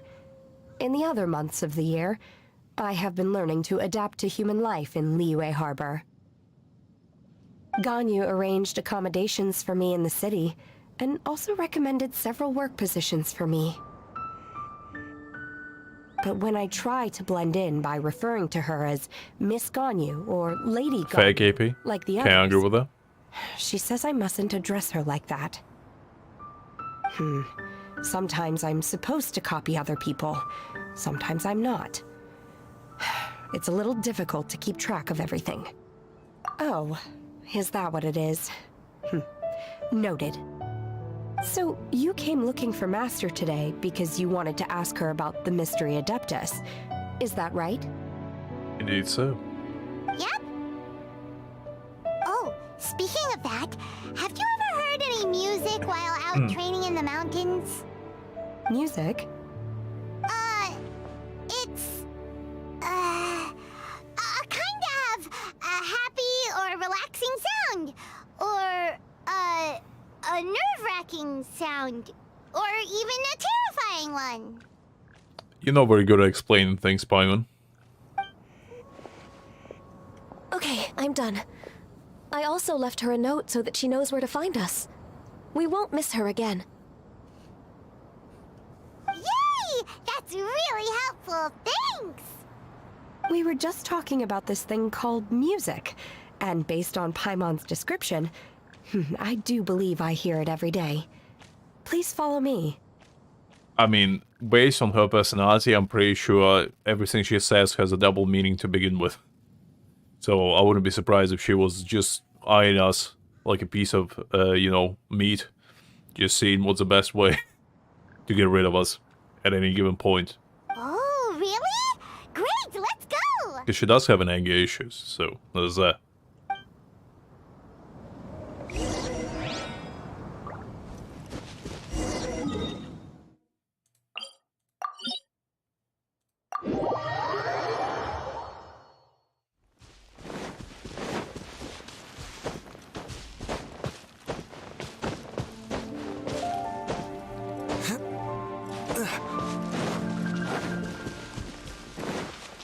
But it's nice to see all of the Leo characters again. This is the together. place. I enjoy training here to the sound of music. Okay. Oh no!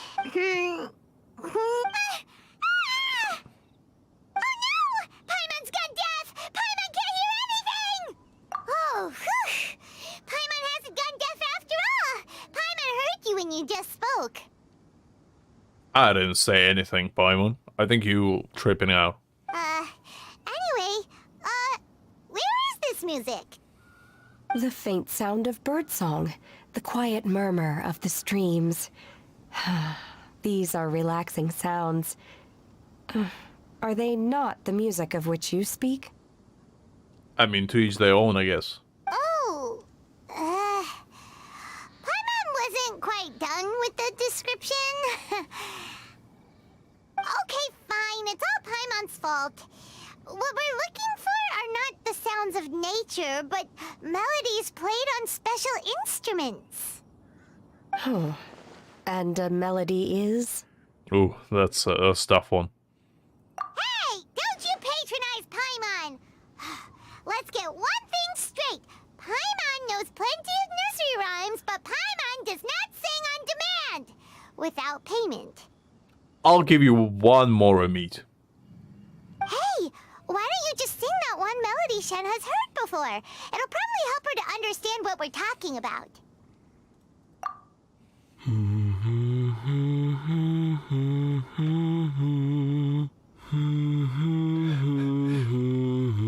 That's a weird one. Humming with open mouth. That's talent in over itself. Oh, was that from the opera that Yunjin sang? Mm-hmm. That was a melody, and melodies can be called music. It felt like I was transported back to the past.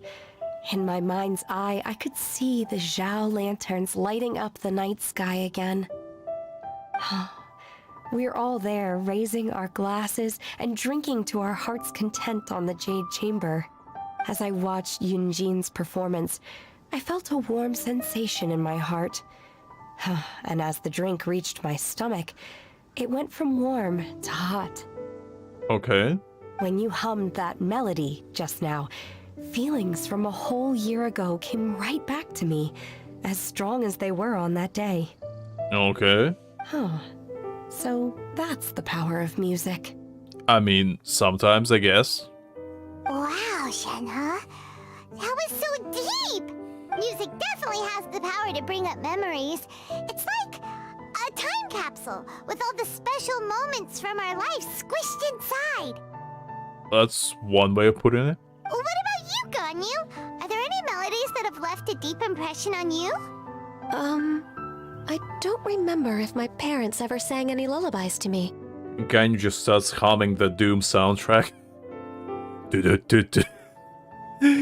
I know some local folk songs, and a few other things come to mind too.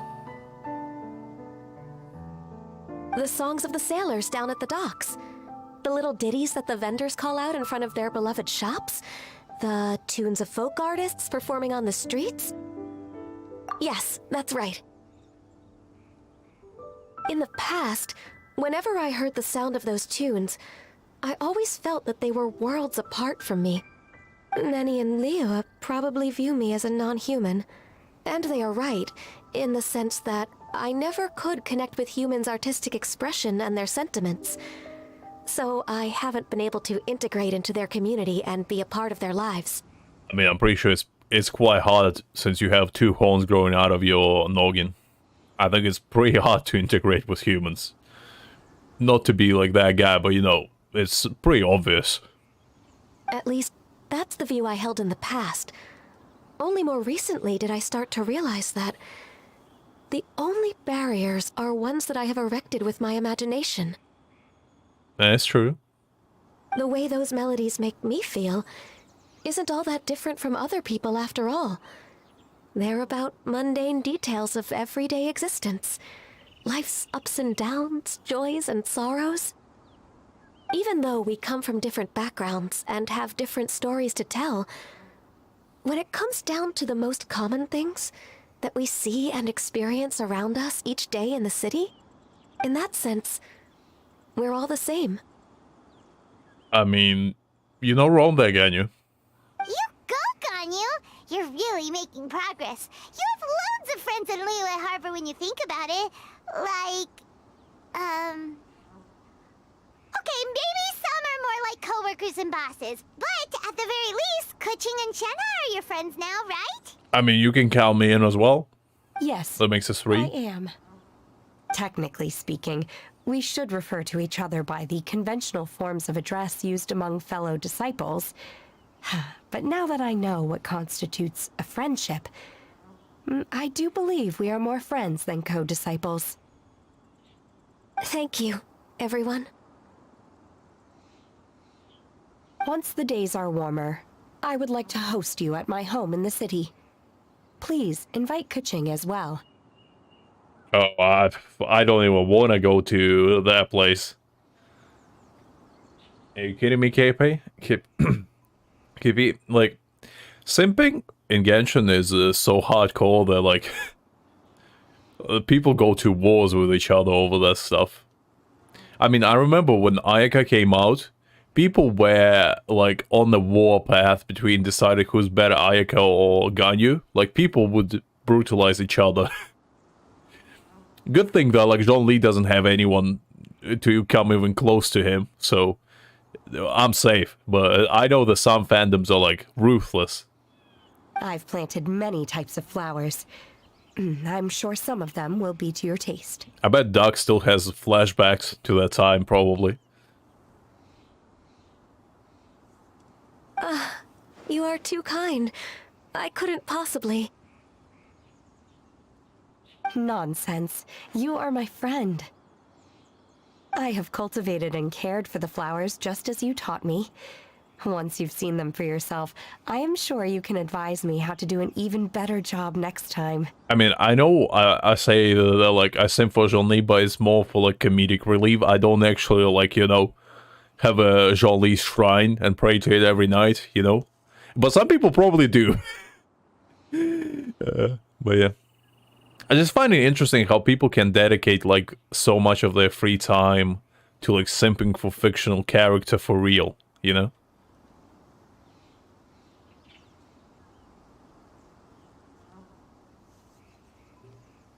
Welcome back, Caesar. I will save some for decoration. We can feast on the rest. Then, thank you in advance. Wait, what is that saying again? If you insist? Do people say that? I'm not completely sure either. It doesn't matter, okay? You got the point across. No need to split hairs. Paimon's more concerned about your idea of a girls' night out. Eating flowers? Really? Does this have anything to do with you both being the disciples of that illuminated bird? I mean, Paimon, you're not the one to judge. I'm pretty sure the only food you eat is slime, so you're not too far off from them. Who dares refer to one not by one's Adeptus title, but merely as that illuminated bird? Alright, guys, relax. It's not that serious. Jesus Christ. Come on. Hug it in, guys. Let's all agree that Jean-Li is the best. Let's just do that. Everyone else is good, but, like, you know, we all know who's the true daddy of them all. Who's the true father of Genshin.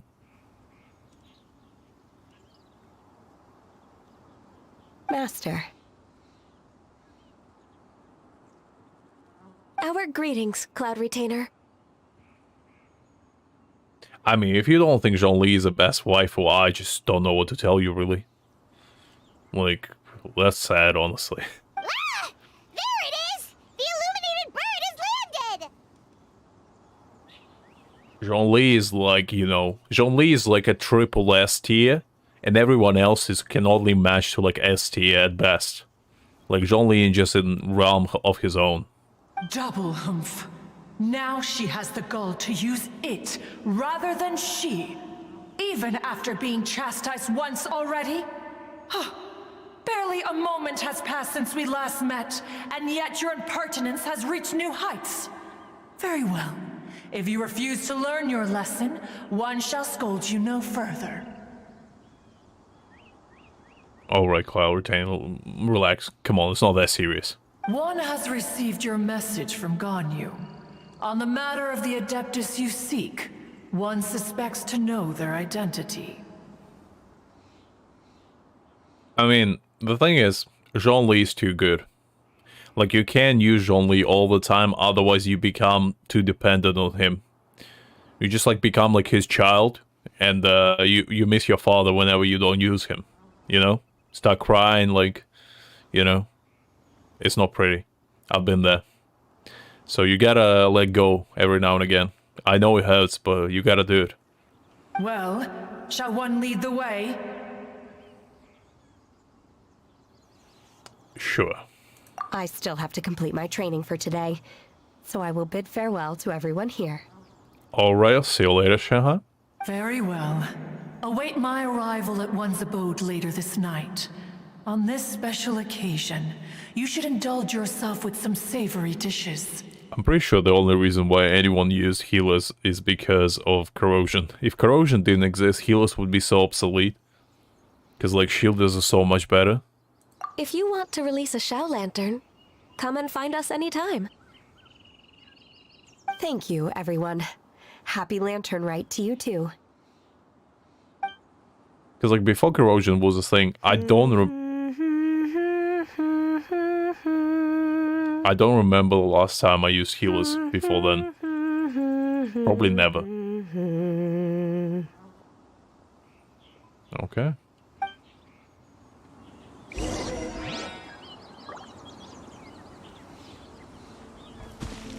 I mean, I only like Bennett as a healer, honestly.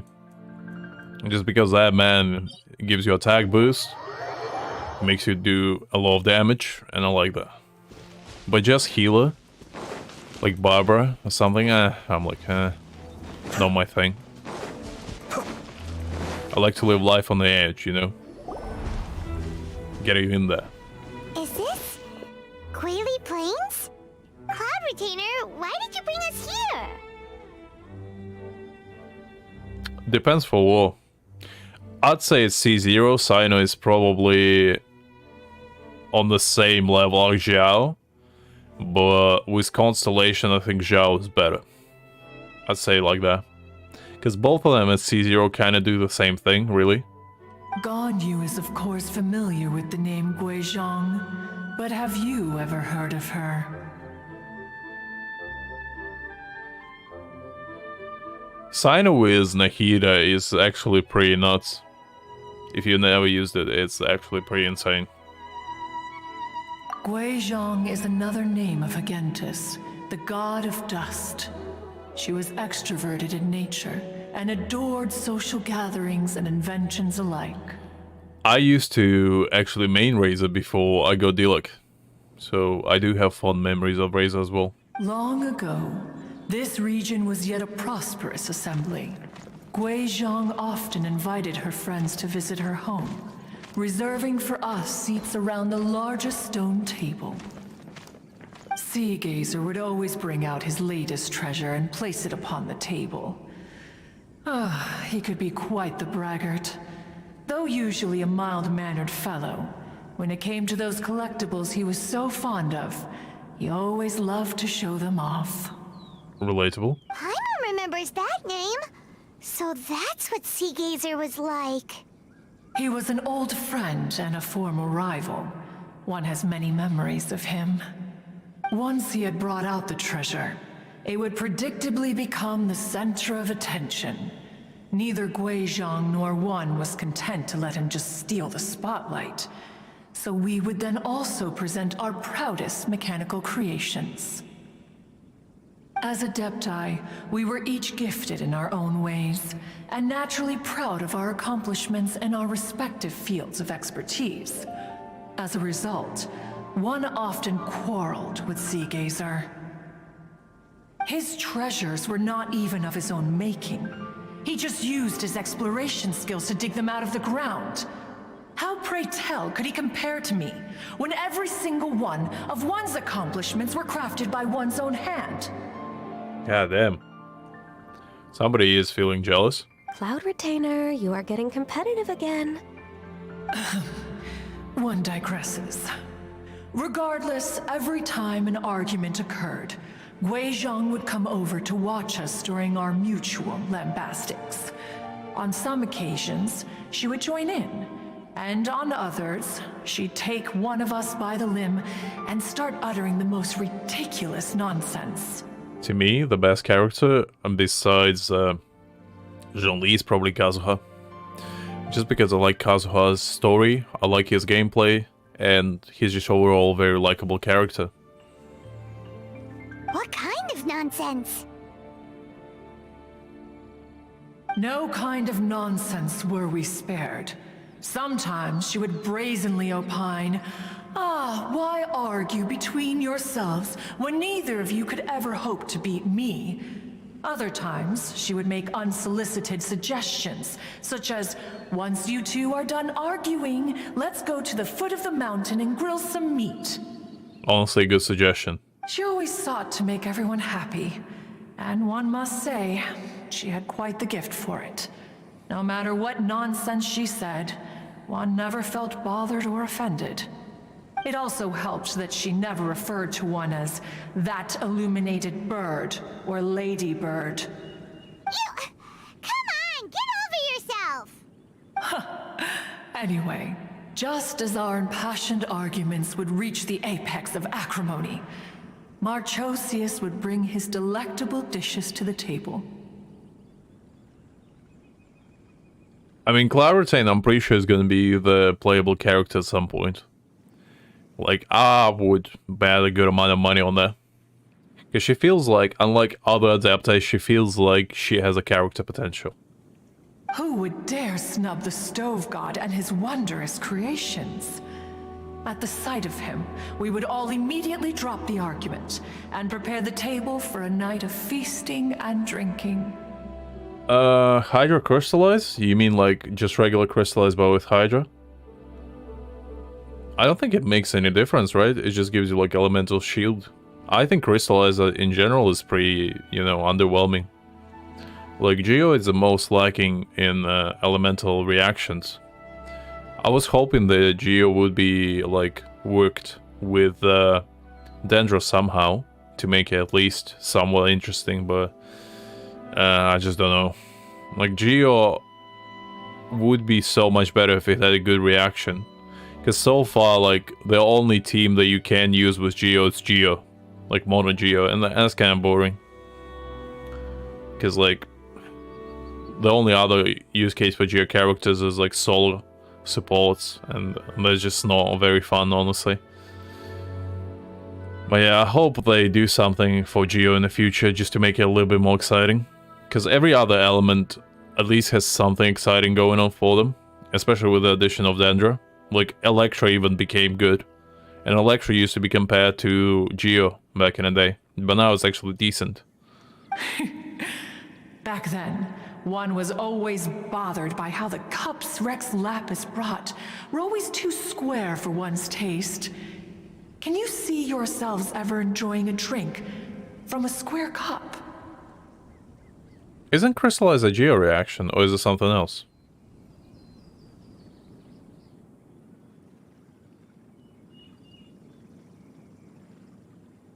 Yeah, I mean, the only, like, main DPS character that we have at the moment is Ita. Like, technically you can make Noelle a DPS, but, like, it's a bit wonky. So yeah, we only have really, like, Ita, who's a very strong DPS. Other than that, everybody's, like, more of a support. Which is a bit, you know, I mean, I guess you can make Albedo a main DPS, but I just don't know if that would be too interesting. Precisely. So, as you can see, even one as great as Rex Lapis was not immune to making the occasional blunder. Oh, I see. Some BL stuff. I mean, don't get me wrong. I'm not against it, but I'm not into it either. I'm, like, neutral. All I'm saying, if it's hot, it's hot, you know? No matter how you spin it. Even one could never find fault with Marchosius's cooking. As we ate, Guizhong would continue to find topics for conversation, filling the table with humor and laughter. Each of those old fossils had their character flaws and points of obstinacy. So why was it that whenever we dined together, we always had a marvelous time? I mean, I'm not really into shipping culture to begin with, but if I had to, like, actually pick somebody who I think should be a couple, is I think Dilek and Jean. Just because they have a good chemistry together, and I guess Albedo and Sucrose.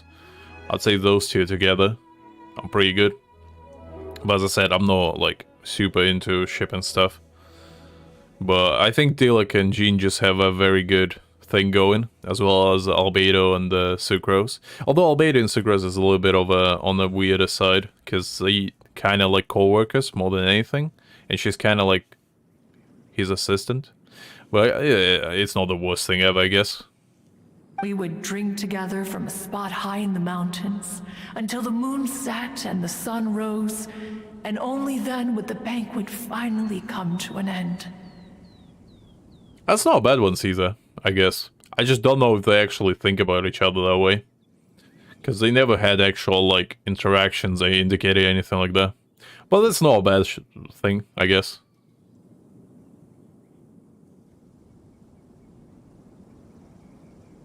Streetwood Rambler would often remain to admire the flowers with Guizhong before returning to her own abode. The glaze lilies were far more abundant back then. Entire fields of them would appear to the eye as a veritable sea of flowers.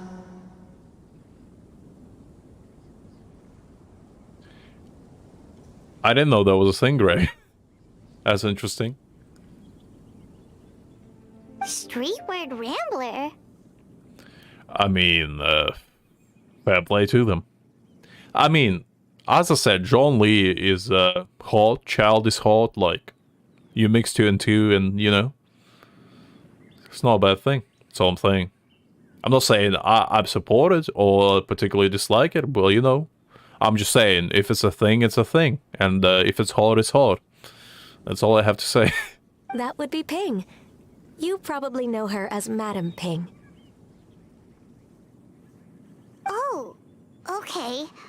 Wait, this is a lovely story and everything, but didn't we come here to find that Adeptus from Mr. Dvorak's story? Or are you saying that it was Guizhong? Didn't she, already, Peaced out. Alas, long has one avoided this place for precisely that reason. The sights here are a reminder of a time long gone, and evoke much sorrow. I mean, it wasn't like the most outlandish thing to think, you know? Like, it was between, like, Ganyu and her, honestly. Madam Ping, like, everyone else does. I didn't think, like, it would be, like, Zhao or something. One should have guessed that you would disrupt one's poignant moment of mourning with your incessant questioning. No matter, one will share the whole story with you now.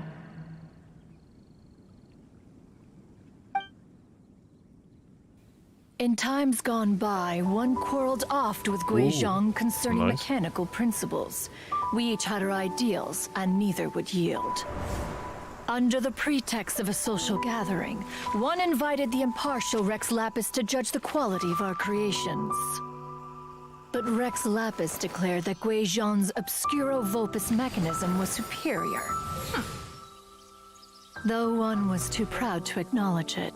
Yeah, see, I told you, Cloud Retainer will be a character. That Guizhong was indeed the superior talent in the mechanical arts. And she is quite looking. As for the story between Guizhong and Streetward Rambler, that begins with a certain bell. In Guizhong's opinion, while mechanisms were no substitute for human composers, they were yet capable of producing simple but fine melodies. But Streetward Rambler believed music to be an expression of the soul, an emotional enterprise that could never My hope to personal be replicated first 5-star was They argued endlessly Diluc. until one asked Rex Lapis to intercede. He confiscated the bell and designated it for ceremonial use. Thereafter, one would often find them convening in the mountains, discussing music, mechanics, and all the affairs of the mortal world. But these good times were not to last. War broke out between the gods, and soon engulfed the Guili Plains. Guizhong was overpowered by the enemy, and fell in battle. When Streetwood Rambler and I arrived at the scene at long last, all that remained among the ruins was her lifeless body. After this, at Streetwood Rambler's request, Rex Lapis granted her the cleansing bell for safekeeping. To honor our friend's memory, one made a few finishing touches to her ballistic device. Many lantern rites have passed since then. Many greetings and goodbyes. Upon what do you gaze? The Guili Plains? No. It's everything.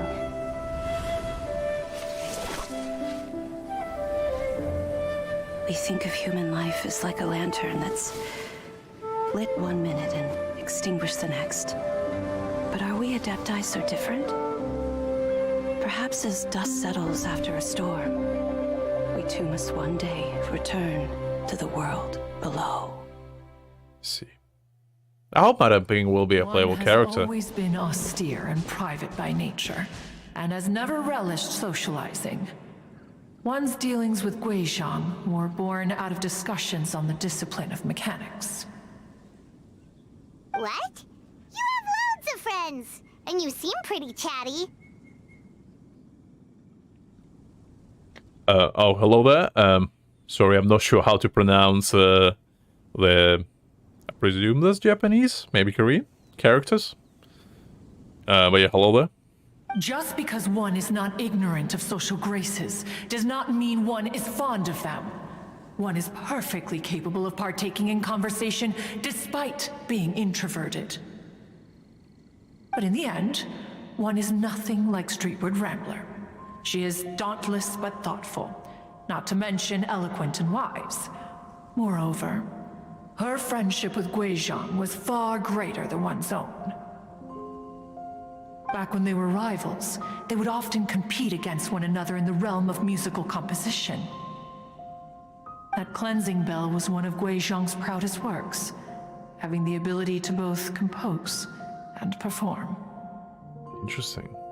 I kind of hope Madame Ping will actually become a playable character at some point, because I quite like her. Wait, that's weird. Didn't Madame Ping say she pestered an old friend for that bell? And she also said something about being a vain beauty when she was young or something. Streetward Rambler, a vain beauty. My foot.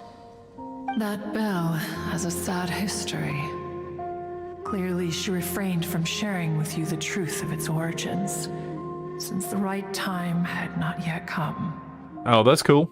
No, I just wasn't sure how to pronounce your name. That was why. As for her old friend, who else could it be? As soon as Streetward Rambler heard that a certain Zhang Li wished to borrow the bell, she realized that the man was none other than Rex Lapis, and that he had made an enormous decision. After all, we all have known each other for several millennia. Some things between us are implicitly understood. Oh yeah, with the Discord guys, feel free to like add whatever you want there. As I said, I'll just be there as a spectator more than anything. You just make it for yourself, really. And whatever you feel like, I'm perfectly chill with it. Whoa! So they were talking in secret code? Oh, Paimon did not see that one coming. Enough of your intrusions. Where was one up to? Ah, yes. One remembers now. The cleansing bell is powered by a mechanical art, and can be used to great effect as an accompanying instrument. After the passing of its creator, it was used on numerous occasions during rites of parting. But Streetward Rambler did not acquire it from Rex Lapis for the purpose of producing further funerary tunes. No, each time she rang it, it was to play the tune that Guizhang composed on it. Oh, it's perfectly fine, absolutely no worries. The two once clashed over their beliefs about the meaning of music. Who would have thought that with Guizhang's passing and Streetward Rambler's mourning, two tunes composed in discord would eventually become one harmonious composition? It's always nice seeing different cultured people. It's absolutely no worries. If you just don't feel like talking in English, it's absolutely fine with me. Absolutely no worries. Don't need to feel like you need to. Once upon a time, Streetward Rambler also loved gatherings, liquor, and music. But after Guizhang passed, she preferred her own company. She could often be found sitting alone at a mountain summit, contemplating and reminiscing with her zither. Yeah, usually you can just ask guys in chat. They're pretty helpful when they actually try to be. and not just mess around. Or you can ask me as well.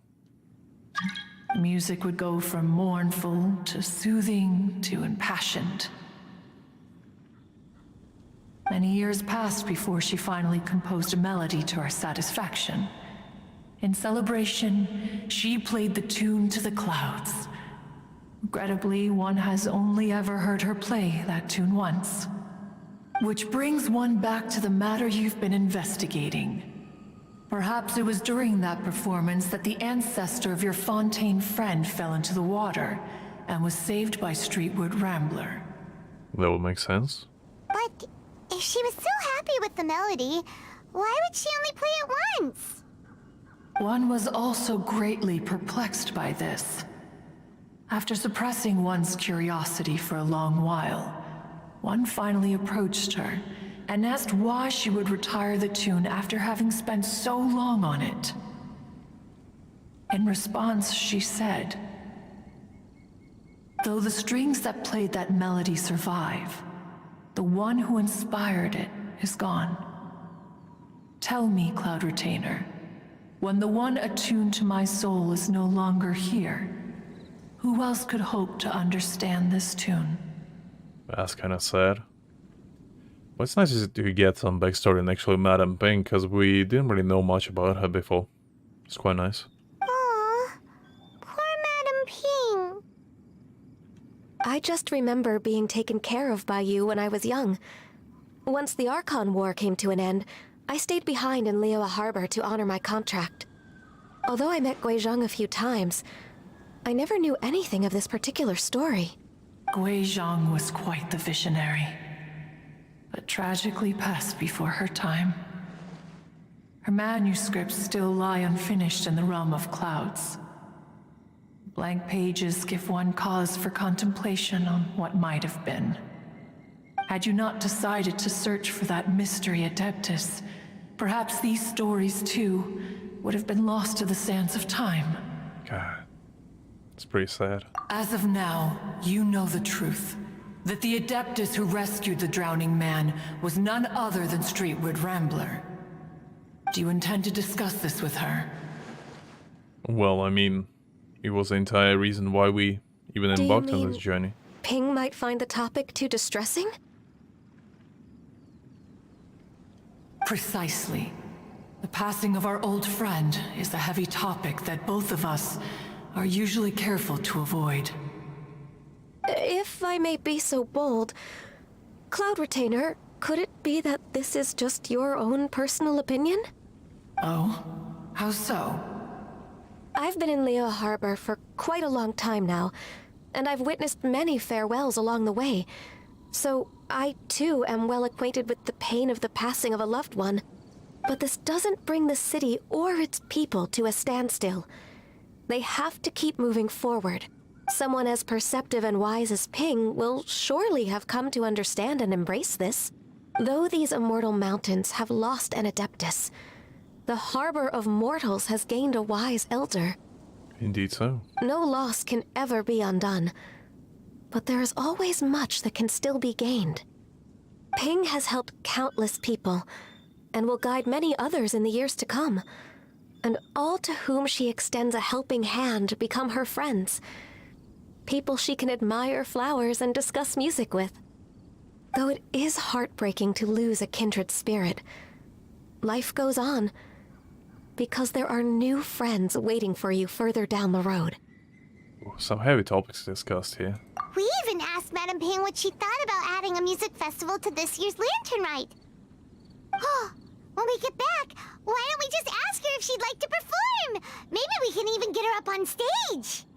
That would actually be pretty cool. You youngsters and your imaginations. Why don't you come with us? It's been a long time since you last spoke with Ping, and Liyue Harbor is always decorated so beautifully during the festival period. Is not every Lantern Rite the same in this regard? Were there ever anything new to discuss, one and Ping could meet any day of the year. I disagree. Each new day and each new year is different from those that have come before. How long will you simply let them pass you by? The edibles she brought this time were indeed quite delectable. That's a very strange way to describe food. Okay. Very well. Then one will be off. If the other old fossils have sneaked away into the city to amuse themselves, one shall soon find out. I like Cloud Retainer. She has quite ways with words. All right. We should be getting back to the harbor as well. We don't want to keep her waiting. Once the Guili Assembly, now the Guili Plains. Say, if we planted flowers there and cared for them carefully enough, do you think that one day we'd be able to recreate the sea of glaze lilies? Probably. It'll take a while, but it is possible. Allow one to take back one's praise from a moment prior. You are still far too given to flights of fancy, child. Jesus. The mother came back. What? Cloud Retainer? You were still listening? One observed that you were making no effort to leave, and returned to chasten and hasten you. This time, one is departing in earnest. Goddamn. That woman takes no chill at all. Alright, let's go.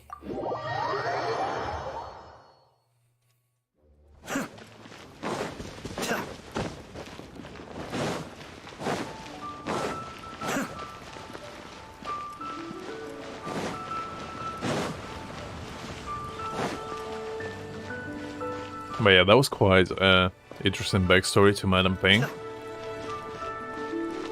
I didn't think we would learn more about her, but it was quite a nice surprise.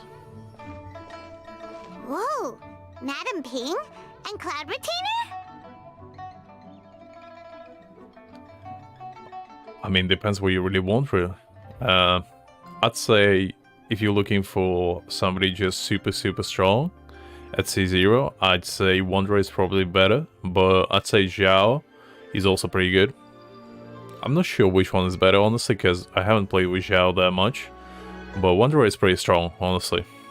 It appears you made haste after all. One arrived but moments before you. Oh, bless my soul. To what do I owe the honor? How nice of you all to come and visit me. Miss Illuminated Bird, haven't you said anything yet? Said what, precisely? And why should one be tasked with saying it? 'Cause you're the one who's known Madame Ping the longest. Street word. Or rather, presumably, you would prefer to be addressed as Ping? Oh, Cloud Retainer, you are uncommonly polite today. Given that Lantern Rite is almost upon us, the weather in the city is most pleasant, and a sweet floral fragrance lingers in the air. Pretty cute. Cloud Retainer. I like it. Ganyu, please continue from here. Huh? I didn't notice, but maybe she did. Alright. So, this all started because we were trying to help Mr. Dvorak find the Adeptus who saved his ancestor's life.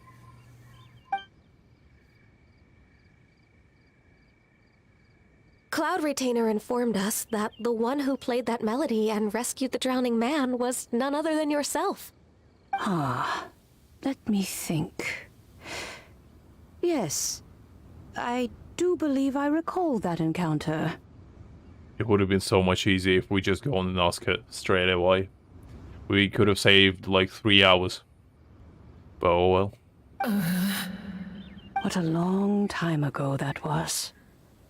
And even more astonishing, perhaps, is the fact that this story has survived this long at all, when mortal lives are so very brief. It appears that she has proven herself right once again. Who's she? We like to call her Guizhong. From the look in Cloud Retainer's eyes, I sense that she has already told you all about her. Albeit reluctantly, one might add. Oh, there is no harm done. After all, Lantern Rite's very purpose is to commemorate the heroes who gave their lives for Liyue. Oh, has it been 4 hours? Goddamn. Time sure flies. Although Guizhong did not live to see the splendid sights of today. So how has she proven herself right again exactly? Once upon a time, she said to me that humans were a weak form of life that she wished to protect with her wisdom. But as she interacted more and more with them, her opinions on them began to change. She marveled at the beautiful complexity of their spirits, the sheer splendor of all they could accomplish through their hard work and intelligence. KP, we don't talk about that. We never talked about that. Nothing happened. Everything went fine there. Do not rewind. She told us that to underestimate human potential would be to make a grave mistake. With the smallest amount of guidance, enormous power can be unleashed in them. And a human who has reached their full potential may well be her equal. That is right. That is right, KP. Someone who could have as much to teach an Adeptus as to learn from them. She always had a way with words. That her mechanical accomplishments were judged superior to one's own was, one suspects, in large part due to her sheer eloquence. Speaking of mechanics, Cloud Retainer, do you still remember that potted plant mechanism? The one that the two of you gave me as a gift? Of course. Guizhong and one both put an immense amount of effort into that gift. It would be no overstatement to call it a testament to each of our individual technical genius. As Guizhong once said, it takes every blade of grass and every flower to make a homeland. That's pretty profound. When I see the sight of Liyue Harbor before us today, I am reminded of this. Madam Ping looks very emotional right now. So am I, really. You kidding? Of all of us, it was Guizhong who was the fondest of these grand and exciting occasions. If she were still with us, I'm quite sure she would still be trying to best Cloud Retainer's finest works at every opportunity. Liyue Harbor is always filled with the sound of music at this time of the year. If she were here, one is certain that she would seek you out to discuss and debate the virtues of various melodies. Oh yeah, music! We've been dying to ask, what was the melody that you played back then? Oh, also, with you being such a music expert and all, why don't you join the concert as a performer? I can make arrangements right away. Oh, as much as I don't wish to dampen your enthusiasm. Oh, come on, Granny, don't do this to me. It's been a long time since I played this zither. My fingers don't have the dexterity they once did. It's alright, no worries. I'm sure you'll do great. And whenever I play that tune, it always reminds me of her. I start wondering what she would think of the changes I have made to her melody. Madam Ping reminds me of my own grandmother, and it's just like, oh, I'm getting emotional here. There was a period of time whenever I started strumming, it almost felt like she was back again. Sitting right there on the stone stool next to me, chatting away. Skybracer and Seagazer too, looking just like they did in the old days. Pineapple pizza was invented in Canada, Doug. My personal take on it is it's not terrible, but it wouldn't be my first choice. Like, it's fine. I don't really have strong opinions on it. No matter how much time goes by, the moment that melody starts playing, it transports me right back to that time in my memory. So the past still weighs heavily on your heart? Oh, I would be lying to myself if I claimed to have completely moved on. But that is not to say that grief doesn't get easier with time. I think I'm just not the biggest fan of ham to begin with. And usually pineapple pizza has ham on it. Like, I don't dislike ham, but it wouldn't be my first choice of meat on the pizza. So maybe that's why I'm not like the biggest fan of pineapple pizza. But I will eat it, like if somebody gets it for me. I just wouldn't be like super thrilled about it.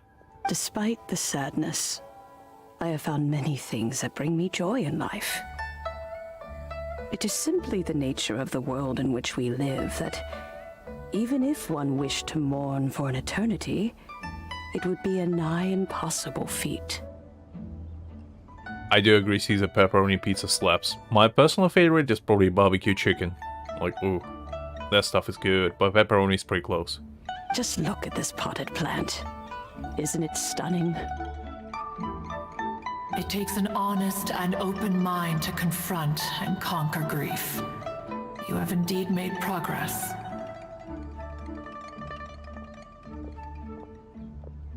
Alright, guys. I'll leave you to it.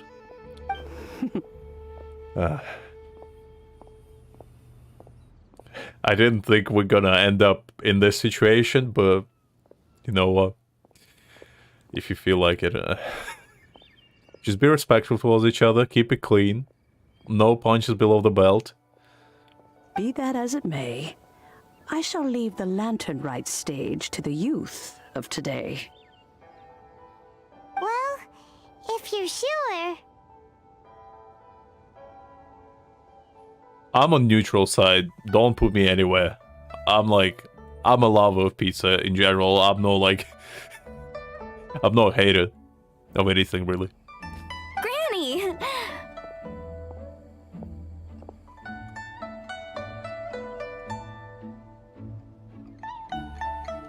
Whoa, what's everyone doing here? Did something bad happen?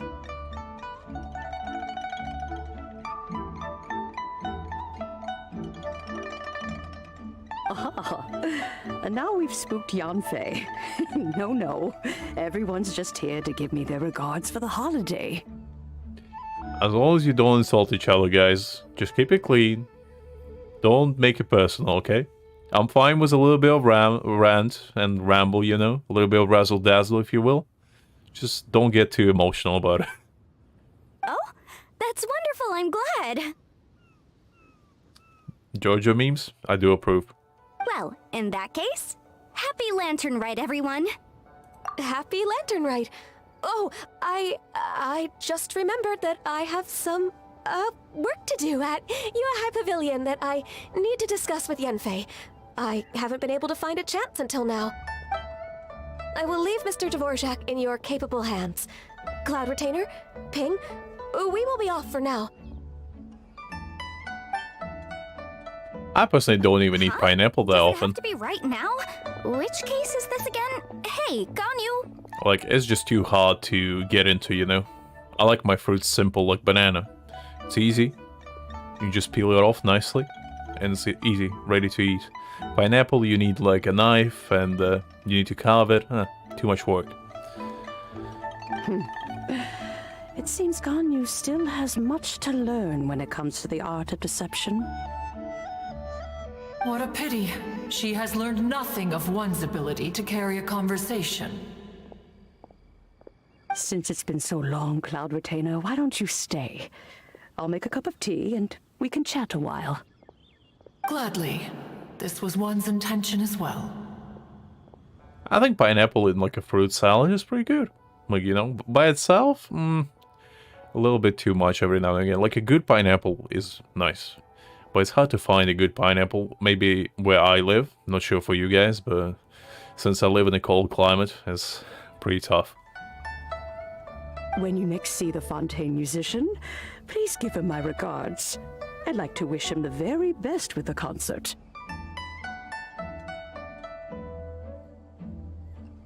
You got it, Madam Ping! Thank you all. I think you've listened to enough of my nattering for one day.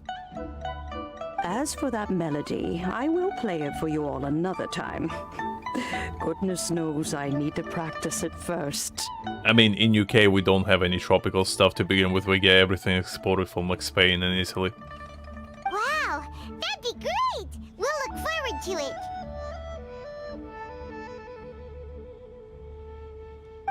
it.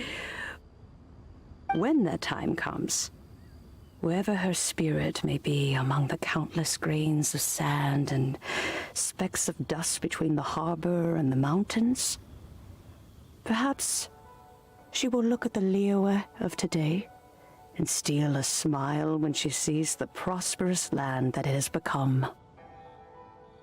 I think it's just a contrast, like me to be a devil advocate for a second. I think people who enjoy pineapple on pizzas, they just like the contrast of like salty and sweet, which is not like the worst thing ever. But you gotta be kinda in the mood for that, honestly. You can't really eat it all the time. Alright, let's go tell Mr. Dvorak the news. This is a peaceful neighborhood. I like how you guys went off on like pizza of all things.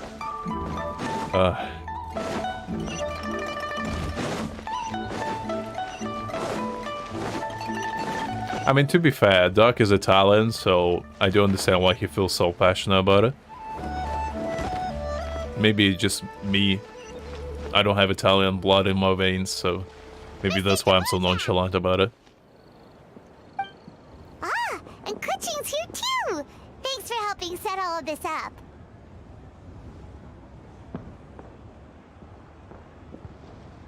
Welcome back. Did everything go well? Really, really well. We found the person Mr. Dvorak was looking for. Caesar, I don't really know what to say to them, guys. Guys, come on. Let's just all agree that there's better pizza out there, to begin with, and there's better food out there. Let's just call it even. I mean, it's really not that important, like, come on. It's just food at the end of the day. I mean, if you don't like it, you don't like it. Like, I don't really like canned food to begin with. It makes my stomach hurt. I know some people who live on that stuff. Like, I was one of those people that couldn't eat like cup noodles because it would make my stomach hurt. But I knew a lot of people that would live on that stuff. And they always called me bougie because I would never eat it. Even though it's not because I don't want to, it's just I can't. Are you serious?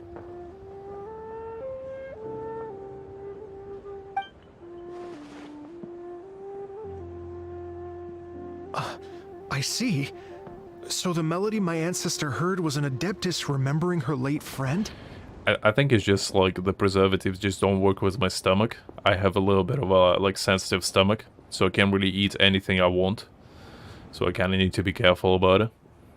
Otherwise I get like pretty bad stomach aches afterwards. It's pretty bad. Because like, while we're on topic of food, I love spicy food. Like, spicy food is awesome. Like Chinese, Thai, Mexican, like you name it. Indian, Spanish, like there's plenty of like spicy food that I love. But I can't eat it. It makes my stomach suffer. And it's a struggle. That certainly explains why it was such a powerful and poignant tune. Huh. That's a really interesting first reaction. Guess that comes with having a musical mind. I have to say, though, it's hard to believe that the fairy from the tale is now an elderly granny. I mean, as I said, I have like a Thai restaurant near me and I go there all the time. I mean, it's so good. But it messes you up like completely for the day. I need to be like in my best condition. I can't eat it in the middle of the week because the next day I will feel like I'm dying. I need to like do it on a weekend and I need to be like mentally prepared. Oh, Paimon knows exactly what you mean. Normally Adepti don't age at all. I mean, lactose intolerant is a pretty bad one as well. I'm luckily not like super lactose intolerant. Like, it only happens when I like abnormal amounts of cheese. Which I don't usually do, so I'm fine on that front, luckily. But Streetward Rambler, or Madam Ping as we know her, probably only became old because it's what she wanted for herself. The problem is my family doesn't like spicy food, so I grew up with pretty, like, the hardest my mother would go is paprika. So, yeah, in food. Salt, pepper, and if she feeling frisky, paprika. I was like that guy that would just buy like chili flakes and would just put it on everything and like Tabasco. I go like hot sauces. I would suffer afterwards, but you know what, for the flavor. Madame Ping possesses vast knowledge and great wisdom. Whatever physical form she may decide to take, her mind and wits are as sharp as they come. Yep, Ka-Ching summed it up perfectly. That's exactly what Paimon was trying to say. I think... yes. I must thank her in person. That can wait until after the concert, though.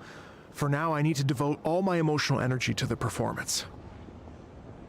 Come on, guys. Don't start arguing again about the woods now. Ah, speaking of, Madame Ping wishes you all the best with the music festival. I don't really eat desserts that often, so I do agree that salty food is pretty good. Paimon has a sneaking suspicion that she'll stay in her usual spot, but listen to the performances from afar. Wait, are you serious? I can't eat chips, like... I love chips, but yeah. Once again, need to keep my stomach in check. Like, I only able to eat like certain things, and I can't eat like stuff that's too fatty. Otherwise it just messes me up. Struggle, honestly. Oh no, now I'm starting to get nervous.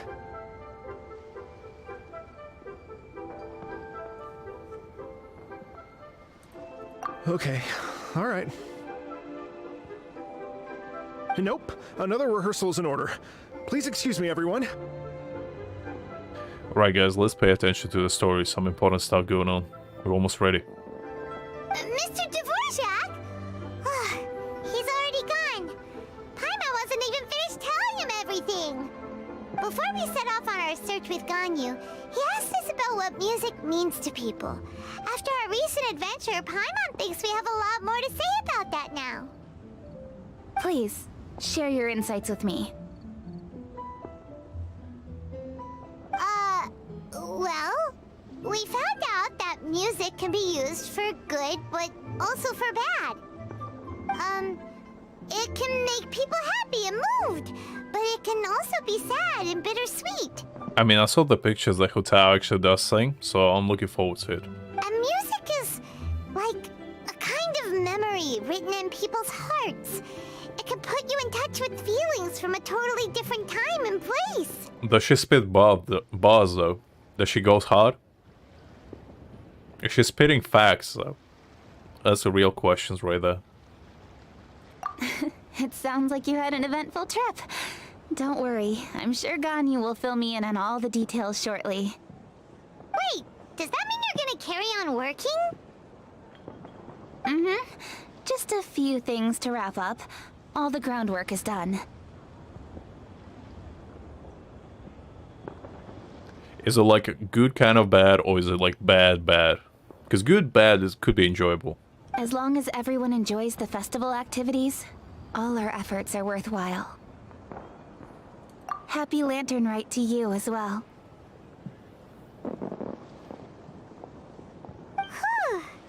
That should be everything taken care of, right? Oh, no, wait.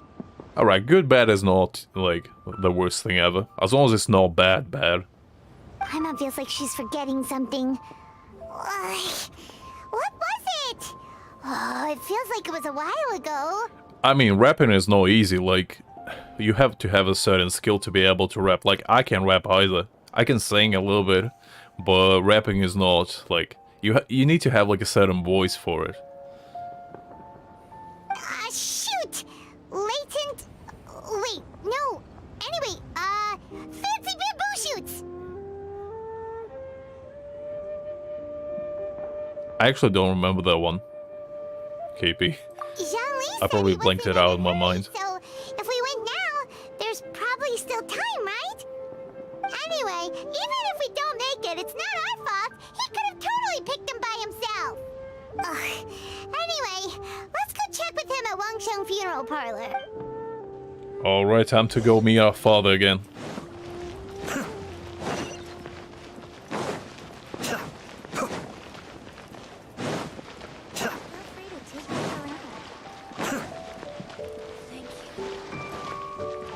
Dad, we have returned. Where's father? What is this going on?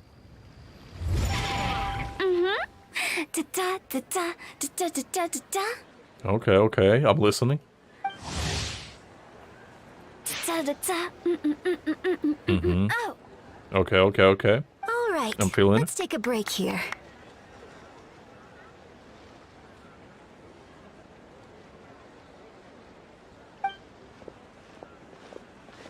Oh wow, look who it is!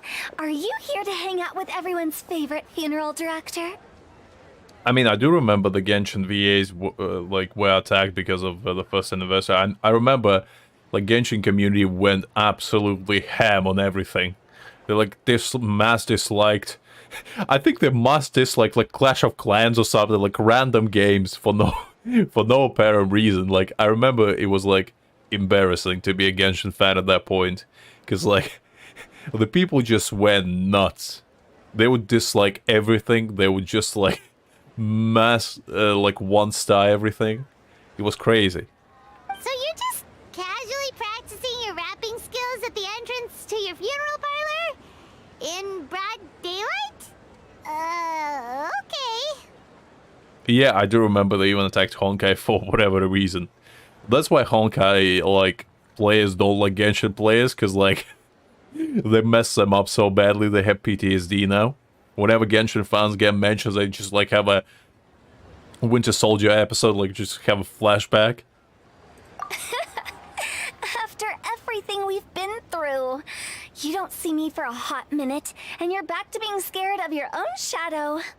We have all this open space, a clear view of the mountains behind and the sea in front. Not to mention we have several invisible audience members enthusiastically cheering us on. It's the perfect spot to rehearse. Invisible audience members? That doesn't sound good.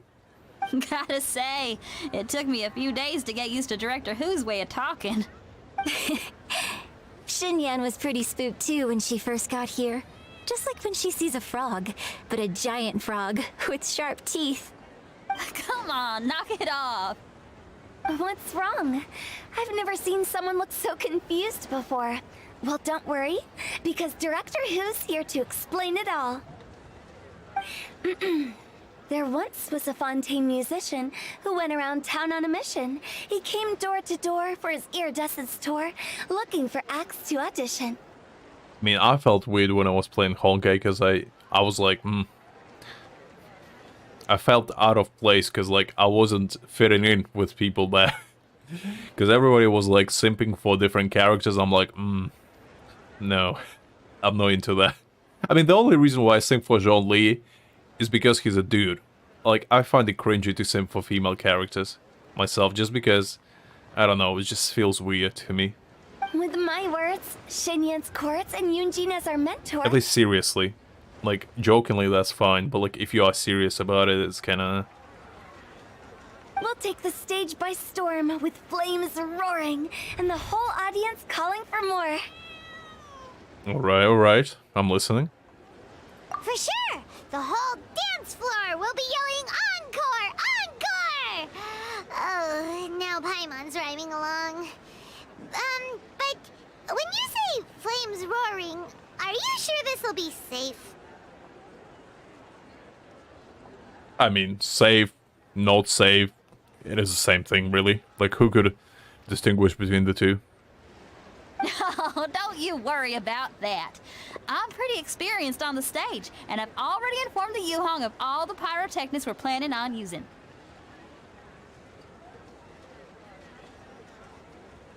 Yes, but like, as I said, I just find it weird, like, full-on simping for fictional characters, you know?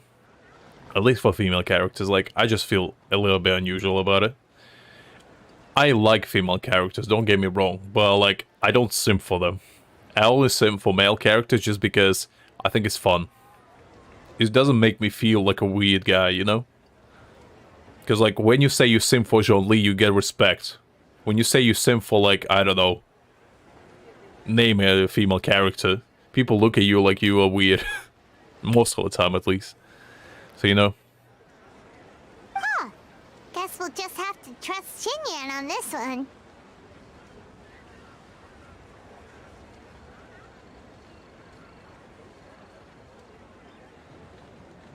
Oh, Zhongli. He took one of those fancy meal boxes and set off for the mountains. Said he wanted to pay a visit to some old friends. It's a real pity that he couldn't be around for this. As well as being a true connoisseur of traditional art forms, he's able to appreciate Xinyan's performances too. I just don't like the word simping to begin with, because like it insinuates that like you are so thirsty for the character that you would do anything for them, you know? And I just don't feel that strong about anyone. Besides Zhongli, because if that man asked me to do something, I mean, I'll be there. Yeah, that's right. Matter of fact, he was the one who first invited me to perform here. To tell the truth, though, I never thought I'd really find myself rehearsing here one day. Well, now you know. The Wangsheng Funeral Parlor is a great location. All of you are always welcome to come and hang out here, especially if you're in the mood to try something new. No, Caesar, it's perfectly fine to admire a character. I think just the word simping gets thrown around so often nowadays that like it's lost all its meaning. But originally what it meant is basically like the desperate guys who would like seek female attention no matter what, even by degrading themselves. And I don't like that, you know? I feel like you gotta have a pride as a human being. You shouldn't like lower yourself to think that you're beneath someone. Especially a fictional character, like, it's a bit weird to me. But admiring characters is perfectly fine. There's absolutely nothing wrong with it. Like, I like Dia. I think she's awesome. She's a powerful, strong woman, and I respect that. I can speak to that. Hu Tao is always full of fun surprises. And jump scares. Yeah, that's kind of what I meant, Caesar, because I know that it's kind of hard to understand what simping means nowadays, because everybody just uses so frivolously. That it's kind of like just means whatever.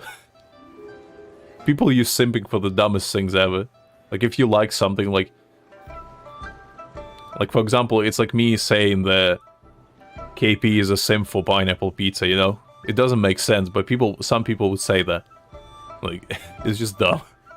Actually, Xinyan, I have some lyric ideas for your part. Do you want to go through them together?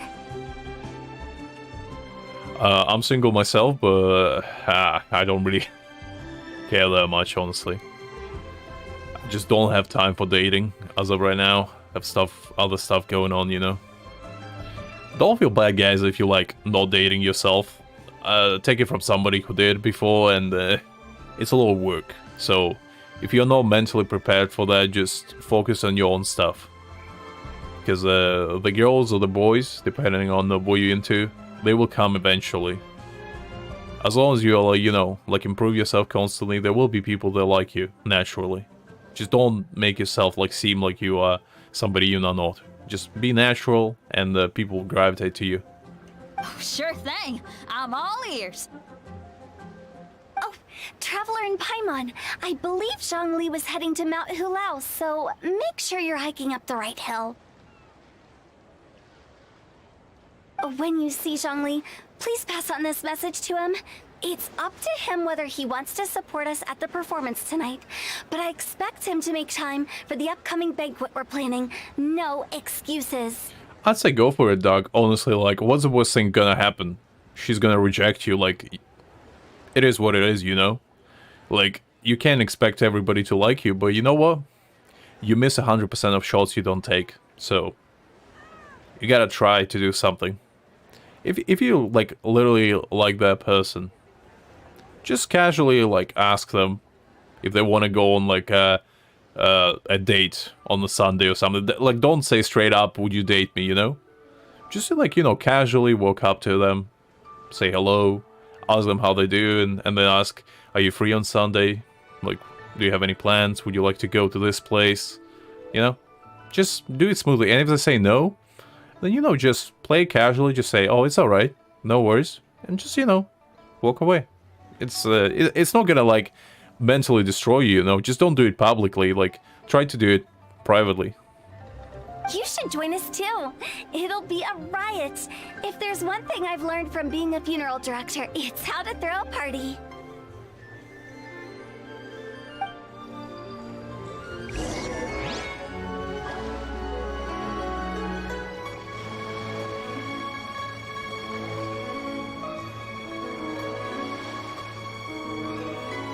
As I said before, if somebody says no, just don't take it personally. Just make it a valuable lesson for future reference. Like, don't let rejections define you, because, like, you will be rejected whether you like it or not. Like, you know John Lee, okay? I know it's a weird example, but we're not perfect. We all have flaws, and majority of people are pretty good at spotting those flaws. So, just try to find somebody that likes you for who you are, and make sure that person makes you happy. That's really how it is, honestly. Because, like, I had multiple relationships. Some of them were good, some of them not so much. And, you know, it's a experience, if anything, because, like, just don't try to make it like it's everything, you know? Don't put too much pressure on yourself to, like, make yourself look good in front of your crush. And just be, you know, like, casual about it. Don't stress out too much. Play cool. And if they reject you, you know, it's not the end of the world. Just make sure you don't, like, break down, start crying or something. Like, you don't want to embarrass yourself. But yeah, that's kind of my advice for you guys. I know that some of you are a little bit on the younger side, so you're probably, like, just in that period where you think about dating someone. And, you know, it is difficult to find somebody. It's not easy. For both, like, men and women. It's not easy for other one. Especially if somebody you like is, like, you know, more attractive than you, or, like, more smart than you, more popular. It's tough, but, you know, just make sure you don't, like, degrade yourself. Just never say that you're, like, not good enough, because I dated some people that were way out of my league.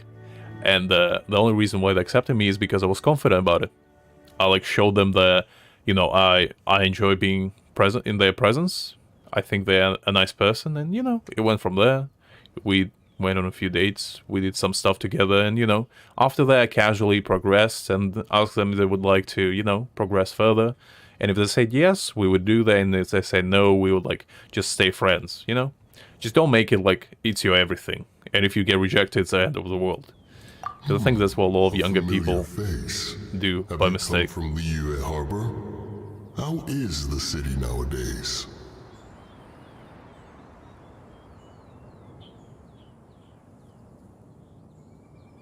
Everything's great! But, you know, if you're so curious, you can always go and check it out for yourself.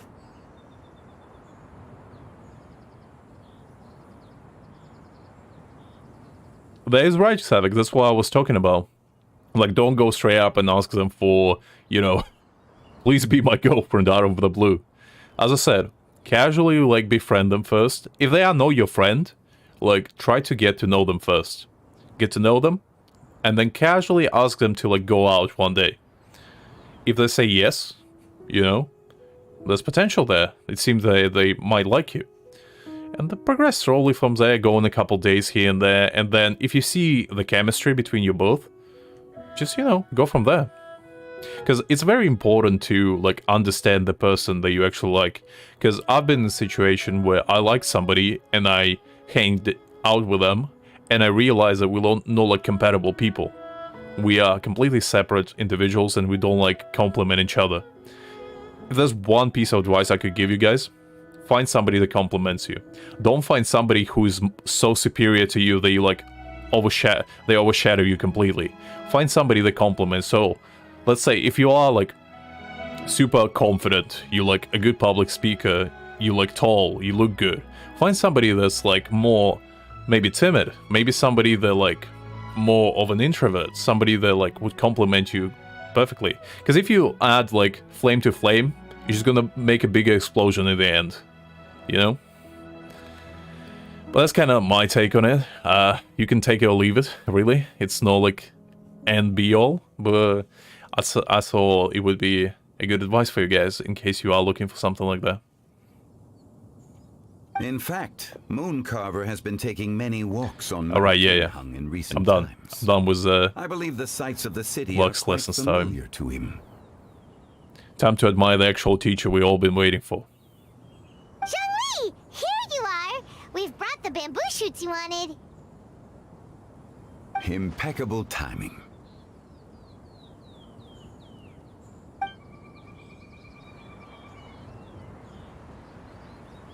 Traditionally, bamboo shoot soup ought to be slow-cooked for many hours on low heat.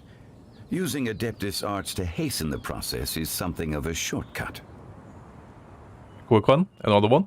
If you guys don't feel self-confident about yourself, start working out. Even if you're young. Working out makes your confidence go up 1,000%. Alright, I'm done. That's it. Let's continue. Wait, that mechanism, is that? Indeed. Cloud Retainer kindly lent me her supreme cuisine machine. Can we not just call it a cooking machine? Actually, never mind. She seems to take a lot of pride in her mechanical gizmos, so it's probably best if Paimon doesn't go changing the name willy-nilly. That's a good idea. I trust that you found the answers you were seeking during your recent journey? Indeed so. Excellent. The past should be remembered, but not overly dwelt upon. Our journey should be seen as a means to take on more from the world around us. Truly wise words. When the bamboo shoot soup is ready, I must insist that you try some for yourself. Oh, Zhongli! Huta told us to tell you something. I think it's the best course of action is being the best version of yourself. Still. Like, don't just be yourself like, you know, casual, you know? Obviously try to make a good first impression, but, you know, just don't go overboard. Nobody likes show-offs.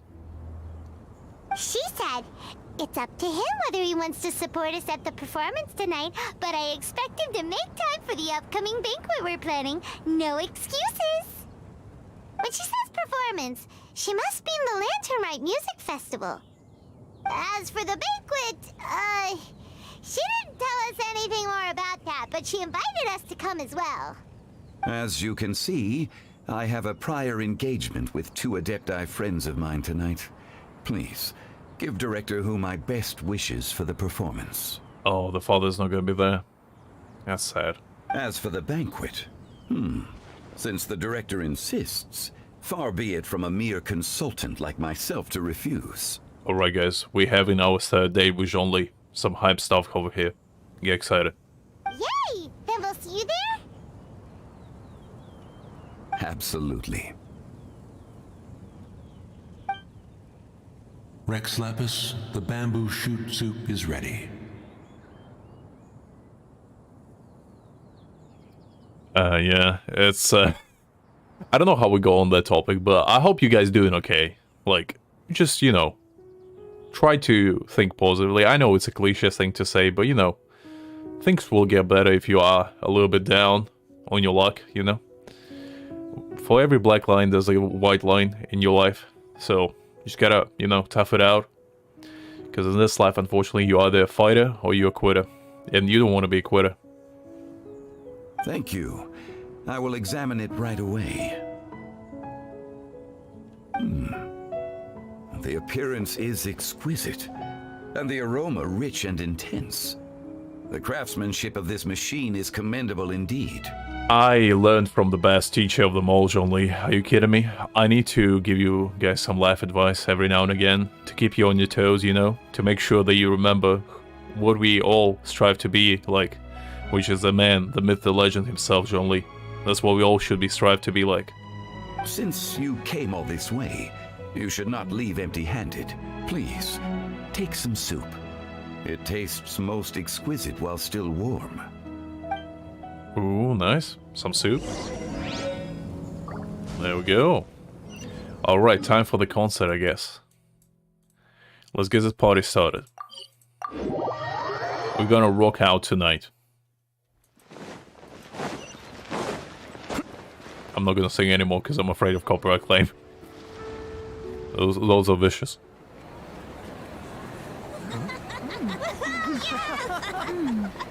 I'm honored to be here on the Iridescence Tour stage. All right, without further ado, I'm Xinyan, this is Hitao, and this is a little something called... Alright, I'm feeling it. The tune is nice.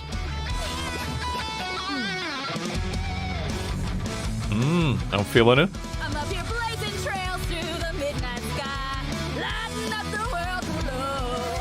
And when the crowds all hear my voice, they'll meet the spirit of rock and roll. Let's go!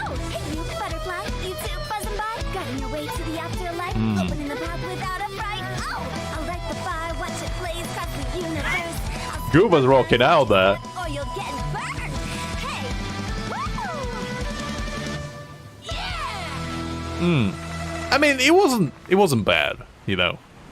It's just Does anyone have any plans tomorrow? I feel like the Chinese translation wasn't quite adapted for English one. Interested? The Tianquan footing the bill?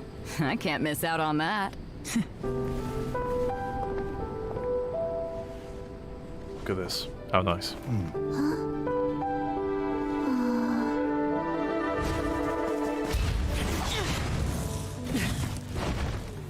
Wu Zhao by himself, come on.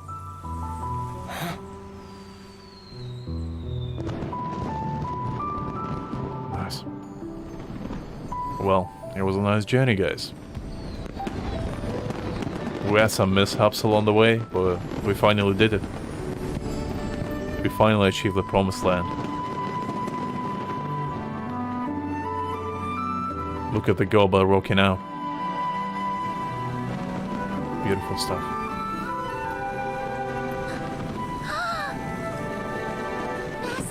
Master, listen!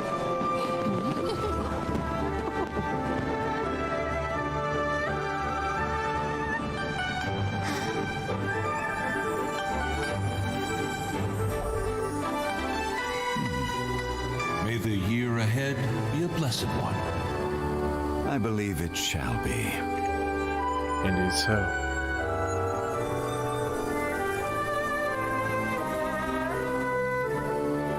Master, the Xiao Lanterns, Elementary. One shall fashion for you a Xiao Lantern, the likes of which the world has never seen. And you must take it to Liyue Harbor to display its magnificence for all.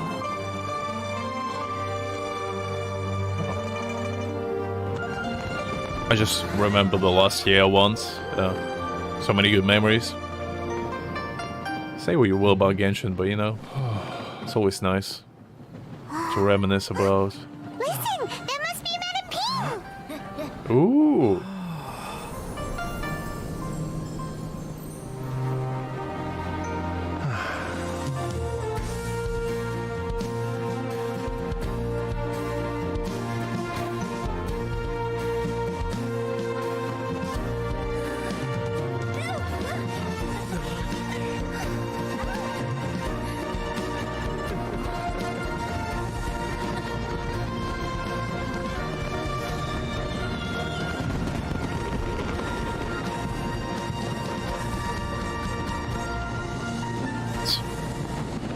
Well, that was great.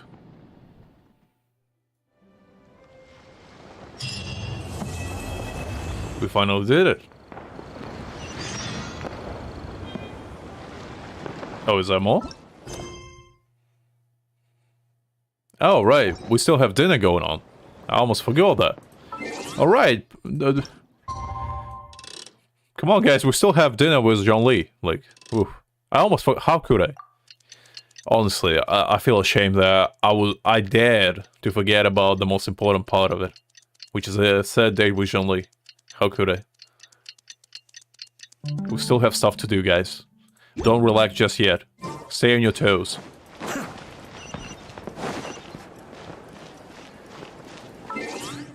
Didn't I? Oh, I guess I need to rewind a little bit more. Next day.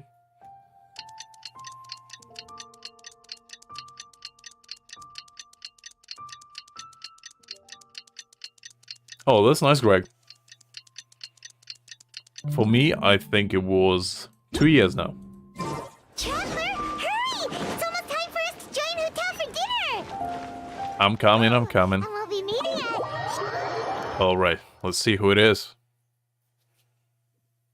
As expected! Oop. Oh, so that's how it is. Thanks for the suggestions, Mr. Zhongli. I have them all noted down. Okay. I've long heard that your knowledge encompasses all things old and new, Mr. Zhongli, but I never knew that you were well versed in the art of cooking, too. It is truly an honor to make your acquaintance. No need for formalities. I too feel humbled to be in the company of such talented young people. There are many things I could learn from you. Oh, you flatter us. If it's possible, may I trouble you to provide a few words of guidance for my practices in exorcism? I don't look at the chat, guys, so... Exorcism? I can't say I'm an expert in the field, but if you don't mind, we could start by discussing... Since you say it's a surprise, I know that some of you probably said it already, so... I want it to be a surprise for me as well. Let's see. Whoa, there's so many people here! All we knew was that Hotel invited Zhongli over. Paimon never thought we'd be meeting so many old friends! Happy Lantern Rite, everyone! Happy Lantern Likewise. Please take a seat. Alright. Nice company. Happy Lantern Rite! Are you having fun? Yes, yes. A lot of fun. Me too. I've seen Xinyan perform before, but this is the first time I've watched something like this. Could have been better, but you know. Probably just English one. I'll watch the Chinese one later, it's probably much better. I heard that the audience loved it too, and she's been receiving quite a lot of performance invitations lately. She's more busy than ever, and Yoonjin's gonna help her. Yep, and they asked us to pass on their season's greetings to everyone. They hope we'll have a wonderful gathering. The performance was spectacular indeed. However, it gave Xiangling a huge burst of inspiration, which in turn gave us a bit of a headache. Okay. Us? Did Xiangling ask you to try out her dishes too? That, my friend, is beside the point. Watching you eat was enough for me. A nice bromance going on here. Come to Respect think that. of it, I probably shouldn't have burdened Chongyun with eating my share too. Oh. Hold on, Xiangling Outing came up himself with a new like that. recipe? Oh, let Paimon try! See? Someone here knows how to encourage people. Thanks, Paimon. Oh, and I have to thank Mr. Zhongli, too. He gave me lots of useful pointers that really drove it home for me. Oh, so that's what you were talking about before we arrived. Yes, since we'll be dining together, the topic of our conversation naturally revolved around cooking. All Xiangling's ideas are truly unconventional. Her choices in both ingredients and spices are comparable to a melody dancing on the tongue. Exquisite. My suggestions were nothing more than the icing on the cake. Oh, the two of you always deliver. Now I'm getting embarrassed. Anyway, I'll get everyone to have a taste after I've adjusted the recipe based on Mr. Zhongli's advice. That sounds like it might become a little safer to eat. Oh, come on, Chun-Yun, don't be like that. How about I sample the dishes next time? Speaking of eating, Paimon feels like we're missing someone. Do we now? Oh, Huta was the one who invited us, but she's not here. And where's Guoba? Indeed, I do miss Gooba. Where's my boy? Oh, Guoba volunteered to help Dad at the restaurant. God damn it. Come on. You know, lots of people come over to eat during Lantern Rite. Without Guoba helping out, I probably wouldn't have had the time to accept Hu Tao's invitation. Alright, fair enough. As for Hu Tao... The director went to collect a guest. She asked me to stay here and host you for the time being. Okay. Seems like it's almost time. Okay. Huh? Huta went to fetch someone in person? Oh, that must mean they are super important. Okay. Could it be Kuching? Ningguang? Or Captain Beto? I hope not. She didn't clarify. And as her subordinate, I couldn't just pry into the details, could I? Okay, let's see. Ta-da! We're here! Yes. Oh, we're not late to the party, right? Right? Good thing the Conqueror of Demons and I are both as swift as the wind. And whoosh, we made it just in time. I presume it's not Zhao. Because if it is, then I'm happy, but also a little bit disappointed. Let's see. Because I love Zhao, but I was expecting someone else. I see. So the important guest is the Conqueror of Demons. I've been looking forward to meeting you. The director didn't mention anything when she invited us. What a pleasant surprise. Gathered here with us tonight are not only young and accomplished individuals, but also the protector of Leo's peace, Adeptus Alatus. To convene here with all of you is indeed a great honor. Okay. So, some backstory? I didn't expect that. It's almost Lantern Rite, yet you took all the trouble coming here. The director has a way of making it difficult to decline. Rex Lapis, may I ask what troubles you? The director asked me to buy sesame oil in preparation for the celebrations. Then why would you come all the way to Wangshu Inn? I had a pleasant chat with Chef Yen Chao and received some spices from him. And, see? Here's some matsutake and a portion of ham. What about the sesame oil? It's a shame. I couldn't find the kind the director was looking for. Okay, not sure what that was about. I'm sure you're exaggerating, Zhang... sir. There he goes again. Enough with the pleasantries. Go let our guests take a seat. Everyone here today is well known in their own field and has probably heard about one another to some extent. Some of us are even old acquaintances, so there's no need to be this formal. There's one chair. That's free. I have hope. I heard that the Conqueror of Demons and the Traveler are pretty close, no? Great. You two sit together. Okay, fine. I wanted to say with father, but too, director. That's okay. Oh, finally remembered me. When we arrived just now, the host at Shinue Kiosk told me our dishes are almost ready. Perfect timing. Let's not wait any longer and ask them to bring out the food. There should be someone else, right? Come on. I'm waiting. Paimon would have never guessed the person who Tao went to fetch was Xiao. Oh, that's also the first I've heard of the Traveler and Paimon being friends with the Conqueror of Demons. You know Xiao Chu? Knowing is a bit of an overstatement. I've always looked up to him. Still have hope. I'm not giving up yet. I hope it's the one I'm thinking of. You might not know this, Paimon, but we exorcists have worked in close collaboration with the Conqueror of Demons for many generations, dispelling evil together, both in the open and from the shadows. Hard to imagine that thanks to Hu Tao, I've finally gotten the chance to meet him. Conqueror of Demons, I'm honored to make your acquaintance. Likewise. It is a great honor indeed to have a chance to meet the legendary Conqueror of Demons. Changyun has brought that name up quite a few times in the past. I remember you mentioning wanting him to understand the importance of exorcists. We know each other too. He helped try my dishes during the Masterful Chef's cook-off. Oh, right, that did happen. I didn't think we'd have the chance to meet again. Happy Lantern Rite. No anecdote, however, compares to meeting you in person. I'm Xingqiu, Shangli and Changyun's friend. The pleasure is all mine. Whoa, everyone's getting all formal and polite all of a sudden.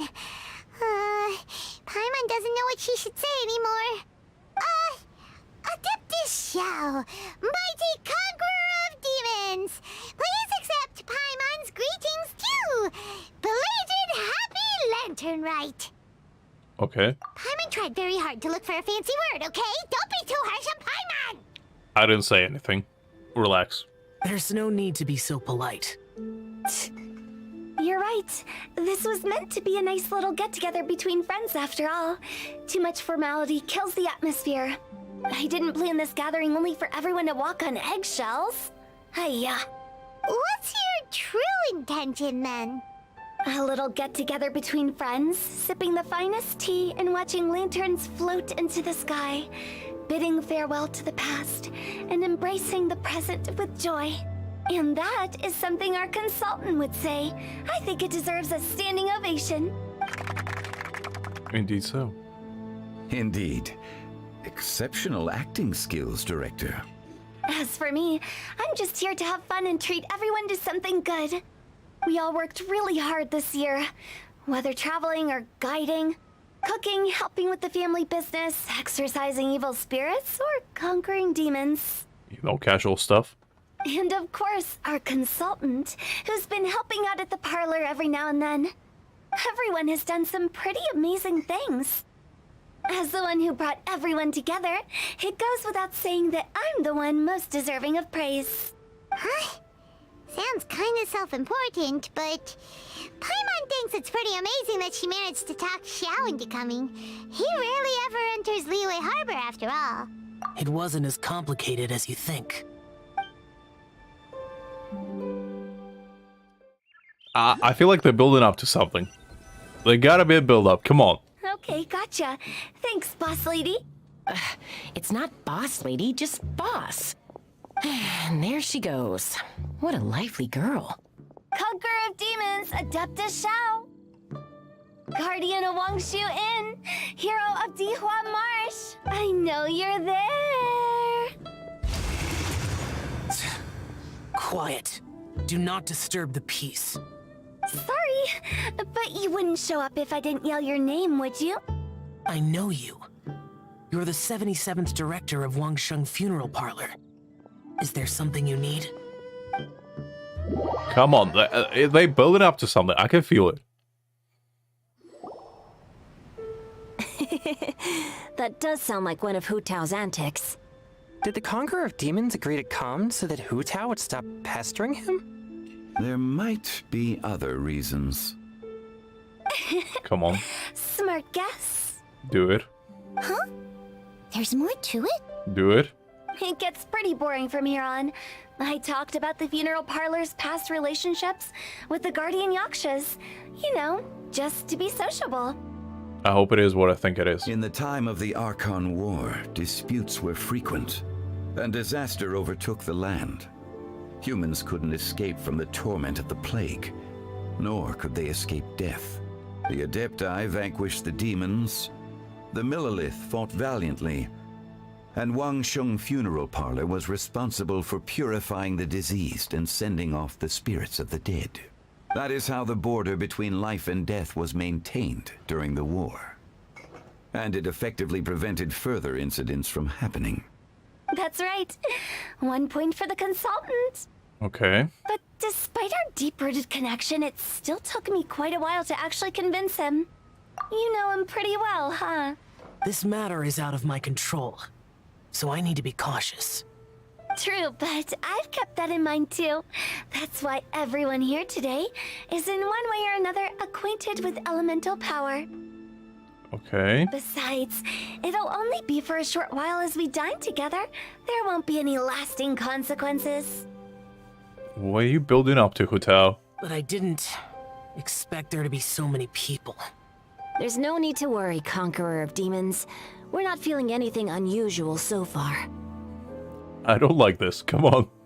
Don't keep me hanging. Our young exorcist over here is protected by his pure yang energy, so he's probably the most resilient. That's not the same. And did you just toss your carrots into my bowl? Hey, don't look away. Huh? What? I'm siding with Chongyun. I saw that too. You're lucky Guoba isn't here today. He hates seeing people being picky with their food. If he'd seen that, he'd definitely make you eat all your carrots. I mean, you don't want to mess with Gooba. Are you kidding me? Oh. Guoba would do that? Is he that uncompromising? I mean, have you seen him? Have you looked at his eyes? That's a pure-blooded warrior right there. He doesn't take shit from nobody. He takes names and beats asses on a daily basis, Krincho. You should remember that. But now that I think of it, Xiangling told me that Guoba used to be the stove god. It sounds like you've heard the rumors. I'm doing fine. Xiao has something going on. Not long ago, before Lantern Rite, I met an old friend. Is this it? Is this it?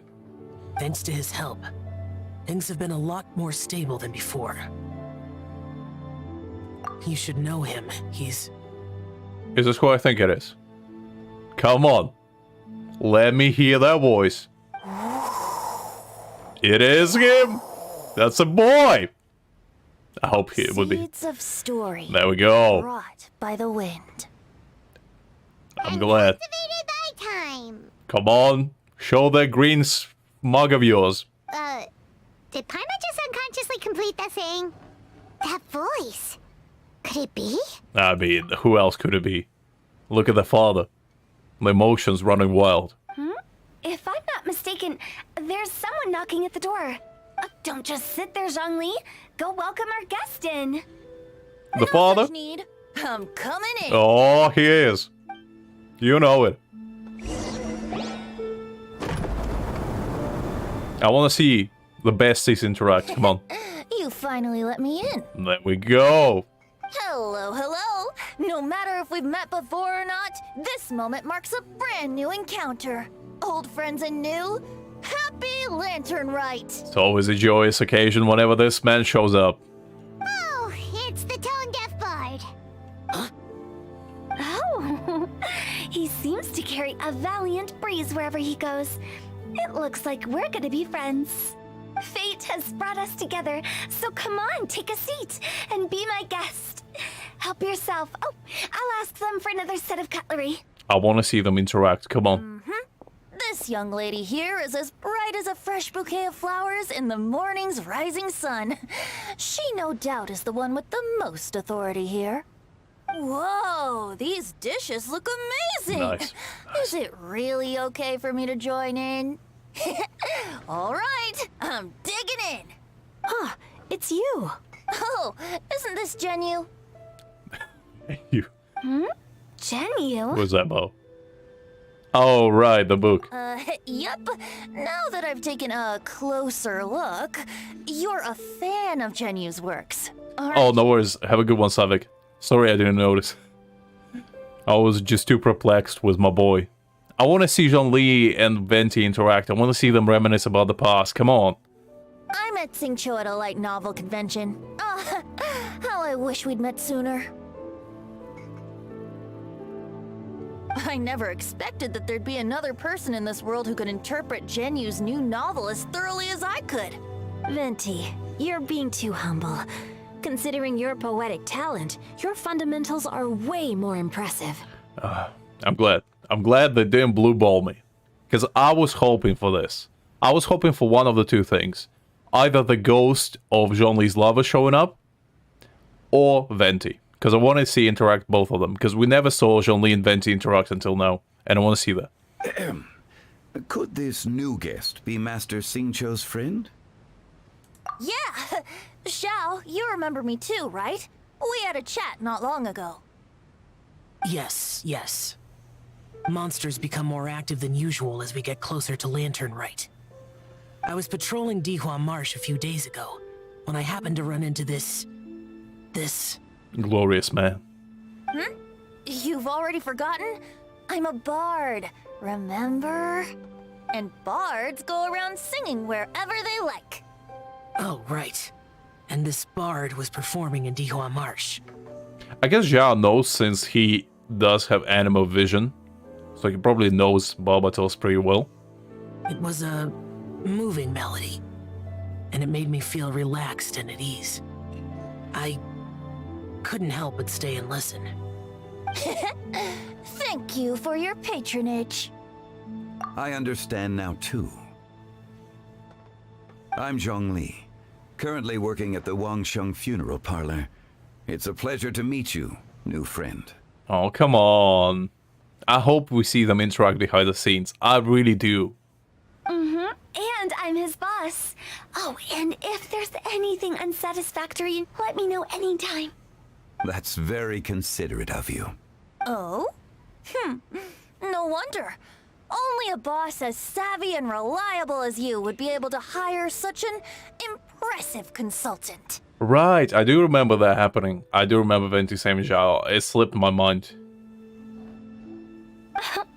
Oh, you're too nice, Venti. Not to brag, but our consultant truly is impressive.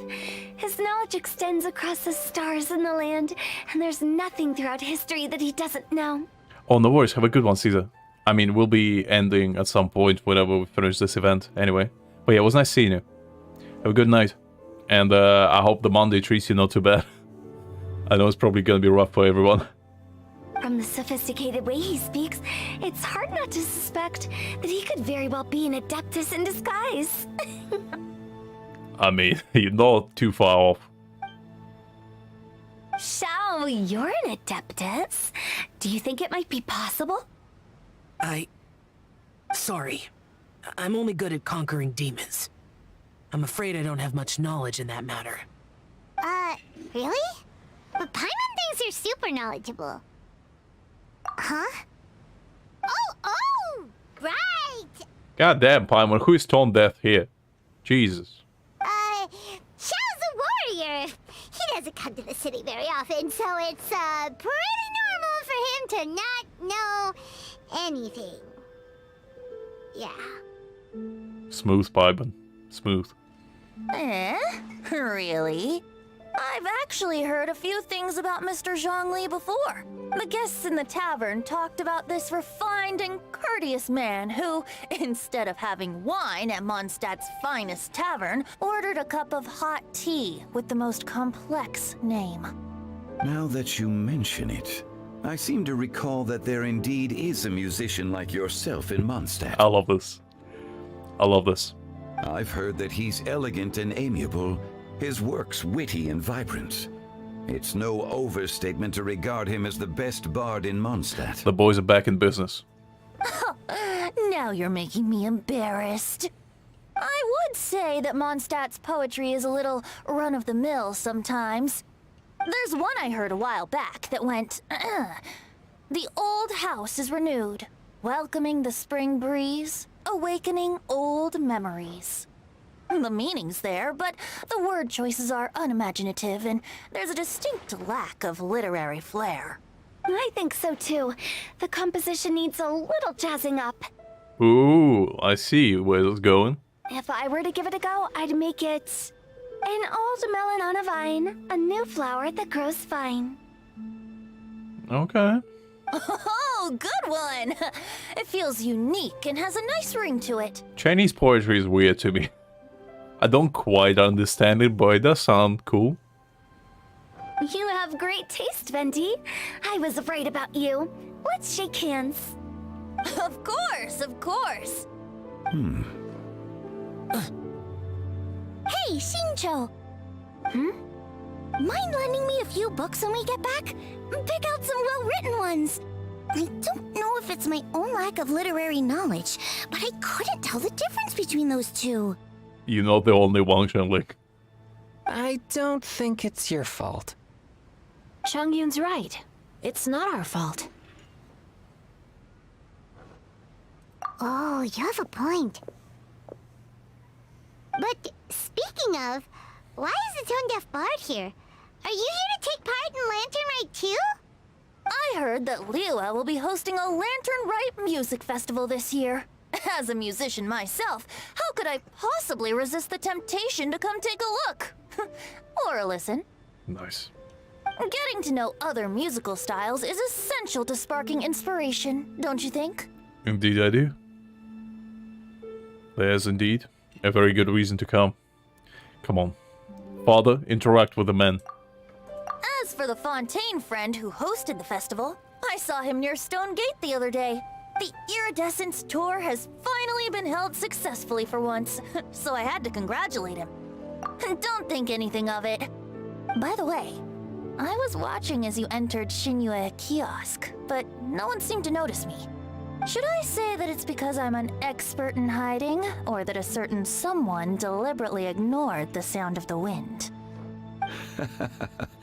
Whenever Lantern Rite comes around, Liyue Harbor becomes bustling with activity. People are all busy watching the lanterns and strolling around the shops, and they might just go travel somewhere on a whim. It is rather difficult to predict another's whereabouts.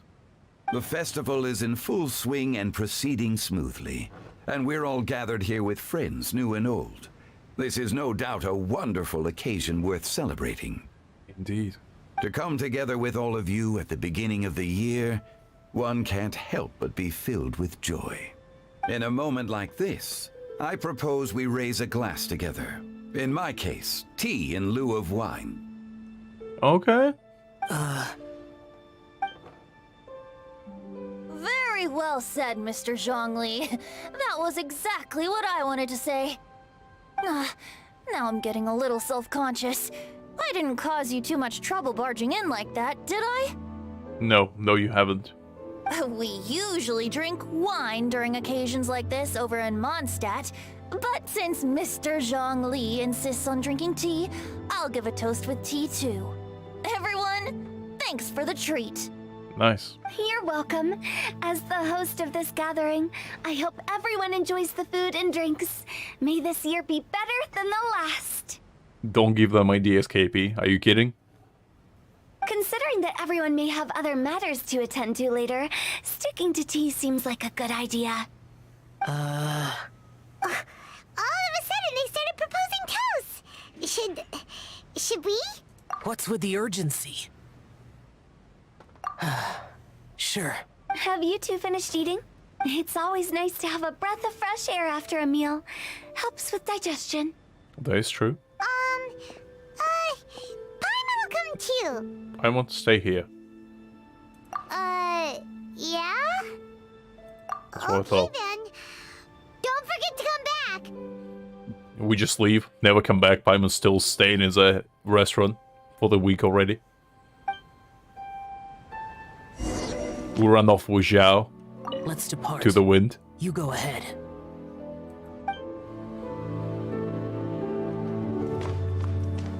It seems like our new friend is an expert in wine. Let's listen to their conversation. I deserve no such praise. I only drink for fun. It's nothing compared to your expertise. Ooh. I'm glad we're only having tea today. What if I got drunk and said something nonsensical? I'd surely become an object of ridicule to someone I've just met. No such thing. I wouldn't dare disrespect the director's guest. Oh, come on, boys. It was nice. I enjoyed that.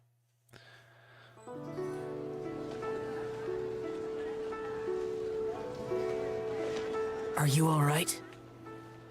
Yes, indeed.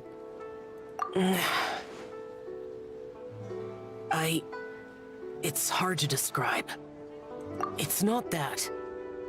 There were those among the Adepti who loved gatherings and idle chit-chat. Sometimes they would call up a few others for a drink. Even I got dragged along to their gatherings many times. The Adepti all have their specialties, making most of them proud and arrogant. Everything they say is straight from the heart. It never gets too complicated.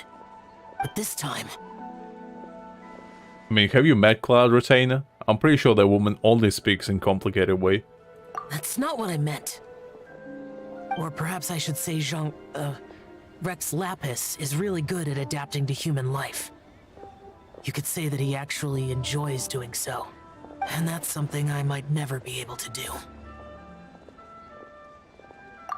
You do you, Zhao. That does sound like something you would say. I mean, I straight up spit in facts all the time. No matter. I know my circumstances. Whenever I think of the ordinary conversations I've had with you, it feels strangely novel. Yes. Good. The parlor director went out of her way with the invitation, so it was difficult to turn her down.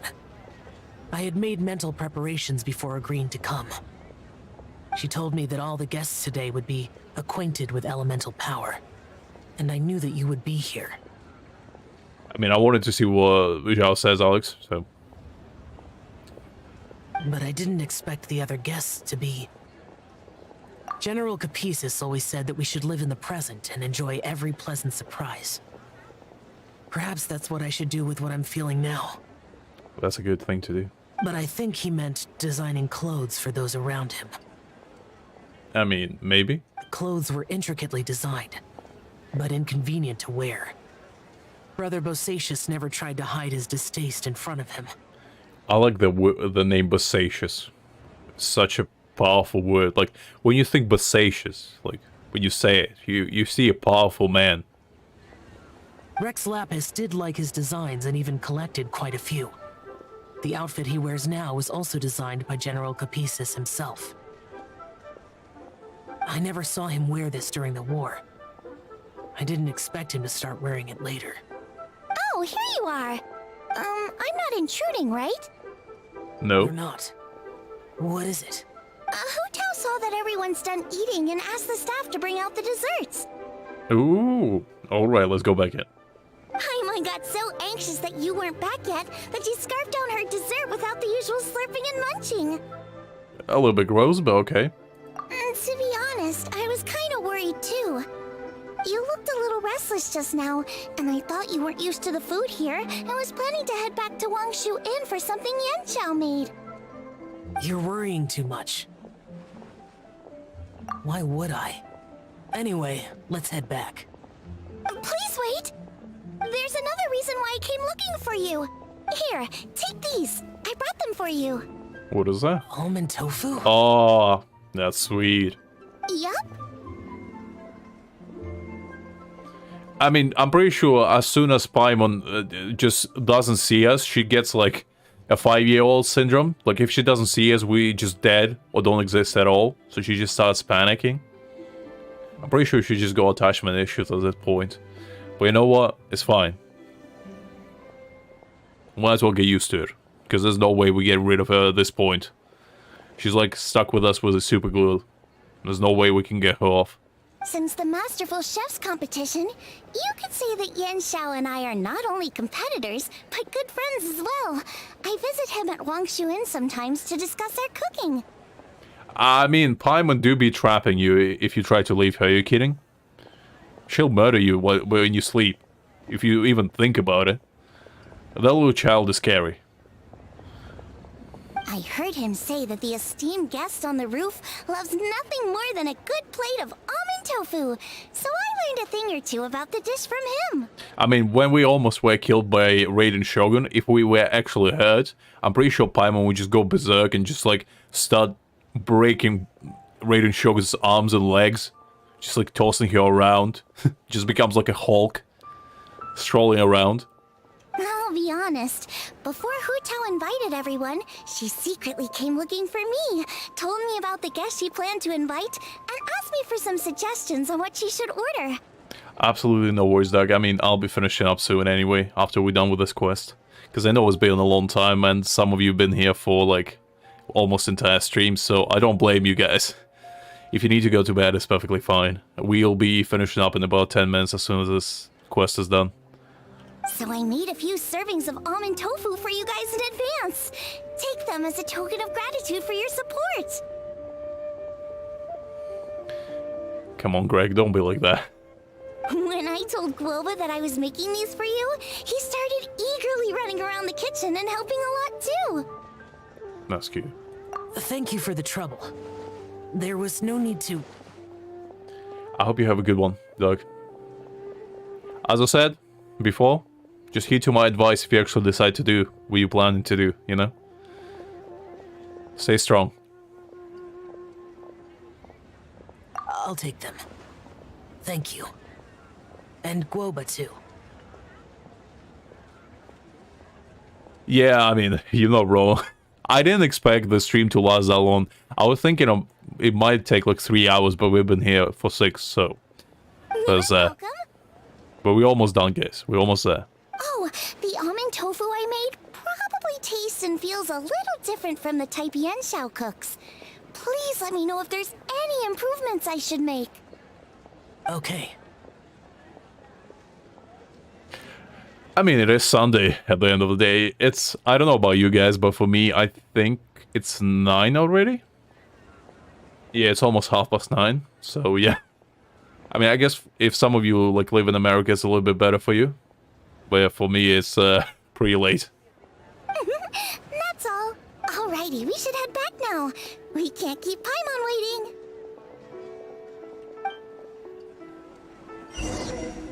Alright, let's go back in. Should be close to the finish.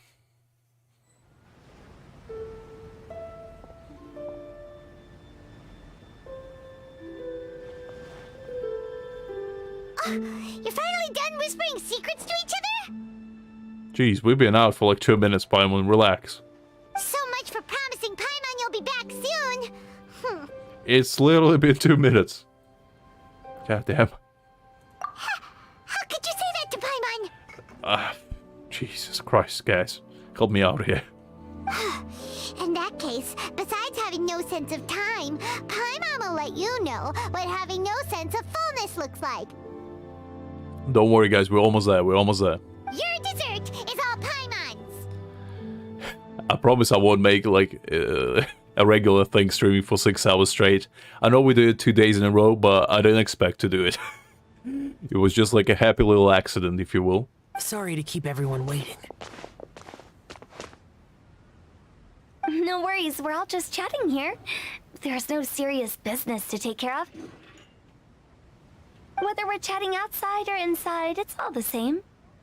Paimon's too busy eating to talk to you. I mean, we did the entire story yesterday of Leeway in like 6 hours as well, so yeah. The entire quest took almost as long as the story. Something to think about.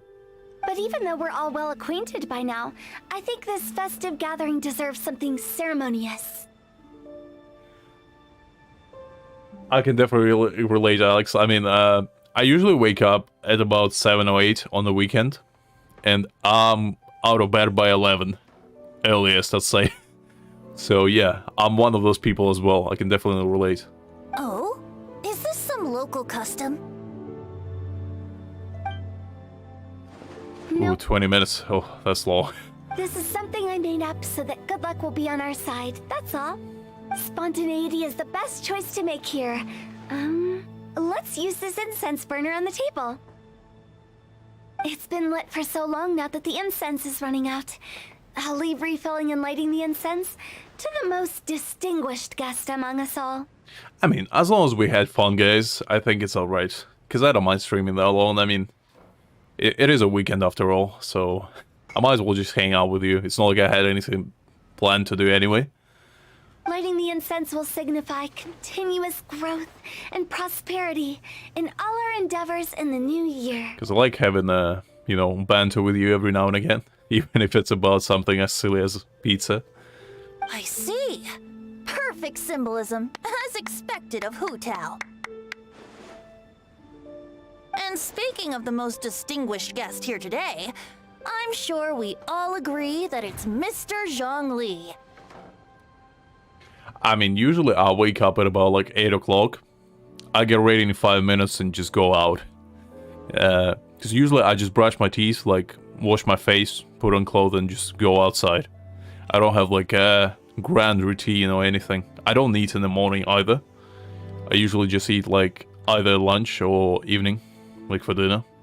I'm not very familiar with the details of his past deeds, but chatting with him has been a real eye-opener, even for a bard who has traveled all across the world.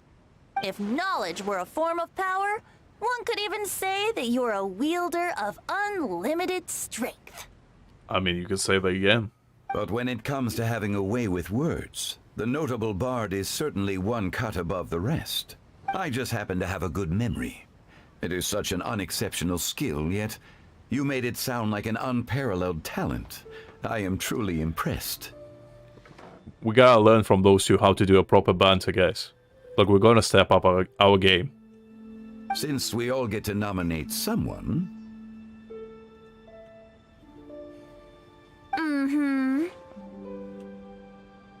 I think it's only fair that we let the parlor director light the incense. Jesus Christ, guys, you gave me like an anxiety.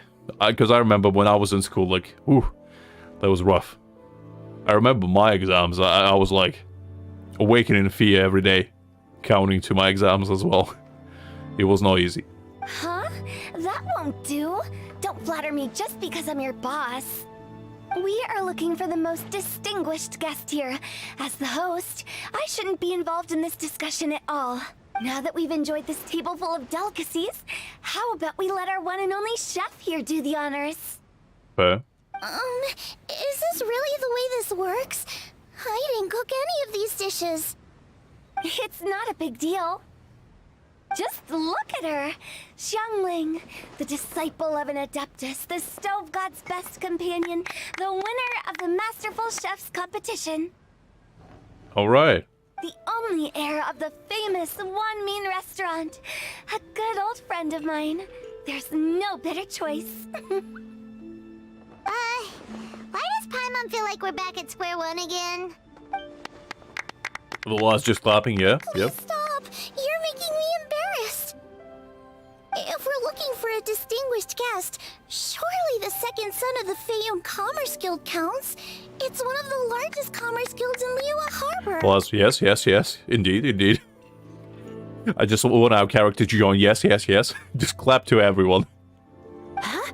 Don't get me involved in this. Oh, not a bad choice. But she's like, yes. Young master lighting the incense. We're all sure to make a huge sum of mora in the new year. That's not how it works.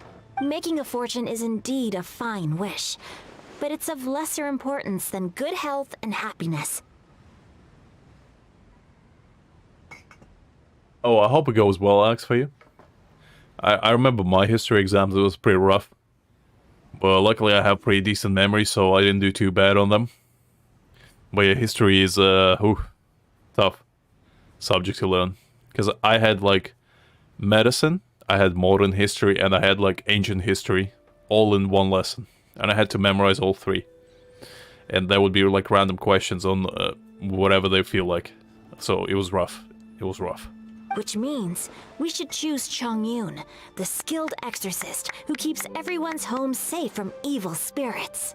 Huh? Now you're nominating me? I can't be the one when we have the Conqueror of Demons right here. Adeptus Xiao has the most seniority among everyone here today. We should... I refuse. I am most certainly not the most distinguished guest here. You should all be able to make the right judgment based on your observations. One person here is well acquainted with everyone else. Wait, what? What is a switcheroo going on? I feel betrayed. What?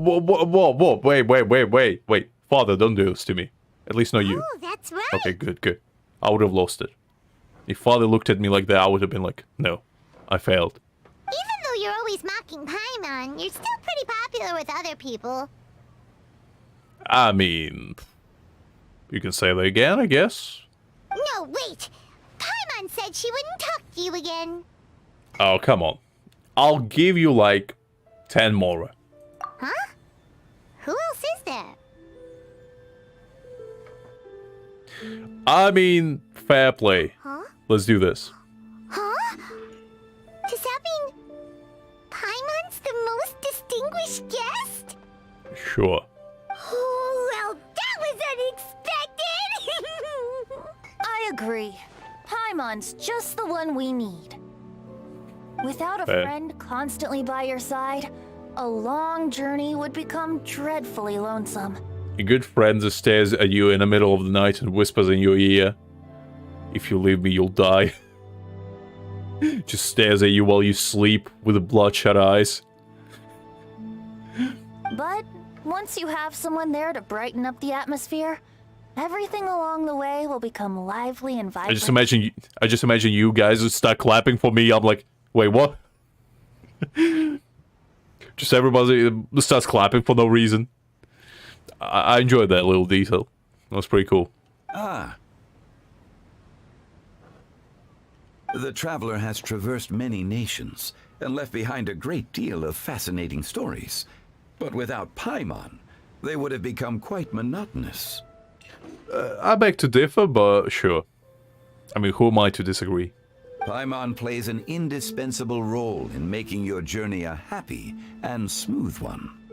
You guys! Paimon's not used to being praised like that. Those were genuine compliments, right? I'm reluctant to say this, but alright. Thank you. You made Paimon wait for a long time, but Yeah? Paimon's not mad anymore. I swear, Paimon, if she was Sally, I still don't like you. Get out. Don't take everything to heart, Paimon. Friends tease each other all the time. That is indeed true. That means Paimon is as important to the traveler as Guoba is to me. I mean, Goba is pretty important. I can't deny that. Looks like we've come to an agreement. Any objections before we proceed? I trust the traveler's judgment. Then Paimon it is. Alright, good. We decided. And now, the world's most excellent traveler's greatest companion, guide, and friend, Paimon, will be refilling and lighting the incense for us. That's a pretty weird diss, Alex. Come on. Don't do your pants like that. Here you go. Take the match, and don't burn yourself. But...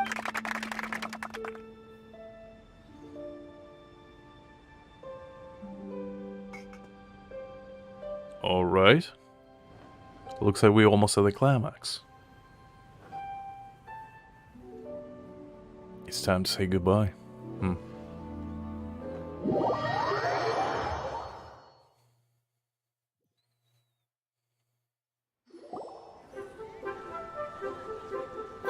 It's getting late. I won't take up any more of your time. You're all free to go as you please. Yep, the tea was amazing too. You don't have to go all polite on me. Just remember to come when I invite you next time. Let's see. It's dark out, so I'm going to accompany Xiangling, Xingqiu, and Changyun back home. As for the rest of the guests, I'll leave them to our consultant. Okay, fair. No need. I'm headed towards the harbor to meet a friend on the ship. There's no need to trouble one such as Mr. Zhongli. I think you know the place I'm talking about. Come meet me anytime. It was great getting to know you all. Let's meet again when the spring breeze begins to blow. Okay. Bye. Oh, we should write poetry together sometime. So they're not gonna talk? Come on. I was hoping they're gonna talk Catch together. you all later then. Oh well. Don't forget to return to the parlor later. There's something I need you to do. Understood. See you later. That sounds ominous, but alright. Well then. Rex Lapis. Just Zhongli will do. I live as a mortal in Liu Harbor now. I am just one among many who begin work at sunrise and retire to rest at sundown. If we were to consider status and seniority as Zhongli, I should be respectfully referring to you as Adeptus Shao. Heaven forbid. I meant what I said. Come on, don't be mean to my boy, father. He's done well.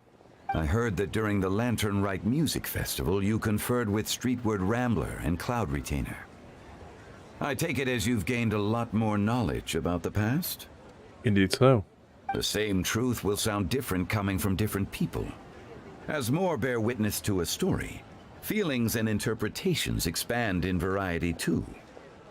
I once had a pleasant chat about the past and present with a Sumeru scholar named Soraya, and learned a few things about her research topic. That name doesn't sound too familiar. From the evidence she found and the conclusion she made, her area of research is already very close to the truth. Okay. But there are multiple sides to humans and gods alike.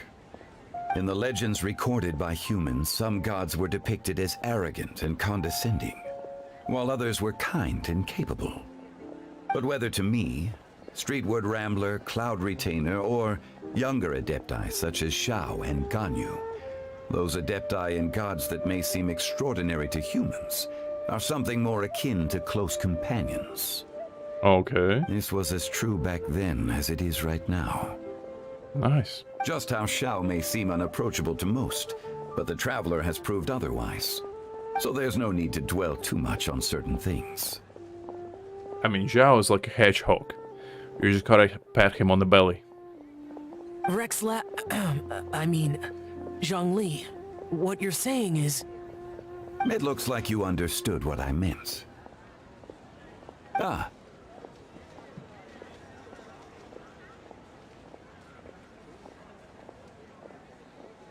Oh, really? That's interesting, Greg. The director asked me to accompany you on your return, but I don't think you'll need my protection. I'll be taking a walk around and admiring the night scenery.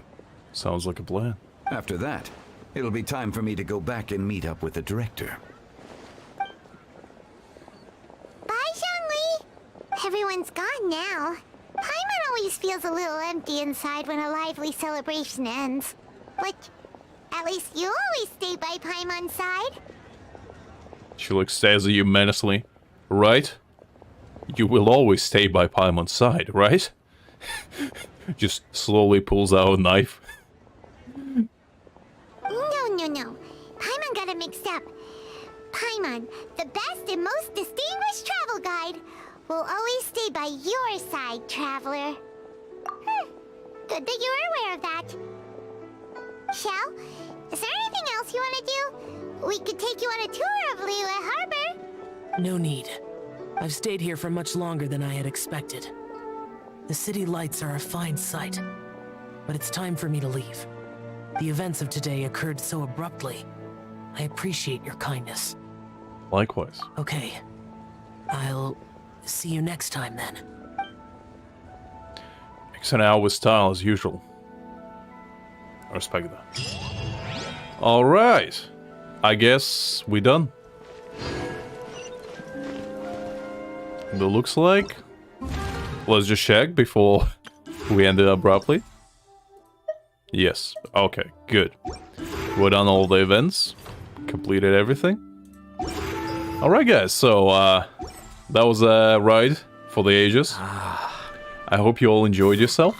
And I know it's been a bit of a bumpy ride, if you will, but I hope you had a good time. Anyway, we're gonna end it here today. I hope you guys have a good day, evening, or night, depending on where you are. And I'll see you guys next time, depending on when I decide to do a stream again. Probably not tomorrow, considering what we went through today. But yeah, anyway, join Discord if you will. And yeah, if not, just keep an eye out on my community page, and I'll post there whenever I go live next time. Anyway, I'll see you later, guys. Have a good one. Bye-bye.